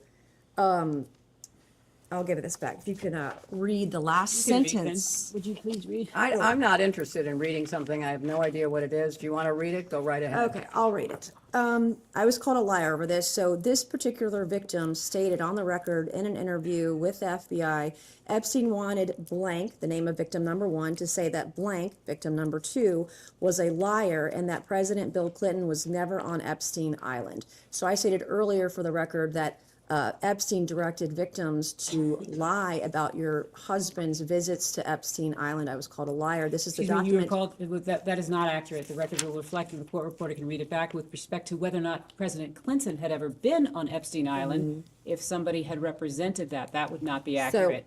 I said that was nobody Jeffrey made a Epstein statement about directed that Jeffrey Epstein directed this victim to state a lie about Bill Clinton never visiting the island. Now, on page 7, for the record, which I know you've never seen, there's a fully redacted paragraph, and that fully redacted paragraph in the unredacted files of the DOJ reveal that President Clinton, it redacts his name, and it also discusses notepads that the victim wrote down in phone calls with Jeffrey Epstein because she was told to lie about another victim and lie about Bill Clinton's visits to Epstein Island. I don't know why this information is redacted. And also the attachments in this file, by the way, there were notes. You cannot see those at the DOJ. They are still redacted, which is the reason we're here today. We want to get to the bottom of this and get the truth. My next question is... Excuse me, was there a question? I'm making a statement. I want to know if she's ever seen this document before. She was aware. I was called a liar earlier. This victim was told by Jeffrey Epstein to lie about Bill Clinton's visits to... Okay. I just was answering the question for the attorney. I have majority exhibit number 20 that I would like to enter into the record. And this is page 88 of a federal case between Virginia Gouffre and Ghislaine Maxwell. On page 88... Could you hold 1 second? Oh, that's different. That's going to be 20? Yes, sir. Could you hold for 1 second, please? No, this is something else coming here. That's 20, I think. That's 20, right? He has in his hand 20. You're in your hand is The other redacted page that we handed out was the cover page. a printout we got from the other document to hand to you guys, the exhibit 19 she was talking about earlier. So we should be looking at Exhibit 8 right now. Is that right? Correct. And not anything related to the other document? For the record, it is labeled Exhibit 20 but the actual document states Exhibit 8 on the front. That is That was just the cover page I had Yes. printed off just because these documents Full are hundreds of clarity. pages. I'm not an attorney. No, forgot. And just to be clear, it's a single page as some exhibit to a court filing, and That's hundreds of pages long. There are 2 pages. could you please represent for the record what court filing this is and what the title of the document is? This would be the Virginia Gouffre v. Maxwell federal lawsuit. It's case 115 CB 07433-LAP, filed on the 1st of January 2024, and it's page 88 of that documentation. What's the title of the filing? It's the lawsuit. Well, there are many. I don't have the pleadings in cover lawsuit. Is it page. I don't have the complaint? cover page Is it discovery? for- Is it interrogatory? in that document. We don't know what this is? Okay. Can we take a minute to read this, please? Thanks. It's the first shaded paragraph I'm going to ask about.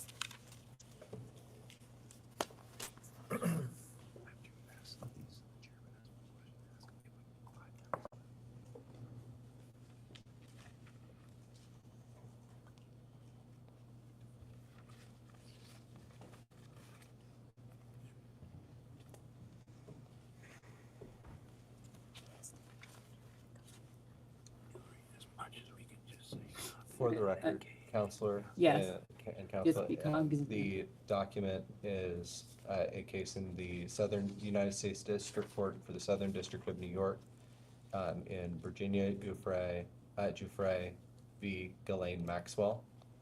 And I believe the Congresswoman has already stated the case number that is listed at the top of the document. Got Thank that. you for I was that. just asking what pleading it was. Is it the complaint? Is it discovery? We This don't would- seem to have the title of the document. This would be the defendant's submission regarding search terms and notice of compliance with court order concerning forensic examination of devices.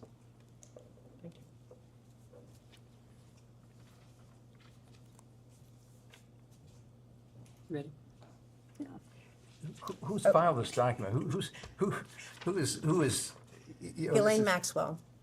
Maxwell filed the document, and it was objecting to a search, to a discovery request. I don't understand what. Could you help us by providing some clarification there? That is the clarification that we have, that this is her her submission to the court regarding a forensic analysis. And by Should her, there- you mean Ghislaine Miss Maxwell or? Maxwell's, yeah, Miss Maxwell's. Again, that is here. That is what this document is. Well, it's a single page of that document. Can we go off the record for a moment?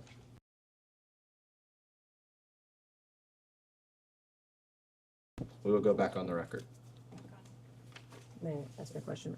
Okay, so court filings, in this particular court filing, it lists you among 13 specific witnesses for whom Virginia Giuffre was seeking all communications. There are no allegations against you, but why do you believe you were included on this list with people like Prince Andrew, Alan Dershowitz, Amy Taylor, the Dubins, Jean-Luc Brunel, Bill Clinton, and yourself? Objection. This calls for speculation. It's a partial document. The witness may answer if she can, but it's a list of names in a search term description. I have no idea. Did you know at any point that your communications were sought after in this lawsuit? I know nothing about this. So you were never made aware that your name was mentioned in this lawsuit? This is the first time I'm seeing this. No one's ever spoken to you about your name in a lawsuit? Not that I recall. Do you think In if this someone's... lawsuit, excuse me. Yes. A lawsuit or this lawsuit? This lawsuit. Okay, sorry. This lawsuit. So do you think your staff would tell you if you were named in a lawsuit? Would they brief you on it if you were being named in a public filing or in a lawsuit? I don't know what this means. I have no idea. Your communications were sought by Virginia Giuffre Roberts in her suit against Ghislaine Maxwell. No lawyers that I'm aware of ever contacted me. No one ever told you? No. You're never made aware of that? Not that I recall. Did you ever vet the wedding guests of your daughter's wedding? Did you know Ghislaine Maxwell was coming? She came as Ted Waite's guest. But you're a former First Lady, former Senator, former Secretary of State. You didn't vet individuals at events for your daughter. This was filed when? So it would have been 2024? Yeah, well, the wedding was 2010. I moved on to another question about the wedding, but I know that the chairman wants to ask some questions, so. He's got a few more, then I'll ask the last question. Secretary Clinton, thank you again for being here today. I have one final question for you, and then I will turn it over to the chairman. Would you say that being associated with powerful or influential individuals would give someone credibility? And in this case, Mr. Epstein used that as credibility around the world. I have no idea what he did or did not do. Understood. Sure. Madam Secretary, what if you're following this, and I'm sure you are, in Britain with the arrest of Prince Andrew and the former ambassador to the British ambassador to the United States, they were arrested, it's my understanding, not for sex crimes, but for potential treason or potential violation of national security protocol. One of the things that a lot of people, and you may call it conspiracy theories or whatever, but I believe I've seen it on CNN, I've seen it on Fox, I've seen it in the Washington Post, the New York Times. There's a lot of speculation that he may have been an asset, and I know several questions have been asked about that today.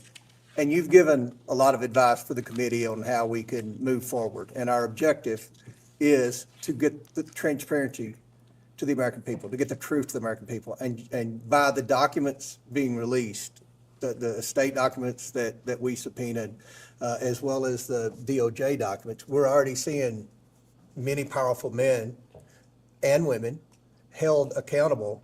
So I feel like this investigation is moving in the right direction. But one of the things where we're stumped is how do we determine whether or not Epstein was a spy, whether or not Epstein was trading secrets, because he had people on the inside, especially in the Obama administration. We're not saying you, but Obama's former counsel that then went to Goldman Sachs. Where do we go in this investigation to try to determine whether or not he was an asset? You know, Mr. Chairman, I really appreciate that question, and I can't say that about many of the questions, but I really do appreciate that question. And I think it's an absolutely essential question for you to try to examine and find answers for. And I think you said that you had either document requests or maybe even a subpoena to the CIA. I would also include the DNI. I would include, any counterintelligence or appropriate unit within the Justice Department. I think you have to cast a wide net. And now that, as you describe, the government in the UK is investigating both Andrew Mountbatten and Peter Mendelsohn, maybe they would cooperate with you in their investigation. And maybe, you know, you could reach out to the intelligence agencies of other countries that you're looking at. Israel has been mentioned. Perhaps that is one to be. I don't think Iran is going to cooperate, but I think, or Russia, but I think you could, you know, certainly go to the UK and go to Israel and see if they would be at all helpful to you. In your experience as Secretary of State, and I know you were First Lady, but you were more active, in my opinion, than most First Ladies in the President Clinton's administration. Does he exhibit characteristics? Is there a pattern that would lead you and your expertise to believe that he was an asset? Well, there certainly is in the files, and I do commend you for getting as much released as you can. I hope you can get it all released. You know, hints of relationships with powerful foreign leaders, pictures, emails, meetings. He was clearly somebody who traded off of information. Exactly. He liked to collect it and then he liked to use it. I don't know any more details than that. So he is certainly, I said earlier, you know, the intelligence connections, the money connections, the crimes, those seem to me to be the, you know, the three major elements of your investigation. And obviously, as the last question before my questions, he wanted to make the appearance, at least, that he had friends in high places. And you've seen the emails that have been released, and I know you've testified today that you've never met Epstein, but he's implied to people that he was very close to the Clintons. He's implied that he was very close with Donald Trump. He's implied that he was close with a lot of people who, even Wexner denied that he was very close. I don't know how many of us believe that, but it's what he said under oath. And it's just amazing to me, and I think most Americans who are following this, how this guy could have Prince Andrew, you know, a frequent visitor, have people from you know, the Saudi royal family, people at the highest levels in several administrations. And that's why we brought you in. We're just trying to get answers. And again, I think that one of the big questions, and it looks like that's the direction Britain's going, is was he a spy? Was he committing treason in any country? So that's why, you know, we would welcome any advice if you have any thoughts after this or anything else. You know, Mr. Chairman, I want you to get to the bottom of this to the best of your ability. And, you know, I'm more than happy to offer whatever insight I might have, as you say, about the, you know, the framework of this, and also about any further actions to take and on trafficking to strengthen our response. And that's one more question. I think we've got 1 minute left, or 2 minutes left.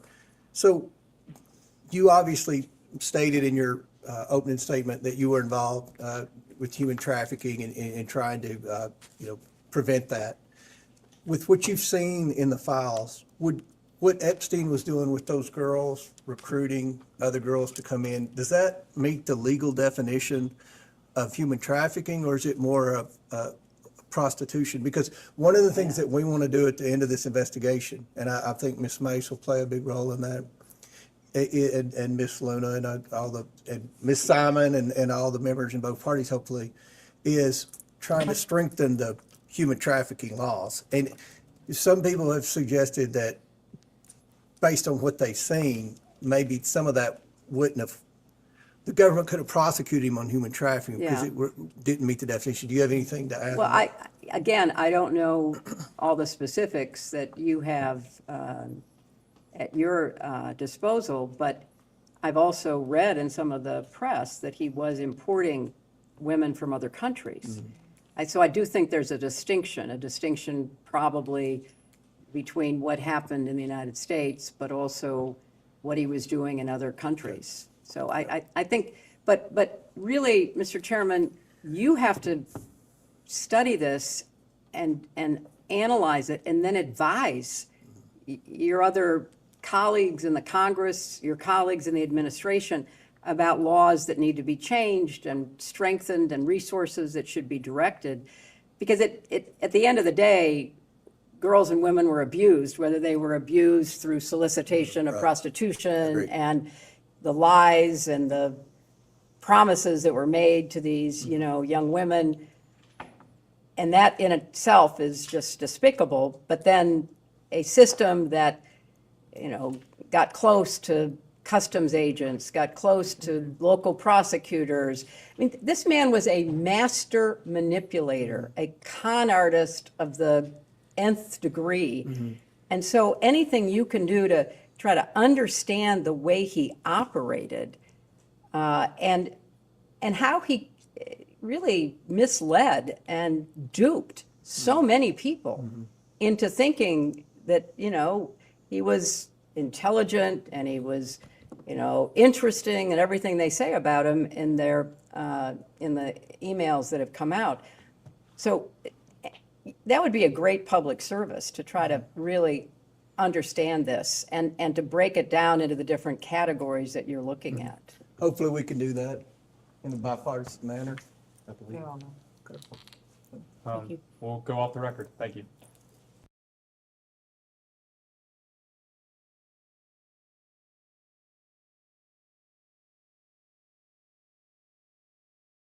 We can go back on the record. Ma'am, I just have one clarification. It was an email chain that I don't think was actually introduced as an exhibit, so I can't point you to it, but it related to Howard Lutnick and some kind of event at Cantor Fitzgerald. I just wanted to ask, our understanding of that email chain is that you were not on it. It was Lutnick to Groff to Epstein, and we don't believe that you were part of that email chain. Is that also your best understanding? That is my best understanding. Okay. Is there anything you would like to clarify or add to your testimony here today? Well, I want to underscore how important it is to try to get answers to all of the questions that everybody has about what happened and who did what, and try to have some measure of both public awareness and accountability. So I've answered these questions to the best of my ability, and I,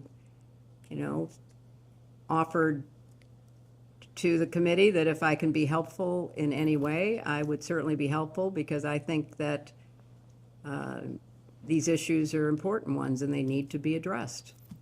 And your answers today were to the best of your recollection, is that right? That is correct. All right. I think with that, unless you have anything else you'd like Let me to add? ask my lawyers, anything that you think we should clarify or? Oh, yeah, good. When do you think we will have a transcript? Well, we can go off the record.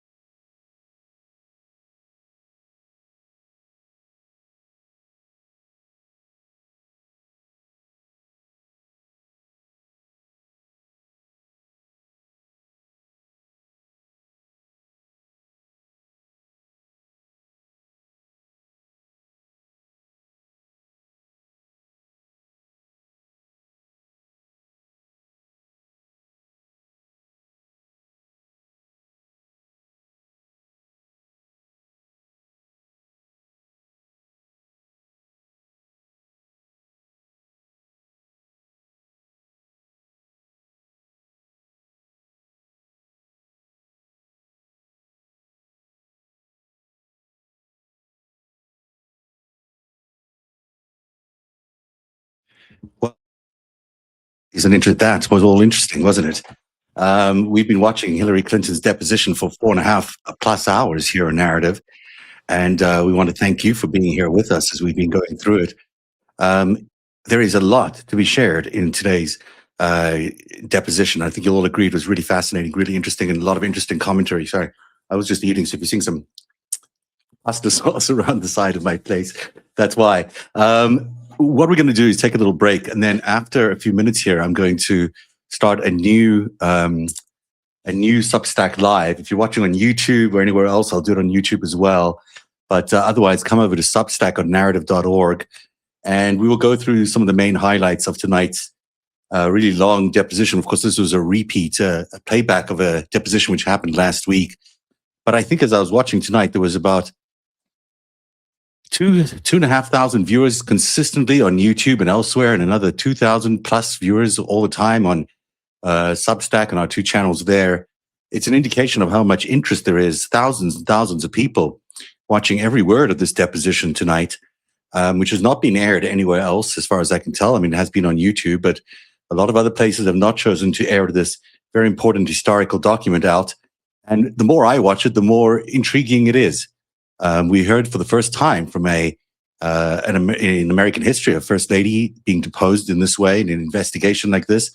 And we heard her deny a lot of things, but we also heard her certainly lay or point a finger at many people, suggesting that Donald Trump should be deposed, not even suggesting, saying he should be, because he knows so much more, plus many former attorneys general and many others.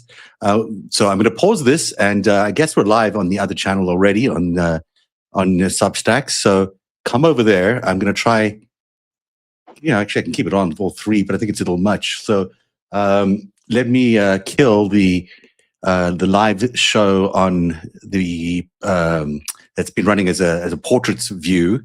I think I can kill that one, and then we'll go to a new show which just began right now, a few minutes ago, and we'll do that in just a few seconds. I'm just going to capture some notes on that I have, and I'll be right back, and we'll give you full analysis of everything that's been going on today here on Narrative. In fact, I'm going to leave you with one clip here because it's about the only thing I can go to. This is Nancy Mace talking to Hillary Clinton in what was quite a loud moment in this deposition. And you state your agency prioritized combating sex trafficking internationally, correct? That's correct. During your time as Secretary of State, did you or the state receive any intelligence cables or briefings mentioning Epstein's foreign travel, pedophile island, or his network of pedophiles and sex trafficking? Not that I am aware of, no. How did you miss it? If he's, I believe, one of the most prolific sex traffickers in the world, you were Secretary of State, how did you miss it? Well, that would have been a matter of the Justice Department, not the State Department. But in your opening statement, and your statements earlier, in your opening statement, you stated that Secretary Rubio should be called to testify. And you said that he has, and the administration has, quote, abandoned survivors using the same logic. You were Secretary of State during a time period after Jeffrey Epstein was convicted of being a pedophile and soliciting children for sex. Why then did you, quote, using your own logic, abandon survivors? What is the question, please?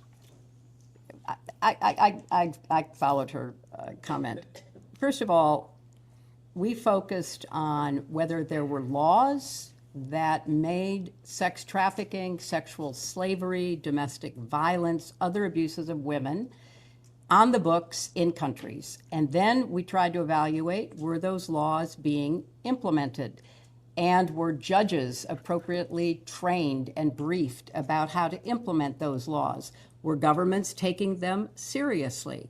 We looked at the broad institutional approach to these very serious abuses. Would you say the U.S. government at that time, during this time period, was appropriate with the way that it handled Epstein? I don't think that you could say that was true about any of the government's prosecutorial efforts, starting with the Southern District of Florida and Alex Acosta and all those who basically gave him a sweetheart deal. And then I think going up the chain, there was very little attention paid that should have been paid. But we had laws on the books. They were not being implemented. But that was not within my purview, because what we were looking at is what's the institutional structure, and can we do more to make sure countries take it seriously? Our country had laws on the books. So this man was not held to account. If it was not in your purview when you were Secretary of State, then why is it today in Secretary Rubio's purview? Because what's happened is that the office that was actually following what was going on around the world has been decimated. 70% of the staff is gone. It's impossible to carry out the functions of that office if you don't have a critical number of people. So my question would be to Secretary Rubio, is there more that can be I'm running out done? of time here. You were clothed with immense power as Secretary of State. You've stated on the record in your opening statement that child sex trafficking in general, human trafficking, trafficking of all kinds is a priority. You were clothed with immense power. Your husband was clothed with immense power.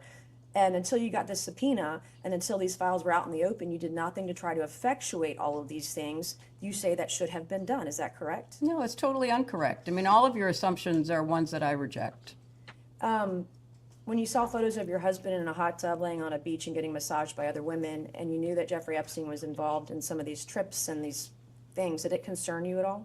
I'm here not to offer my opinions. I'm here to answer specific questions to the best of my ability. When you saw your husband in these photos with young women being massaged, what went through your mind? I am not going to speculate. You didn't have any feelings about young women massaging your husband? I am not going to offer opinions or speculation about anything that I have no context for and was not there. After you learned that Jeffrey Epstein was convicted of sex crimes with kids, did any of these photos of your husband with women being massaged on the beach, did it concern you? I have no context for even answering that question. And I think, you know, obviously the innuendo, all the rest of it. I'm asking a black and white question. I'm not putting any leading statements into it or adjectives. Did you do anything to determine what was happening in those images or on those trips that once you saw these photos, once you realized Jeffrey Epstein was a convicted sex offender of children, did you do anything to determine what was happening on these trips with your husband? I don't find any of your questions to be relevant to the investigation. Well, it is relevant if a former president was traveling around with young women. Well, you'll have a alone chance. with them. You'll have a chance to talk to him tomorrow. You said this morning you did not solicit funds from Jeffrey Epstein, correct? That's absolutely correct. Did anyone solicit funds from Jeffrey Epstein on your behalf? Not that I'm aware of. Did you ever invite Jeffrey Epstein or Ghislaine Maxwell to any of your political fundraisers? I did not personally invite them to my political fundraisers. Did anyone personally invite them on your behalf? I do not know. Is the purpose of a political fundraiser to solicit funds? You would know that it is. Okay, and you stated this morning you've never communicated with a Sarah Kay, correct? I do not know who Sarah Kay is. Okay, she is a councilwoman from New Rochelle, which is about how many miles from here? Not very far away. 20 to 25? I have no idea. I have an exhibit I would like to enter. This is an email dated September 30th, 2014. Am I allowed to enter an exhibit? Yes, ma'am. This will be Exhibit 13, I believe. Majority Exhibit 13. Okay, it's from September 30th, 2014. Can you please provide the witness with a copy? Okay. You have a copy of it? Yeah. You guys have it?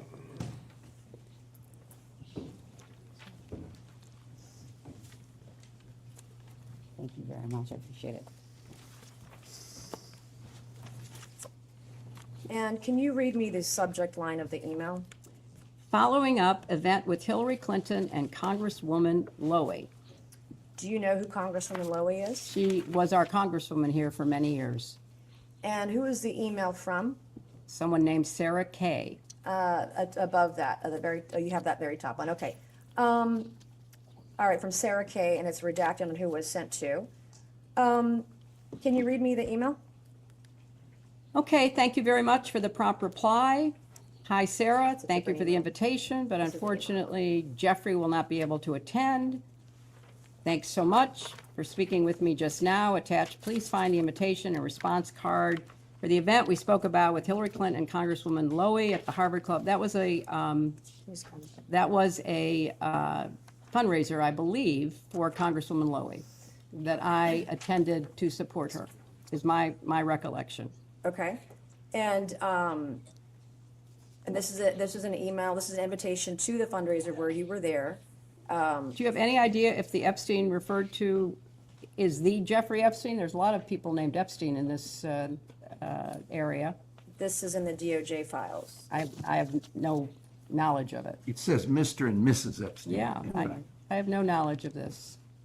Okay, so it could be a different Jeffrey Epstein. You're showing me an email from someone who I don't recall knowing, about a fundraiser that wasn't for me, but was for Congresswoman Lowy, I have no information. I went to the fundraiser to support my friend Nita Lowy. All right. Excuse me, can I interrupt? I have There another. are photos that are being released of the secretary as she is testifying from inside this room. Can you please advise me as to whether or not that's permissible and consistent with the rules, particularly given that we have asked for a public hearing? If there are photos that are being released of the secretary as she is testifying, can you please explain how that I'm can done occur? with this. If you guys are doing that, I am done. You can hold me in contempt from now until the cows come home. This is just typical behavior. We will go off the record. Oh, for heaven's So I would like sake. to understand how that's permissible. Before the hearing was, It doesn't Excuse matter. me. We all are abiding by the same rules. I will take that down. Yeah, So well. I would like to take a break at this moment. Yeah, and I'd like to have a I'm done conversation. for now. Go off the record. Go off the record. Well, that was that very dramatic moment as Hillary Clinton stepped away. She had every good reason not to participate in any more of this because, of course, it seems ridiculous that they would have allowed, in that case, we didn't know it was Boebert, but it was Boebert who took a picture of the secretary and published it with a local right-wing Benny Johnson YouTuber guy. That was not kosher, but, you know, Hillary Clinton still kept going, which is a remarkable testament to her determination to continue with what she said was a very important process for her. She believes quite uniquely, and I think she's very authentic when she talks about how vital this evidence is, and that's why she decided to give testimony. Now, I will say, both Hillary and Bill suffer from something that could be amnesia. It could be that they just don't remember. But Jeffrey Epstein is very much a part of the White House in the early years of the White House. He's surrounding, as many of you know, he visited the White House 17 times. That whole period of time seems very unlikely that Hillary and Bill did not spend any time with Jeffrey Epstein at all. Even if it was just saying hello as he was wandering through the White House one of those 17 times, I find that very hard to believe. Now, maybe there's some good reason for them to want to misremember or not remember that period of time, and I don't know what that might be. But my research is troubling in this regard, in that it seems to me that Jeffrey Epstein was operating an intelligence operation on the Clintons, and them not remembering this period of time is not helping anybody understand what that intelligence operation is. So maybe there were some bad things that went on. Maybe, you know, who knows? But misremembering or not declaring that they were there and knew some things, or at least they knew Jeffrey Epstein, even just saying that they knew Jeffrey Epstein is important because, you know, if people think that Jeffrey Epstein maybe had an operation, for example, to scuttle the Israeli-Palestinian talks that Bill Clinton was involved in, well, then it is important whether Bill Clinton knew Jeffrey Epstein or not at that time. It doesn't matter whether he did anything bad with any underage girls. Of course, it still matters. But I'm just saying in terms of that espionage operation, it becomes important for the record and important for America's national security to know if Jeffrey Epstein had any access to whom at the White House and how close were they to the president and what influence did he have on the upcoming peace process, which involved Rabin, it involved Arafat at the time, and also later Ehud Barak. I'm going to be publishing a piece on narrative.org probably tomorrow if I can finish it in time, which really goes through that entire process of how close Jeffrey Epstein was to the entire Middle East peace process. And it might all seem like ancient history to everybody right now, except when you think about the fact that even in the White House right now, we have a president who is very heavily influenced by Bibi Netanyahu in Israel. Perhaps this misadventure or the war in Iran is also being ordered or coordinated by the Israelis. Well, if you have both these presidents potentially compromised by people like Jeffrey Epstein, it makes you wonder why they're so willing to follow Netanyahu's lead. Netanyahu, of course, famously scuttled the Middle East peace talks when Clinton was first made president. And then, of course, now we have him invading Iran on behalf of Israel. with America participating. So all these are very not inconsequential questions that we're asking, and it's got nothing to do with us trying to find out or attack Hillary Clinton or join in on any of the Pizzagate things. It's just a genuine desire to figure out what Epstein's reach was into the White House at that period of time. I'll keep explaining that over the rest of this analysis as we provide you tonight. Let's take a listen now to this other part of Nancy Mace's conversation. I think we heard part one, and if I'm not mistaken, this is part two. Let me see if this plays properly, and then we'll play it out for you here as well. 5 minutes left, and then I believe that the witness or her counsel would like to make a quick statement. Thank you so much. We've just used the break because we learned during the process of these hearings that the committee was violating its own rules in members tweeting and sharing pictures of what is going on inside this closed hearing, a hearing that we have asked repeatedly to be open to the public. Chairman Comer was gracious enough to engage with me on this matter. We asked specifically to invite the press in, since the committee had already made decisions on its own unilaterally to release pictures and other things that are going on in this room. He indicated that he wanted to speak to that himself directly. I'd like to just say for the record, we find it unacceptable, we find it unprofessional, and we find it unfair.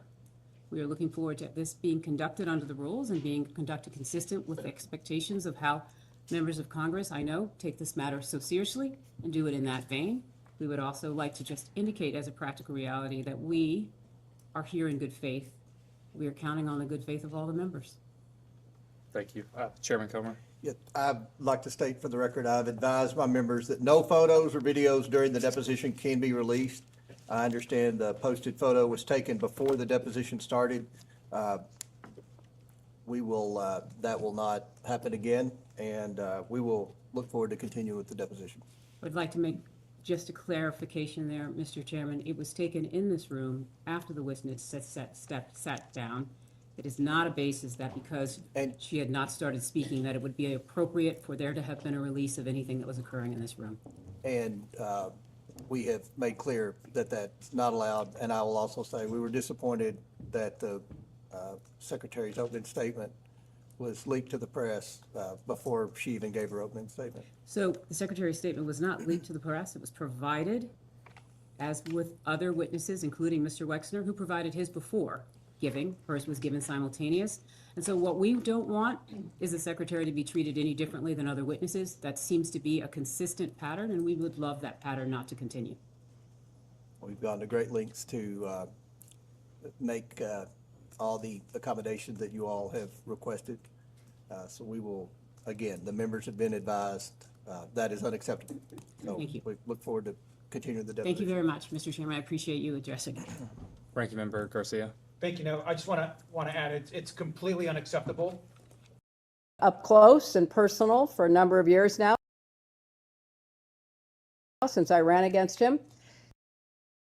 Sorry, I cut that a little short because it is important just to explain what happened. You had Boebert taking this photo, then you had this back and forth. At the end of the day, Hillary stayed for the conversation. She did not give up on the deposition, stayed for many hours, and then it got really good. So we'll leave the back and forth about the photograph aside now and show you this conversation or this exchange, which involved what Hillary Clinton deems Donald Trump may know about Jeffrey Epstein and he's not telling. Listen to this very carefully. It's very telling. Up close and personal for a number of years now since I ran against him.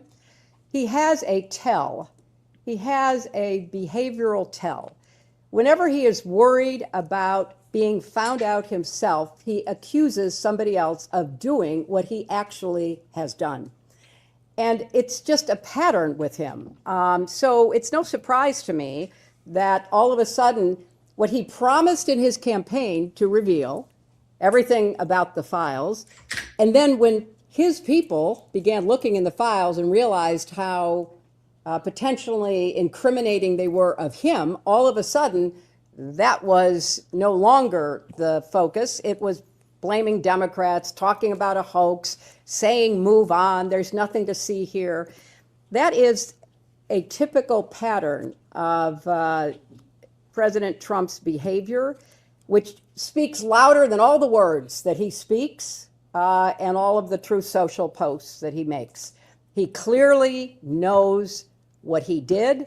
He knows what others did, because remember, one of the emails that has come out recently is he called the police chief of Palm Beach at the time Epstein was arrested, according to reporting, to say, "I'm so glad you got him. I'm so glad you're stopping him." Well, how would he know that? How would he know that? How would he know that? Indeed, that's a very important question. And obviously, at 78, I got to say, Hillary Clinton is very switched on, has read every little bit of detail related here, has presented her arguments incredibly well, and comes across as authentic. And I don't believe she is lying in any of this. I really don't.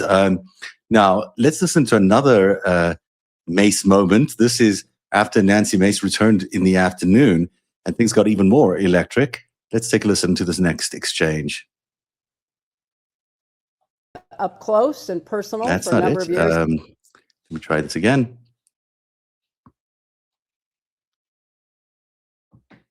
against him. No. I don't know why that keeps happening. So let me try one more here and see if it works any better. A tell. No, we're still seeing the same one. Not sure why that's all happening. It's all mystery to me sometimes how all of this works. Let's look at what Hillary Clinton said about her flights on Epstein's plane, or at least Bill Clinton's flights on Epstein's plane. Secretary Clinton, how do you feel about your husband being named in the Epstein files? Well, I think it's something that is unfortunate, and I'm sure that he will tell you that he wished he had not flown on Epstein's plane. So that's it's unfortunate. That is probably the only admission she made the whole way through, that there was something unfortunate that happened, and she said that her husband would have probably regretted taking those flights. I'm sure he does. A lot of people questioned why I decided to run this today. I got a lot of criticism in the chat for focusing on the Clintons. Again, we're not focused on the Clintons. We're focused on uncovering the truth about Jeffrey Epstein and many other things that are happening in the Trump administration right now and geopolitically. And the reason we're playing this is exactly the reason that Hillary Clinton called for it to be public. Everyone should be seeing every single deposition in an open hearing. Everyone should be aware of everything. We shouldn't have it filtered through the news. If you were watching today, you would have picked up a lot of detail that did not occur or did not get reported by reporters who just shared links throughout the process. So, if there are any doubts about why we're doing this for complete openness and transparency. Everyone should be seeing exactly what Hillary and Bill said under oath, as they should be seeing exactly what Donald Trump, when he testifies, or Howard Lutnick, or everybody else who should be called in front of this committee. There is no doubt something very big, organized, and potentially criminal, even definitely criminal, happened involving a lot of these famous people, a lot of these well-known people. And it's very important that the public knows what they are so it doesn't happen again. Here's sometimes it got weird in today's deposition. Listen to this clip. It's really strange. That he was also in active communication with Bush's CIA director. They also had stated that he had active ties to Russia, Israel, and Iran. Given your status, not just as the First Lady, but also in your secretary position, have you ever been targeted by any of these countries as a means of a foreign intelligence gathering operation? Are you aware of potential vulnerabilities in that? Yeah, I was targeted by Russia in the 2016 campaign. I mean, I think that's pretty well known. What about Israel or Iran? I don't know about either Israel or Iran. Okay, do you believe that Epstein was running potentially a honeypot operation with intelligence gathering operations to collect information on high-profile individuals, both Democrat and Republican, in the United States, in an effort to sway our foreign policies? Is it possible? I have no direct knowledge, but I think it's one of the areas your committee should investigate. Do you think it's possible? Well, it's certainly possible. It's a tried and true technique of certain intelligence agencies. Do you believe that he was using honeypots in an effort to... I can't speculate. I don't know. Okay, and on the topic of transparency, Secretary, were you ever denied access, or did you ever inquire on the topic of UAP or Gilgamesh in your official or personal capacity, and why? I was never denied access because I never asked for access. Okay. In the efforts of having a transparent government and restoring faith within our country, do you believe that the American people deserve access to those topics? I do. Subject to any national security implications, I think the information should be made available. I think that's been ordered, or at least I read that it had been ordered. And lastly, before I yield my time, Chairman Comer, do you believe that you were personally a target of an intelligence gathering operation specifically pertaining to Ghislaine Maxwell or Jeffrey Epstein? I have no reason to believe that. I don't have any information. Okay, thank you, Chairman. I yield my time. Now, I believe her when she says that. I believe that she's saying she doesn't have any information regarding an intelligence operation. And that is troubling because I can provide some information to her about what appears to be an intelligence operation around her. And if she really looks beyond the reporting that is currently happening, you'll realize that there's a lot of people involved in Israeli Middle East politics and involved in the peace process itself. I'm thinking of the Norwegian former prime minister who suffered a supposed suicide attempt last week. There are just many connection points to the Israeli Middle East peace process that would have happened under her presidency. She acknowledges that Russia, of course, attacked her, and we could also point her to attacked her during the election campaign, I should say, in making sure she does not win against Donald Trump. I mean, there are extraordinary ties between Jeffrey Epstein and people connected to the Russian FSB. I'm thinking of Sergei Belyakov in particular, who works at the economic ministry there in Russia, who worked until recently there. There was also a lot of contact between Jeffrey Epstein and Cherkov, the former UN ambassador for Russia. Now, these are known spy handlers, similar to Donald Trump. They all have connections to Donald Trump as well. It seems to me that the same people who attacked the presidency in 2016, when she ran for president against Donald Trump, were also perhaps doing the same kind of thing to her husband's presidency when he was in power in the 1990s. And that is why I think the simple answer of saying she does not know about intelligence operations requires more scrutiny by her and her team, and maybe they need to go back and look at their files and really understand this is not a witch hunt around whether someone slept with someone who was 17 or 18, or whether we care tremendously about that. What we really are trying to discover here is the national security implications of that event, because if there was a honeypot operation, and no one knows if anyone slept with anybody related to the Clintons, we just have no detail around that. There was a back rub, there was a couple of moments, but we don't know, except for Virginia Giuffre said that Hillary and Bill were there, or at least Bill was there at one point. There's other evidence to suggest Bill Clinton was there. But it seems to me that it's very likely that the same people who were operating against her in 2016, which involved also Jeffrey Epstein behind the scenes, even though she may not be aware of it, involved Peter Thiel behind the scenes, involved Sergei Belyakov, as I mentioned, and Cherkov. Well, those same people would also have been involved in whatever was happening in the 1990s. And then, of course, Ken Starr's name comes up a lot in the Jeffrey Epstein investigation, because Jeffrey Epstein was basically got off the hook in 2008, 2009 with that sweetheart plea bargain by Ken Starr. Now, Ken Starr is not just some accidental person in the Clinton presidency. Ken Starr was the one who was the special counsel investigating the Monica Lewinsky affair. So the connections are apparent. They're everywhere. Those kinds of patterns, she was talking a lot about patterns in today's testimony. It's an important pattern to look at, because how come these people recur in her presidency, in her husband's presidency, and then again in 2016?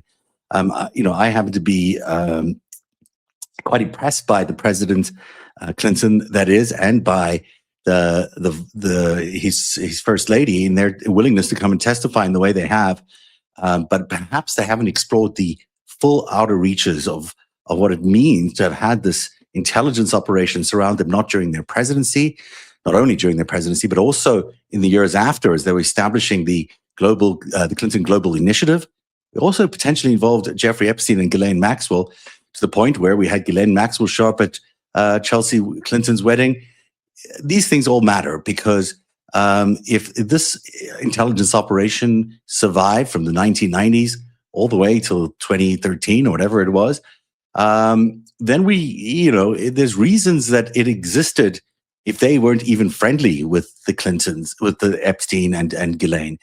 What was going on? Very potentially, an intelligence operation was working around them to shift policy, to shift American policy around the world. And that's not an insignificant set of circumstances that needs to be addressed. There's a moment as well where Marjorie Taylor Greene came up today. Who would have thought Hillary Clinton and Marjorie Taylor Greene in alignment on something? Let's take a listen. A former member of this committee, someone with whom I doubt I have very much in common, Marjorie Taylor Greene, said that Trump put pressure on Bondi not to release the files. And if I recall, she was one of the votes for the Transparency Act, and she and others, including other members of this committee, were hauled into the White House and taken to the woodshed.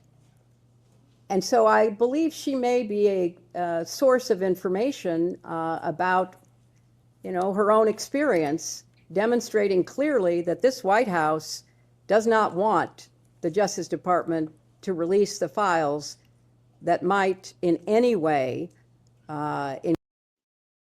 Interesting that she brings up Marjorie Taylor Greene. There was another moment involving Representative Timmons, who, at some point in this testimony, it really got testy between Hillary and the Congress people and the staff there asking questions. This is one of those moments where they started talking about what Bill Clinton's day was going to be like the next day. Let's listen to this exchange with Congressman Timmons. Your husband's going to have a much worse day tomorrow.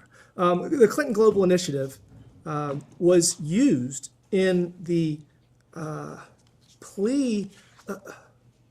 Jeffrey Epstein's lawyers used Epstein's role in facilitating the Clinton Global Initiative to justify his plea deal. That was entered into evidence earlier. Obviously, Ghislaine Maxwell has alleged that this is part of her, one of her successes to facilitate setting it up, and there's been reports that $1 million was wired for the law. Well, there you go. That's interesting. He said Bill Clinton would have a worse day the next day. He did. We aired the full deposition earlier this week. We appreciate your time here today. Thank you for being here, a part of Narrative. We've covered now the 3 depositions that have really stood out. Wexner, wall to wall, gavel to gavel, really fascinating. And we found out so much illuminating information from that deposition. We've played you Bill Clinton's deposition in full, also dramatic and full of lots of information, which was really enlightening. And now you've heard from Hillary Rodham Clinton.